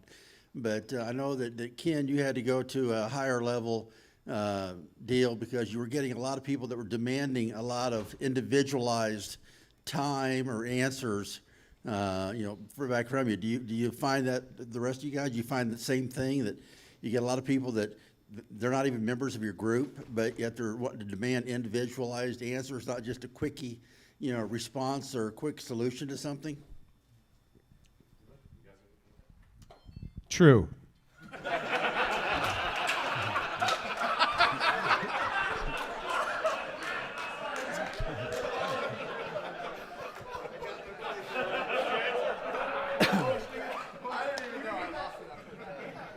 Look, let me actually ask. Let me change that audience, Lee, or let me change that question and ask the audience. How many of you support a channel, like are members of Flight Crew or members of the Herrenbergs or anything else, because you want free stuff? And how many of you do it just because you appreciate it? I mean, be honest. How many want free stuff? How many do it because you appreciate it? Yeah. So I think that's really what it comes down to. Is I try very hard to send people. I have Subscriber of the Month. I have T-shirts everywhere. I'm winning the T-shirt war. I'm not winning the subscriber war, but I'm winning the T-shirt war for sure.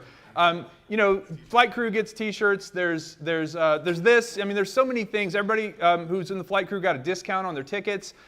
There's so many things you can give back. But at the end of the day, if I really let it get under my skin, it would eat at me to think, oh man, this guy's at my top tier, and I haven't given him a custom T-shirt. You can't do that, because ultimately, if you do that, it doesn't scale, right? At some point, it just doesn't work anymore. And so you want people who are, and I'd love to see.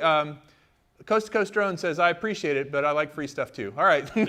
But you know what I'm saying, though? I think everybody raising their hands just now, and I really appreciate that. It's very telling. It's because, and I'll jump in and super chat somebody. I think I super chatted Art on his birthday one time, just because it was his birthday. And it all kind of flows around. Ken and I are members of each other's channel. We basically cancel out the money, right? We passed $20 back and forth for about a month. We did, yeah. So Lee, to answer your question, I do feel like I want to give value, but I also, if somebody's joined just because they want free stuff or want anything really other than just what I'm already giving, then they can quit. By the way, I'm going to send this camera around like I did a couple years ago when we were doing it live. If you just want to say hey and then pass it down, I expect to get a 10 back and not the 4. So here, you got it.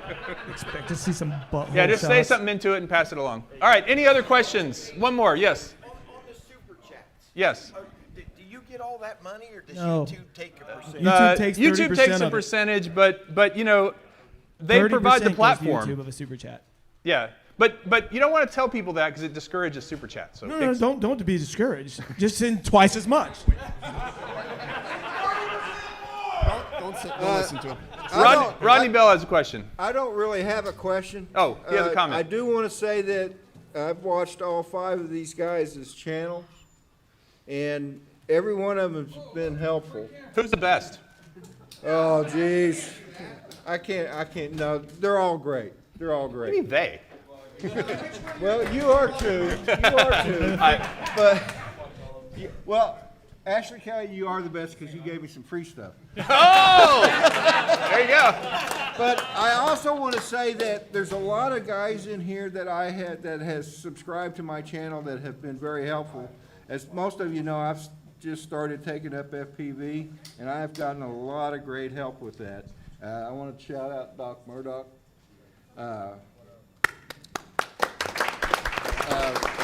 Ed Ricker up there is giving me some tips. I think Ken Dono's giving me, Ken Dono's giving me some tips, and I just wanted you guys to know that I appreciate every one of you guys and everybody else out here too. All right. So that concludes the YouTube panel.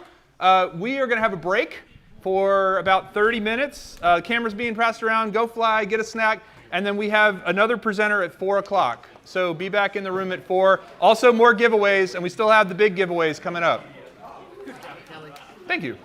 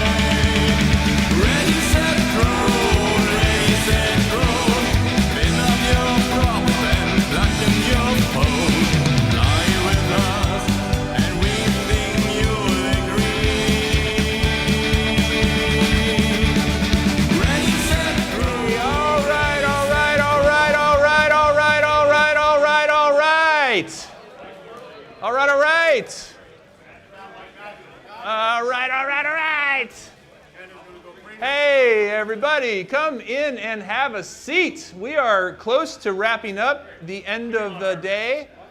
We have a few more important things to do.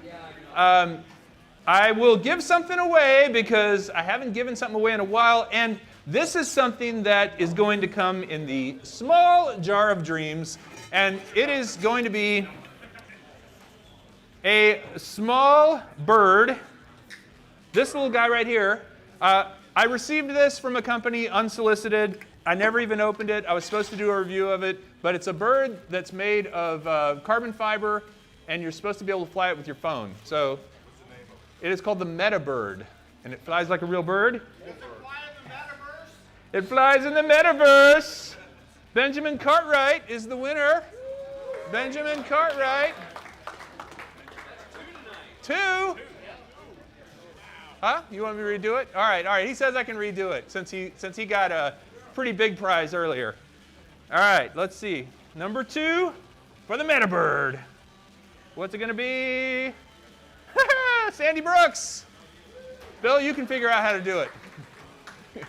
That's 2 for you as well. All right. So before we go on, I have one more speaker, but I want to play one more round of the drone challenge, and we're gonna really spice it up this time a little bit. Scott, that video that you played this morning, let's go ahead and play that real quick, and then I'll tell you how we're gonna spice it up.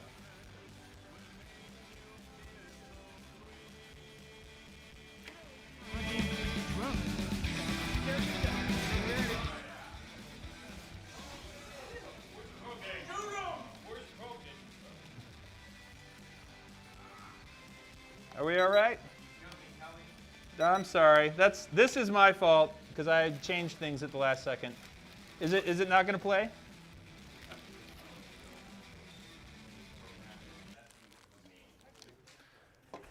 Oh, well, what we're going to do, okay, let's take a look. Today we are hunting drone. Oh my God, they scared me to death. Are you ready?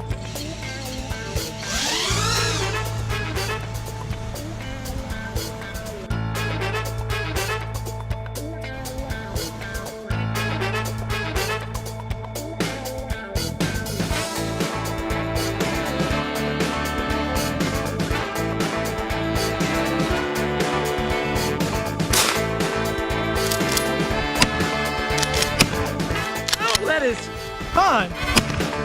You got something hit. Bring it in, bring it in, bring it in. We might have hit something. All right, he landed over here in the bushes. There it is. Oh. We cut through a wire. We're gonna do a battery swap and get it back up in there. Yep. Oh, something flew off it, but he's still flying. Oh, I missed you. That is so much harder than the skeet. Getting in the pocket.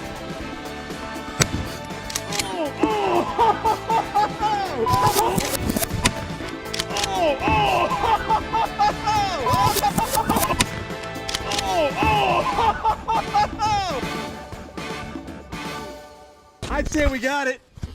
That was coming right at my face after I hit it. Oh, I can't believe the battery isn't smoking and doing the LiPo thing. We killed the drone. We killed the drone. What was that like, Kelly?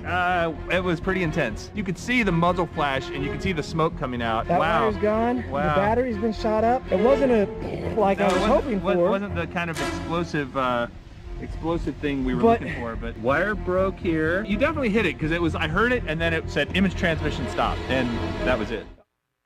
All right.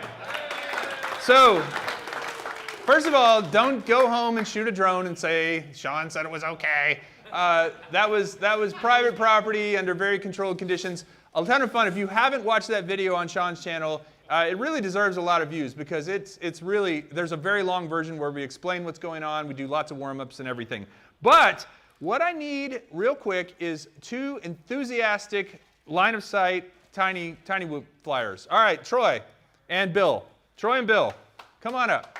All right, because last time I felt like I kind of had to drag Dennis and Doc up here. So Troy and Bill, what you're going to do, Troy, did you see this explanation earlier? You saw what we were doing earlier? Where we were flying these two, and there's a button, okay? This button right here. and if you have the infrared sensor facing the other one and you shoot, it shakes, and when it shakes 4 times, it lands automatically. The whole trick is to stay in the air longer than the other guy, okay?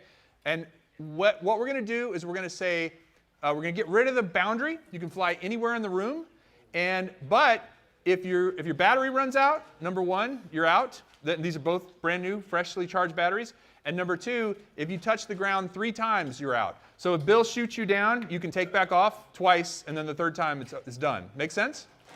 But to kick it up a notch, we're going to have several people taking shots at it with these guns right here. Dobo needs a gun. And if you, first of all, let's be careful of people's eyes. So shoot upward. Out of bounds. You didn't mention that. Well, okay, let's do this. Let's make the people shooting over here, and you can only fire this direction, and you guys have to stay on this side of the tables. Okay, you can't fly over the people. So does it make sense? All right. So here's okay, the. Mr. FAA. So Joe, you got a question? So you got to stay on this side of the table. Captain Ray, you gonna shoot? Okay. Sean's gonna shoot, and then all right, come on. So we got three target people. If you take a drone down, if you take it down, you win the whole game, and you get the drone and all 3 guns. So that's the grand prize. If you guys stay in the air and shoot the other guy down first, you win the drone and all 3 guns. Make sense? All right. So Ray, get back behind the table. Sean, you're a little close. Maybe right there in the middle. Right there in the middle. All right. So down and in to arm it. And then it's just normal. This is your rates. So 1 beep is, that's mid rate. That's fastest rate. So I'm going to put it in, and they're stabilized the whole time. I'm going to put them both in 2nd rate to start. Oh, hold on. I got to turn this guy on. Okay. They're both in, and this is your fire button, right? And remember, if this little infrared sensor right here has to be facing them, so what you want to do is kind of like, this guy's flying, you want to run around behind him and get him, because he can't get you this way. But if you're both just shooting each other like this, you'll go down pretty quickly. All right, Troy, you go over there. Bill, you're right here. Let's see which is which. Okay, there's yours. All right, let's get some enthusiasm. This is grown-up time. All right, 3, 2, 1, go.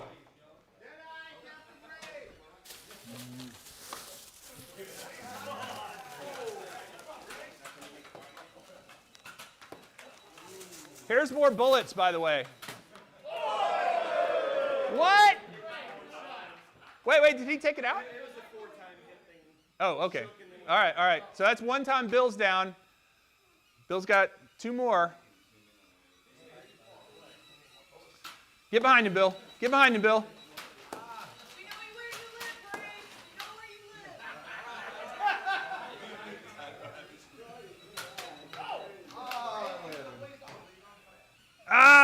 Okay. All right, so you can take off again. How do I take off again? Down and in.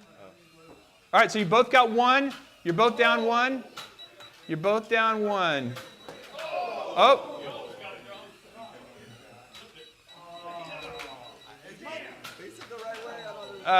It's the front, yeah. Oh, you got him. So that's 2. Bill's down 2. All right, Bill, you can take off. You can take just down and in. You should be able to take off again. Keep me out of this. Oh, that was close.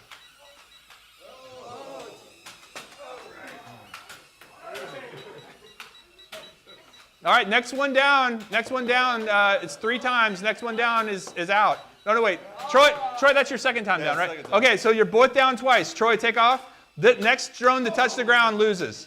Next drone to touch the ground loses. Oh! Taken down by the speaker. All right, you guys finish up your rounds. Everybody needs a microphone to get me. Oh! Wow, that's a good drone. All right, Bill's the winner.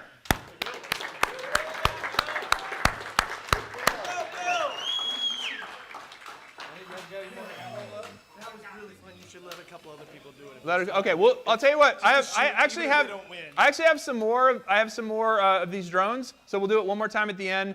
But that said, I'm going to intro our next speaker. All right, Captain Ray. Disarm. Disarm. Take these away. All right.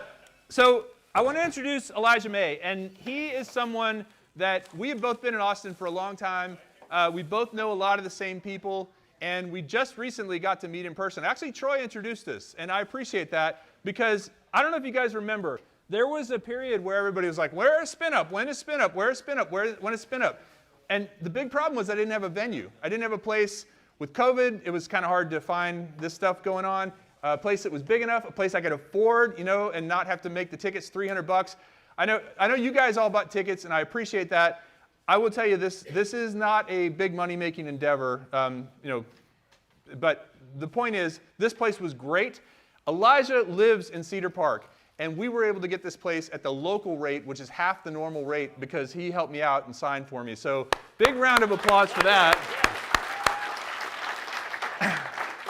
That aside, though, Elijah runs a program called Robotters, and actually, Scott, if you wouldn't mind, just open up a browser and go to robotters.com. We'll show a couple things there. And he is trying to basically make robotics a lot more approachable, a lot more something that more kids are getting into doing, building a program here in Austin. I mean, you guys saw, we have that awesome flight or lift. We have manned aircraft here. We have all kinds of stuff going on in this city. He wants to make robotics a more common thing here in Austin. So he's going to talk a little bit about Robotters. He's going to talk a little bit about why STEM is important, and also just that convergence between this kind of thing and drones. DJI makes this product, and there's a reason DJI makes this product, because they're basically the same thing. They just are on different surfaces, right? One's traveling in 3 dimensions, one's traveling in 2 dimensions. Any thoughts on that?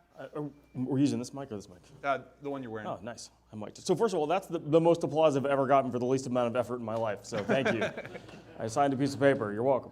I was happy to do it. I don't know. You bring up the website? Bring up the website. Oh. And thank you, Troy, for the introduction. I think a lot of us wouldn't be here if it weren't for Troy. So thank you for that. So what I love about that little game is that's literally what I want to do is build a facility where we just do that 24/7. I mean, literally, I want to have an arena where you come in every single day, and that's almost exactly, I didn't know you were going to do that, so that's a crazy coincidence. That's one of the games that we want to have, right? You want to have some people competing with each other, while other people are trying to interfere with what's going on. We were going to do it with lasers, but I think I like it better with Nerf. I figure the real guns would probably not fly over so well. Right. I'm glad we didn't do the 12 gauge. That would have been not as fun for me anyway. Okay, so robotters.com. Help me spell robot. ROBOTTERS. Wow, thanks for the spelling lesson. All right, we got it. You can ignore the Easter egg for now. So if you just click on that little link there that says Future Arena, upper right, there you go. Anybody ever heard of Gensler, they're an architecture firm in town? Yeah, they've done some stuff. Yeah. We were talking to the city of Cedar Park about building a robotics facility. It's a really long story. I won't bore you with the details, but one of the architects who was in the room works at Gensler, and he said, I think that my firm would be interested in this. So we went down and we sat down with Gensler and we said, look, we just want to build the most visually iconic thing in Austin, maybe in Texas. And I don't know if that's you guys or not, but that's why I'm here. And they're like, hold my beer, right? So we got this thing. If you want to toggle over, you'll see the inside. Yeah. All right. Just a rendering. This is actually not architecturally sound. Don't tell the people at Gensler that I told you that. But you get the idea. We wanted to have like a real arena. This is a 100,000 square foot field alone. It's got 3 levels. We call it Top Golf, but with robots. And the idea is that you can go and you can get a bay and you can just play to your heart's delight. We want the kids who have the robotics competitions, we just want to be able to say yes. They're constantly trying to find places to go learn about drones and find places to build robots, and nobody wants them in their space. You guys all know how this works, right? So we want to have a facility where it makes money, so we don't ever have to say no to those kids. And this rendering, what happened is that Gensler released it to the media. They didn't tell me, but I'm not mad because I got interviewed by just about everybody. And then we got big companies that also work with Gensler saying, okay, well, this is obviously really happening now, even though this is nowhere near the final design. And so we started getting a lot of calls and having conversations we've been trying to have for a few years now. It really worked out beautifully. And then, of course, the pandemic hit. So we got pushed back a little bit. But the idea here is to work with people like Kelly and Troy and some of you I don't know yet and get this facility stood up where we can go do this all day, every day. You can imagine anybody who's watched DRL, how many people have watched at least one DRL race? It's pretty fun, right? It's really fun to watch where they're flying, but they're flying, for the most part, when they're not in the sim, they're going to real places like the BMW World in Munich, right? And they kind of reconfigured that, or the place in Arizona that's like the, what is it, the Biodome place? And anyway, imagine a place that's purpose-built for that sort of thing, for robotics and drone racing and all that kind of thing. That is very exciting. I mean, I would pay to go see people compete in there, and then you could have drones flying, and you could have these little guys, kind of trying to take them out of the sky. I mean, it's all very futuristic. But I feel like, I'm going to go on a little bit of a rant here, but I feel like regular sports. I love regular sports. My son plays. I played football. I'm not anti-sport. But I feel like it's evolving and changing, and people are expecting to see different things. They want to see faster action. They want to see POV, right? That's why all these players are now wearing cameras in their helmets and wearing microphones in their helmets and stuff like that. And these crazy shots. Most people back up to see a good play. I back up to see a good camera shot during a football game. I'm like, how did they do that? It's like they got those cameras on lines, or it was a drone, or it was a. But the whole point is, if you had someplace like this where you could come in and host events, and not only that, but make it an educational facility, I think that would be absolutely amazing. Now, Art knows about this guy. He won one of these last year. But who's actually played with one of these? Anybody? You guys know what it is, right? It's DJI RoboMaster, yeah. Well, I brought two.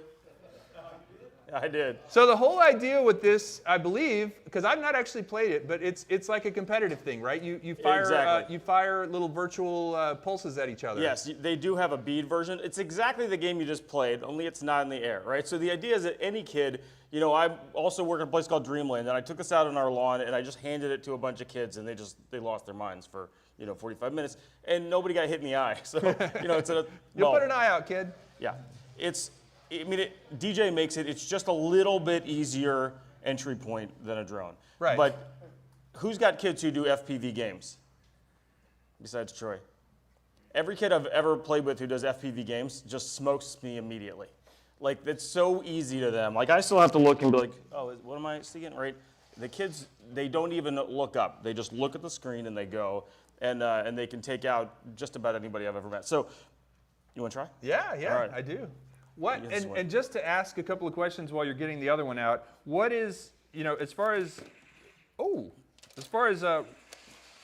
I've actually never done one of these.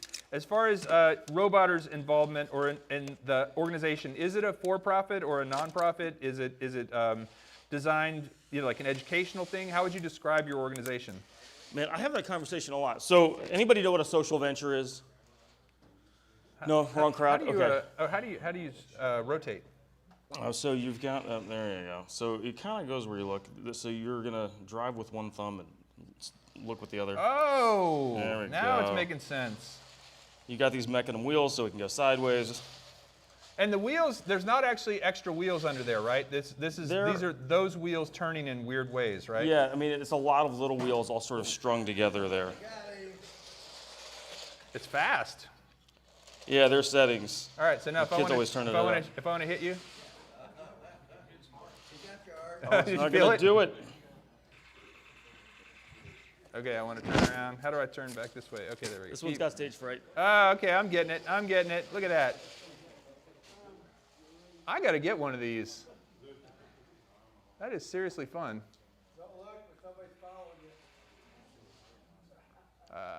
Okay. Oh, I think I'm going to have to trade with you. I will say one thing about learning how to fly line of sight is you learn how to fly or drive or fly coming towards you, right? Because who's flown a RC airplane? you can't hover an RC airplane, and when it's coming towards you, everything's reversed, and that's just something. Fortunately, that was something I learned as a kid and just got used to. Trade me? All right. Hold on for a second.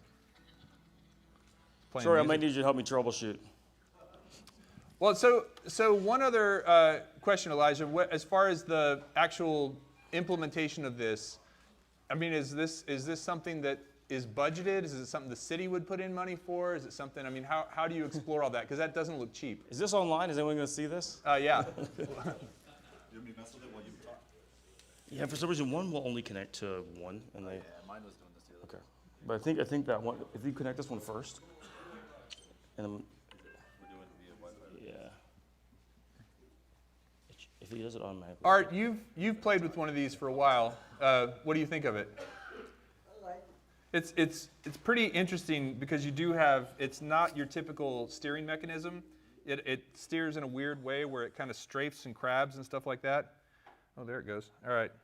It says it's not connected. I would think cats would hate it. Who here has an animal that hates their drone? Yeah. If you guys ever watch my videos when I'm in the backyard, my dog is so nonplussed by my drones. I mean, we got her when she was 8 months old, and she just doesn't even look up. She'll bark at a bird that's, in the neighbor's yard in a tree just sitting there, but she won't pay any attention to the drone whatsoever. It's kind of crazy. All right, well, while this is going on, I'll give a couple more things away. How about that? Yeah. So Doc Murdoch gave me some stuff, and this is FPV stuff. So I'm gonna draw it, and they are frames. There are FPV frames in here, correct?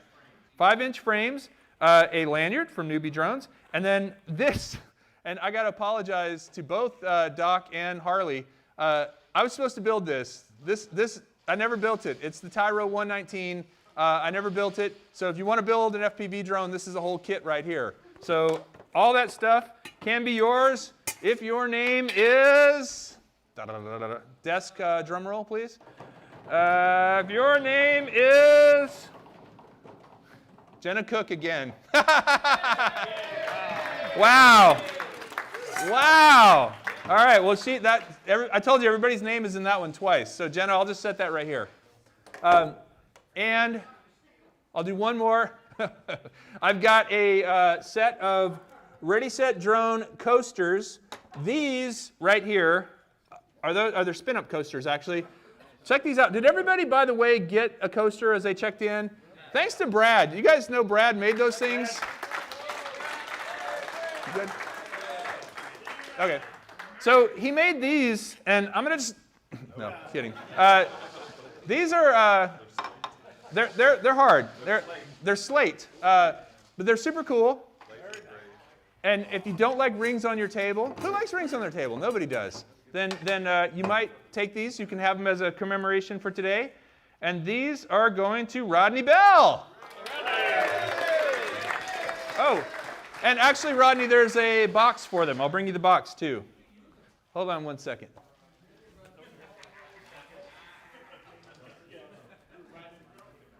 There you go, Rodney. Check it out. I was just telling him that I wanted these things. All right, well, there you go. Now who's your favorite YouTuber? All right. We're good? All right, now it's battle time. No, get in there. I'll talk. So yeah, you narrate. Troy knows what he's doing. Narrate. Obviously, everybody here understands exactly how this works. You've got some laser sensors on there. They're going to disable each other just like the game that they were just playing. Obviously, they don't crash to the ground. They do crash into things quite a lot.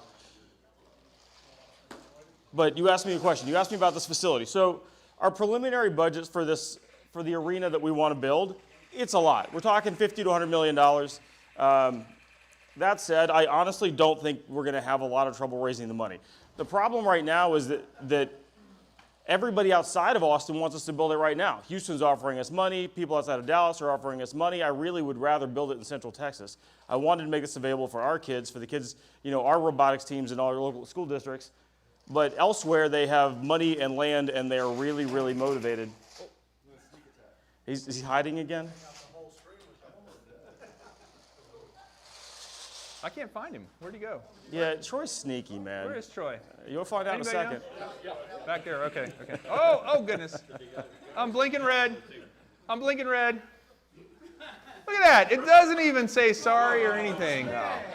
That is fun though. It is, right? It's simple, and you know, whenever I let kids play with these, it's education, sure. Like, so when you buy these, this comes entirely in pieces. Troy, you guys put one together from scratch, right?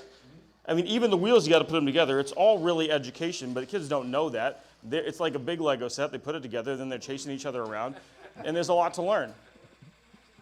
My CTO is, does anybody know about the Texas, I know what I'm talking about is not as interesting as, I get it. Does anyone know about the Texas Rocket Engineering Lab by any chance? Okay, so anybody Firefly Aerospace in town? Okay. So Firefly decides to build rockets right here in Cedar Park, and then they realize they cannot find rocket engineers. And so they go to the University of Texas and say, if we give you guys, you know, if we give you guys 7 figures, can you start a rocket engineering lab? And they tap again Dr. Leon Vanstone to build the Texas Rocket Engineering Lab, and he does quite successfully. And so Leon has now left UT and is my CTO. All right, so I literally have a rocket scientist. And what Leon and I love about these, and we've taken them completely apart, and we tried to start building our own, is that this is as sophisticated. I mean, most of you are familiar with Phantom, or at least one of the other DJI drones. These are not built like toys, right? So if kids want to learn more, if they want to continue add components, which is what we're looking at right now, anywhere you want to go, you can start learning with these, and you can end up in a career. That's the whole idea, right? I don't know if you know this or not, but the U.S. is falling behind in the adoption of robotics, like significantly. Other countries are adopting robotics far faster than we are. Anybody want to guess why other countries are ahead of us in the adoption of robotics? What's that? Mathematics. Unions. He might be closer. School programs. It is funny. Funding, not funny. It's not funny. Look, it's actually pretty simple. The reason that we're falling behind in the adoption of robotics is because we don't have the talent, and that's stupid. It's not that we don't have kids that are interested. We're just not doing a good job of putting robots in their hands. So by building this brand, Roboters, I've actually found, like a lot of you who are on YouTube, when you put it out there, people start showing up. So we're now working with $1 billion robotic arm manufacturer, taking their robotic arms to the commercial market. And what we're finding is the challenge is not the technology. The challenge is finding people who can adopt the technology so businesses can use it. So by starting this stuff with kids, the idea is to make sure that we have enough talent so that we can have a much more effective and efficient adoption of robotics nationwide. Anybody here heard of the U.S. Competition Innovation Act? Competing with robots is actually kind of fun. If you get bored, just look down there. So nobody started the U.S. Competition Innovation Act. $100 billion. The government's throwing $100 billion at making sure that we stay competitive, particularly in these areas of technology, right? So this came out just a couple of months ago. They're going to throw $1 billion at 12 different regional hubs. And these are staggering amounts of money. Because most of us have tried to do something significant with a whole lot less money. And now you've got these giant buckets of money that are going to be allocated just to make sure that we've got kids who are able to learn about robots and drones. Troy and I serve on the Ramrock Drone Advisory Committee. I serve on probably 4 other technology, CTE, Career and Technology Education. Like, what the hell is going on? So, they're going to kill the humans eventually. Yeah. But now it's cute, right? So, Career and Technology Education, everybody knows this used to be shop class, right? The kids, and some of you are probably those kids who are out there, you know, that extra building where they have the car, learn how to do that stuff. Like, those are the people we need. We got plenty of engineers. I asked the CEO of a robotics company here in town, I said, what's the hardest position to fill in this company? He goes, welder, hands down. He's like, I'll pay a welder $100,000 tomorrow. I've got engineers lined up out the door trying to work in my company. I cannot find a welder. His name is Russ. He's at Sisu Robotics in Pflugerville. I mean, that was probably 6 months ago. But like, we're now working with Russ and with others to try to figure out how we're going to make sure that our kids have access to this stuff so that they grow up and we have the talent we need to be competitive. And that's really what it's all about. I mean, it's a big, fun, shiny arena where stuff goes bang, but the whole point is just making sure that we have access to the stuff we need to have access to so that we can compete. So questions? What can we do to help make you successful? I appreciate that. The question was, what can you all do to help me be successful? Look, when I say we need support, I don't mean we need monetary support. I mean, quite literally, we have people with lots of money who are saying, I'll jump in right now, right? It's just about letting the people so for a city like Cedar Park or a city like Round Rock or a city like Arlington, right, or like some of these outliers in Houston, they just want to know that there are people who are excited about this, right? They can see it for themselves and go, that's cool. But just having some critical mass of people who are interested in this stuff, who are talking about this stuff, obviously drones have gained tremendous traction. Right? But the idea that we're trying to pitch is a little bit different. Most everybody's like, oh, like a drone park, right? We're like, yes, absolutely. That's about half of it. But part of it's the business model. I think you asked me if it's a nonprofit. The only reason we want to build a for-profit is because I want to be able to just make. I mean, I'm an entrepreneur. I want to be able to make as much capital as possible so I can turn around and reinvest that. I don't want to have to be begging for dollars. Once we raise that money, I want that to be a one-shot deal. Then I want to go be able to make as much money as we need to be able to make so that we can give back to the kids who need to learn this stuff. I don't know if that's a good answer or not, but we're just really in the process right now of trying to figure out what our first strategic location is going to be. What we're going to do is try to build some kind of an MVP, some kind of a smaller facility where I can just prove that people will pay to play with robots.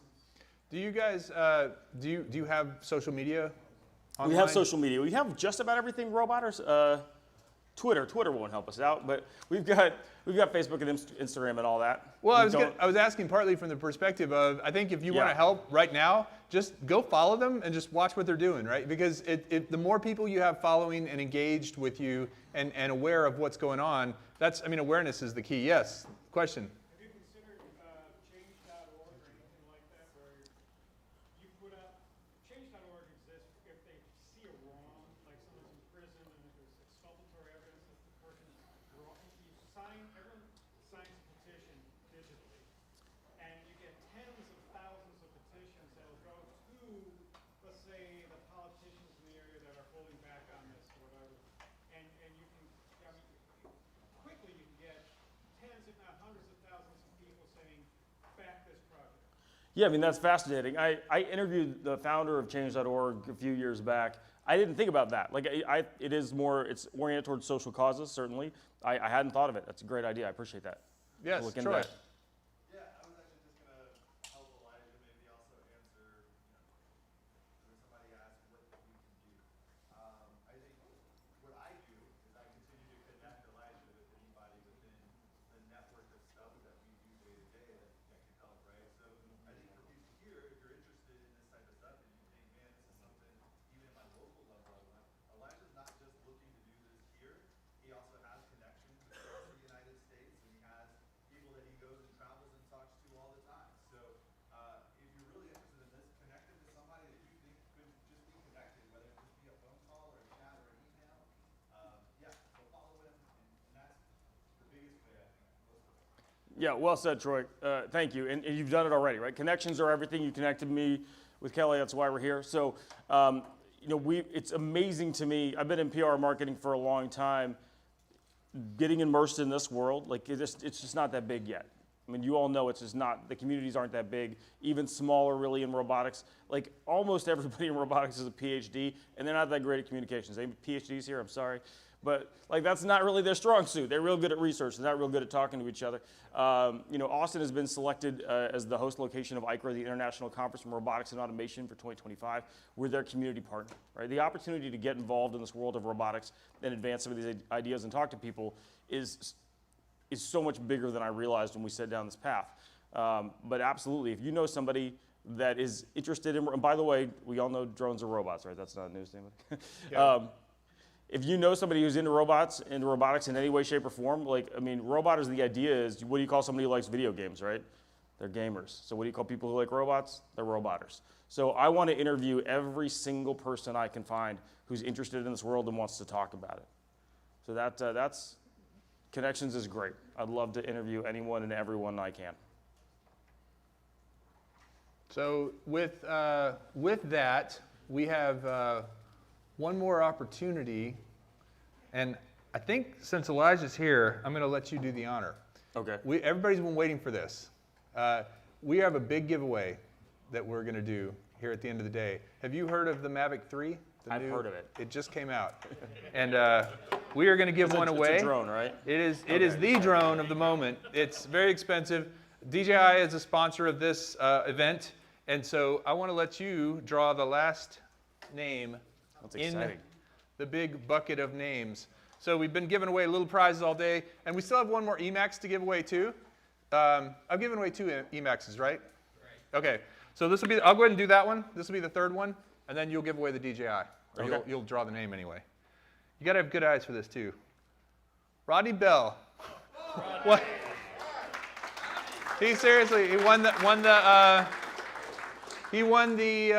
Emax. So you can get yourself the Easy Flyer if you want to try that. If you've been doing harder stuff, you can get yourself the Tiny Hawk 2 kit. Give it away on your show. Okay.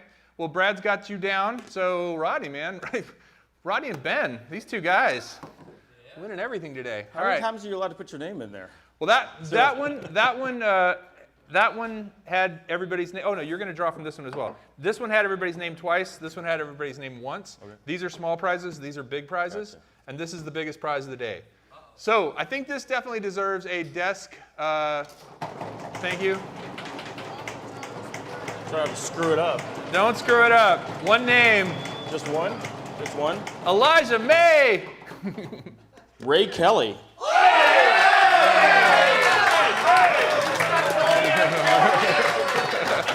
Did I get it right? You got it, yeah. Thank you so much. Captain Ray.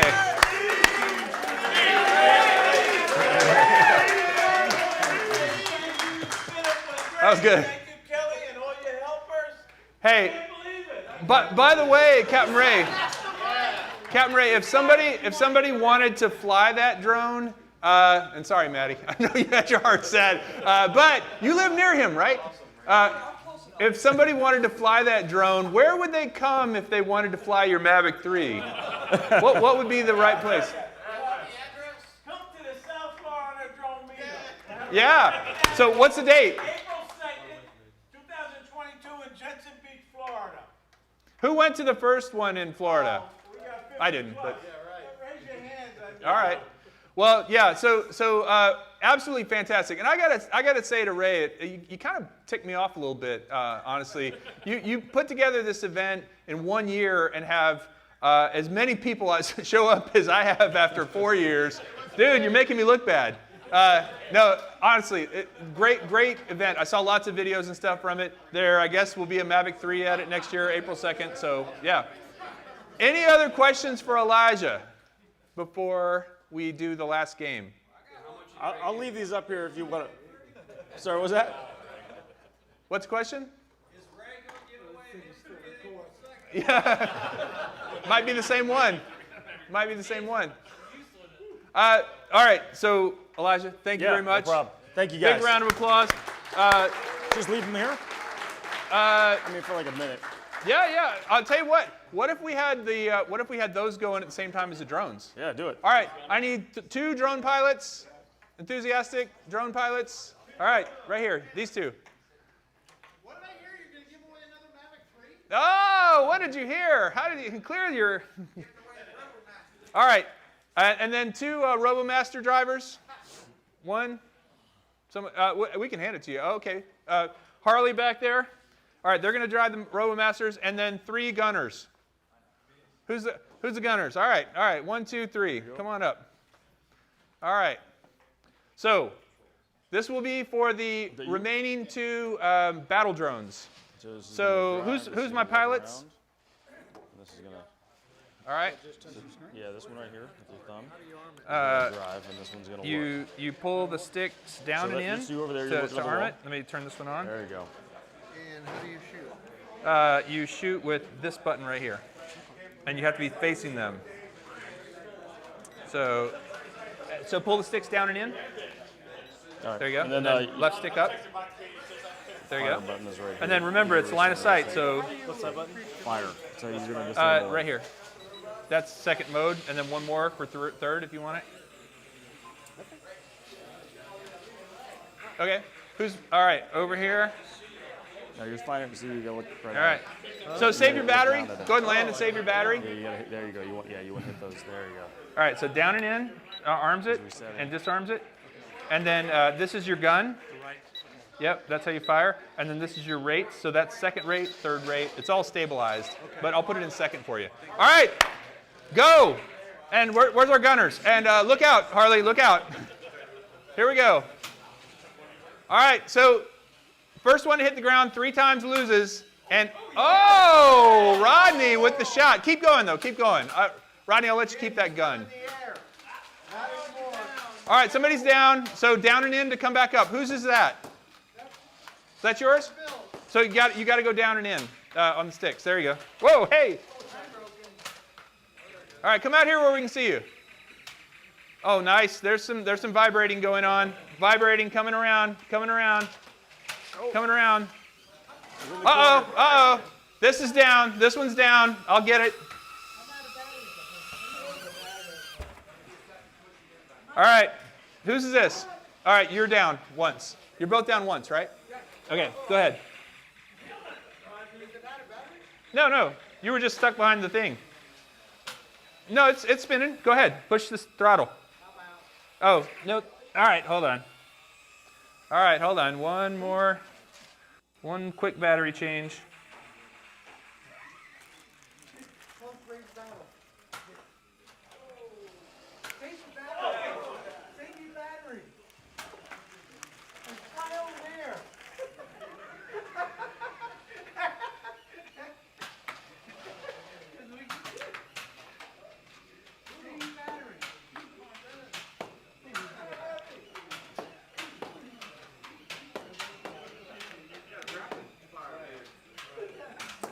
All right, you can take off. Yeah, should be. Oh wait, your battery door is open. Go ahead. Rodney, you had the best shot of the day. Oh, okay, that's 2. You got one more. You got one more.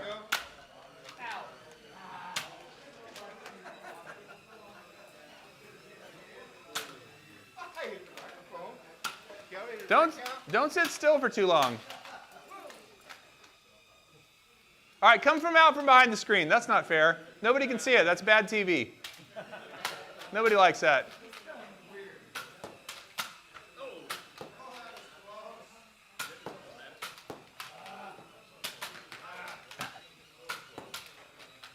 Come on, fire. You both gone down twice, right? Once each.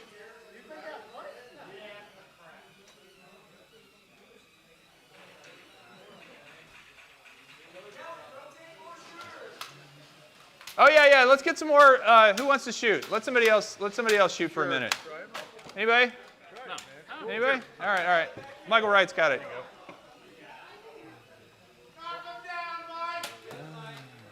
You got to cock it on top. Cock it again. Yeah, cock it each time. Oh! Look out! Look out! Oh! Wow! That was a hit. You guys shoot like stormtroopers.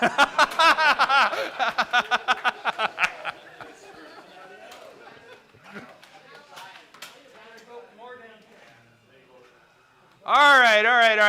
I'm gonna call this.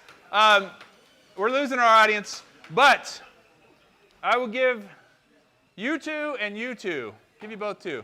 There you go. 2 for you. Where is it? Is this yours? Is that in the air still? Who's still flying? My battery. Oh, you're okay. All right. And then you can keep that one. Grab the remote. Here's another one because you have to have them in pairs. Here you go. Oh, thank you, sir. So that's yours, and the other one that you're flying right now. So guys, we're gonna get ready to wrap up here because we actually have to start breaking down. A lot of people brought stuff to give away, and I've done sort of a poor job of giving it all away today. So if you want a shirt There's lots of shirts, and also I was selling some Ready Set Drone shirts. I don't know if anybody wanted one. They were 15 or 10 for 2. Yep, cool, thank you. But I apologize if you brought stuff to give away and I haven't done it. It's just been kind of crazy and, lesson learned. So I want to also thank all of our speakers. Let's give a big round of applause. Everyone coming out. And I want to thank our crew. What? I mean, these guys. We got Scott, Mark, Chris, Tate. Thank you guys. Jen has been taking pictures all day. She's going to actually post those so people can have them. I want to thank DJI. I want to thank Emax. And I want to thank all you guys for seriously taking the time out. Time's valuable, right? It's more valuable than anything else. And you guys took a day and a half, 2 days. Tomorrow we will be going up to the AMA field at the Old Settlers Park. And as Troy said, if you can't park right there, it's at 9 o'clock. Time change tonight, right? So everybody gets an extra hour. So you could show up at 8 o'clock if you wanted to. But well, yeah, but you get an extra hour of sleep. Yeah, we fall back. Yeah. So the whole point is be there around 9 if you want to fly. I will have the Mavic 3 there if people want to fly it. Or at least check it out. You can see what the footage looks like, all that good stuff. We'll have some FPV there. And so park nearby. And then Chris, do you want to do this thing real quick? So we thought we would leave you with the way we tried to start it and do a little song. It's the new #1 charting song in the drone song category. So if you're not drone music, that's a whole thing. Don't even search for that. But if you want to know the #1 song right now, who knows the name of the album? Here, I'll tell you what. What do we got here? I don't even know what these are. Oh, these are some sort of bags. Who knows the name of the album that the original from this song came off of? No. Anyone else? Oh! Who knows the album that this song came from? The Kodachrome, Camera Drone. Come on. Yeah, but that's the artist. What's the album called? Really? You guys, you would never win at 1 second song, especially with the music Ken plays. It's called There Goes Rhymin' Simon. There goes Rhymin' Simon. Yeah, hey! You just won yourself a 400 AGL hat. There you go, and you definitely need a hat. Check. 1, 2. All right, are we ready? All right, I'm about to pass out. Let's do it. All right. 1, 2, 3, 4. You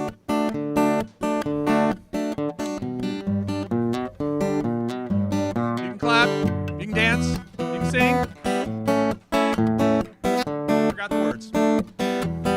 When I look back on the place I built in high school, it's a wonder I could fly at all. Somebody better super chat. And though my lack of education didn't hurt my fingers none, I always wish my planes would never stall. Camera drone, they give us those nice bright colors. Of summer, make you think all the world's sunny. I got a flying camera. I love to take a photograph, so Mama will take my camera drone away. You can tell how much I was auto-tuned. If you took all the drones I crashed when I started flying and sent them all back for repair, I know they'd probably figure out that I was lying. It just flew off. I don't know what happened. But a new model's coming out soon. Ray Kelly just won it. Camera drones, they give us those nice bright colors. Help me. Give us the dreams of summer. Make you think all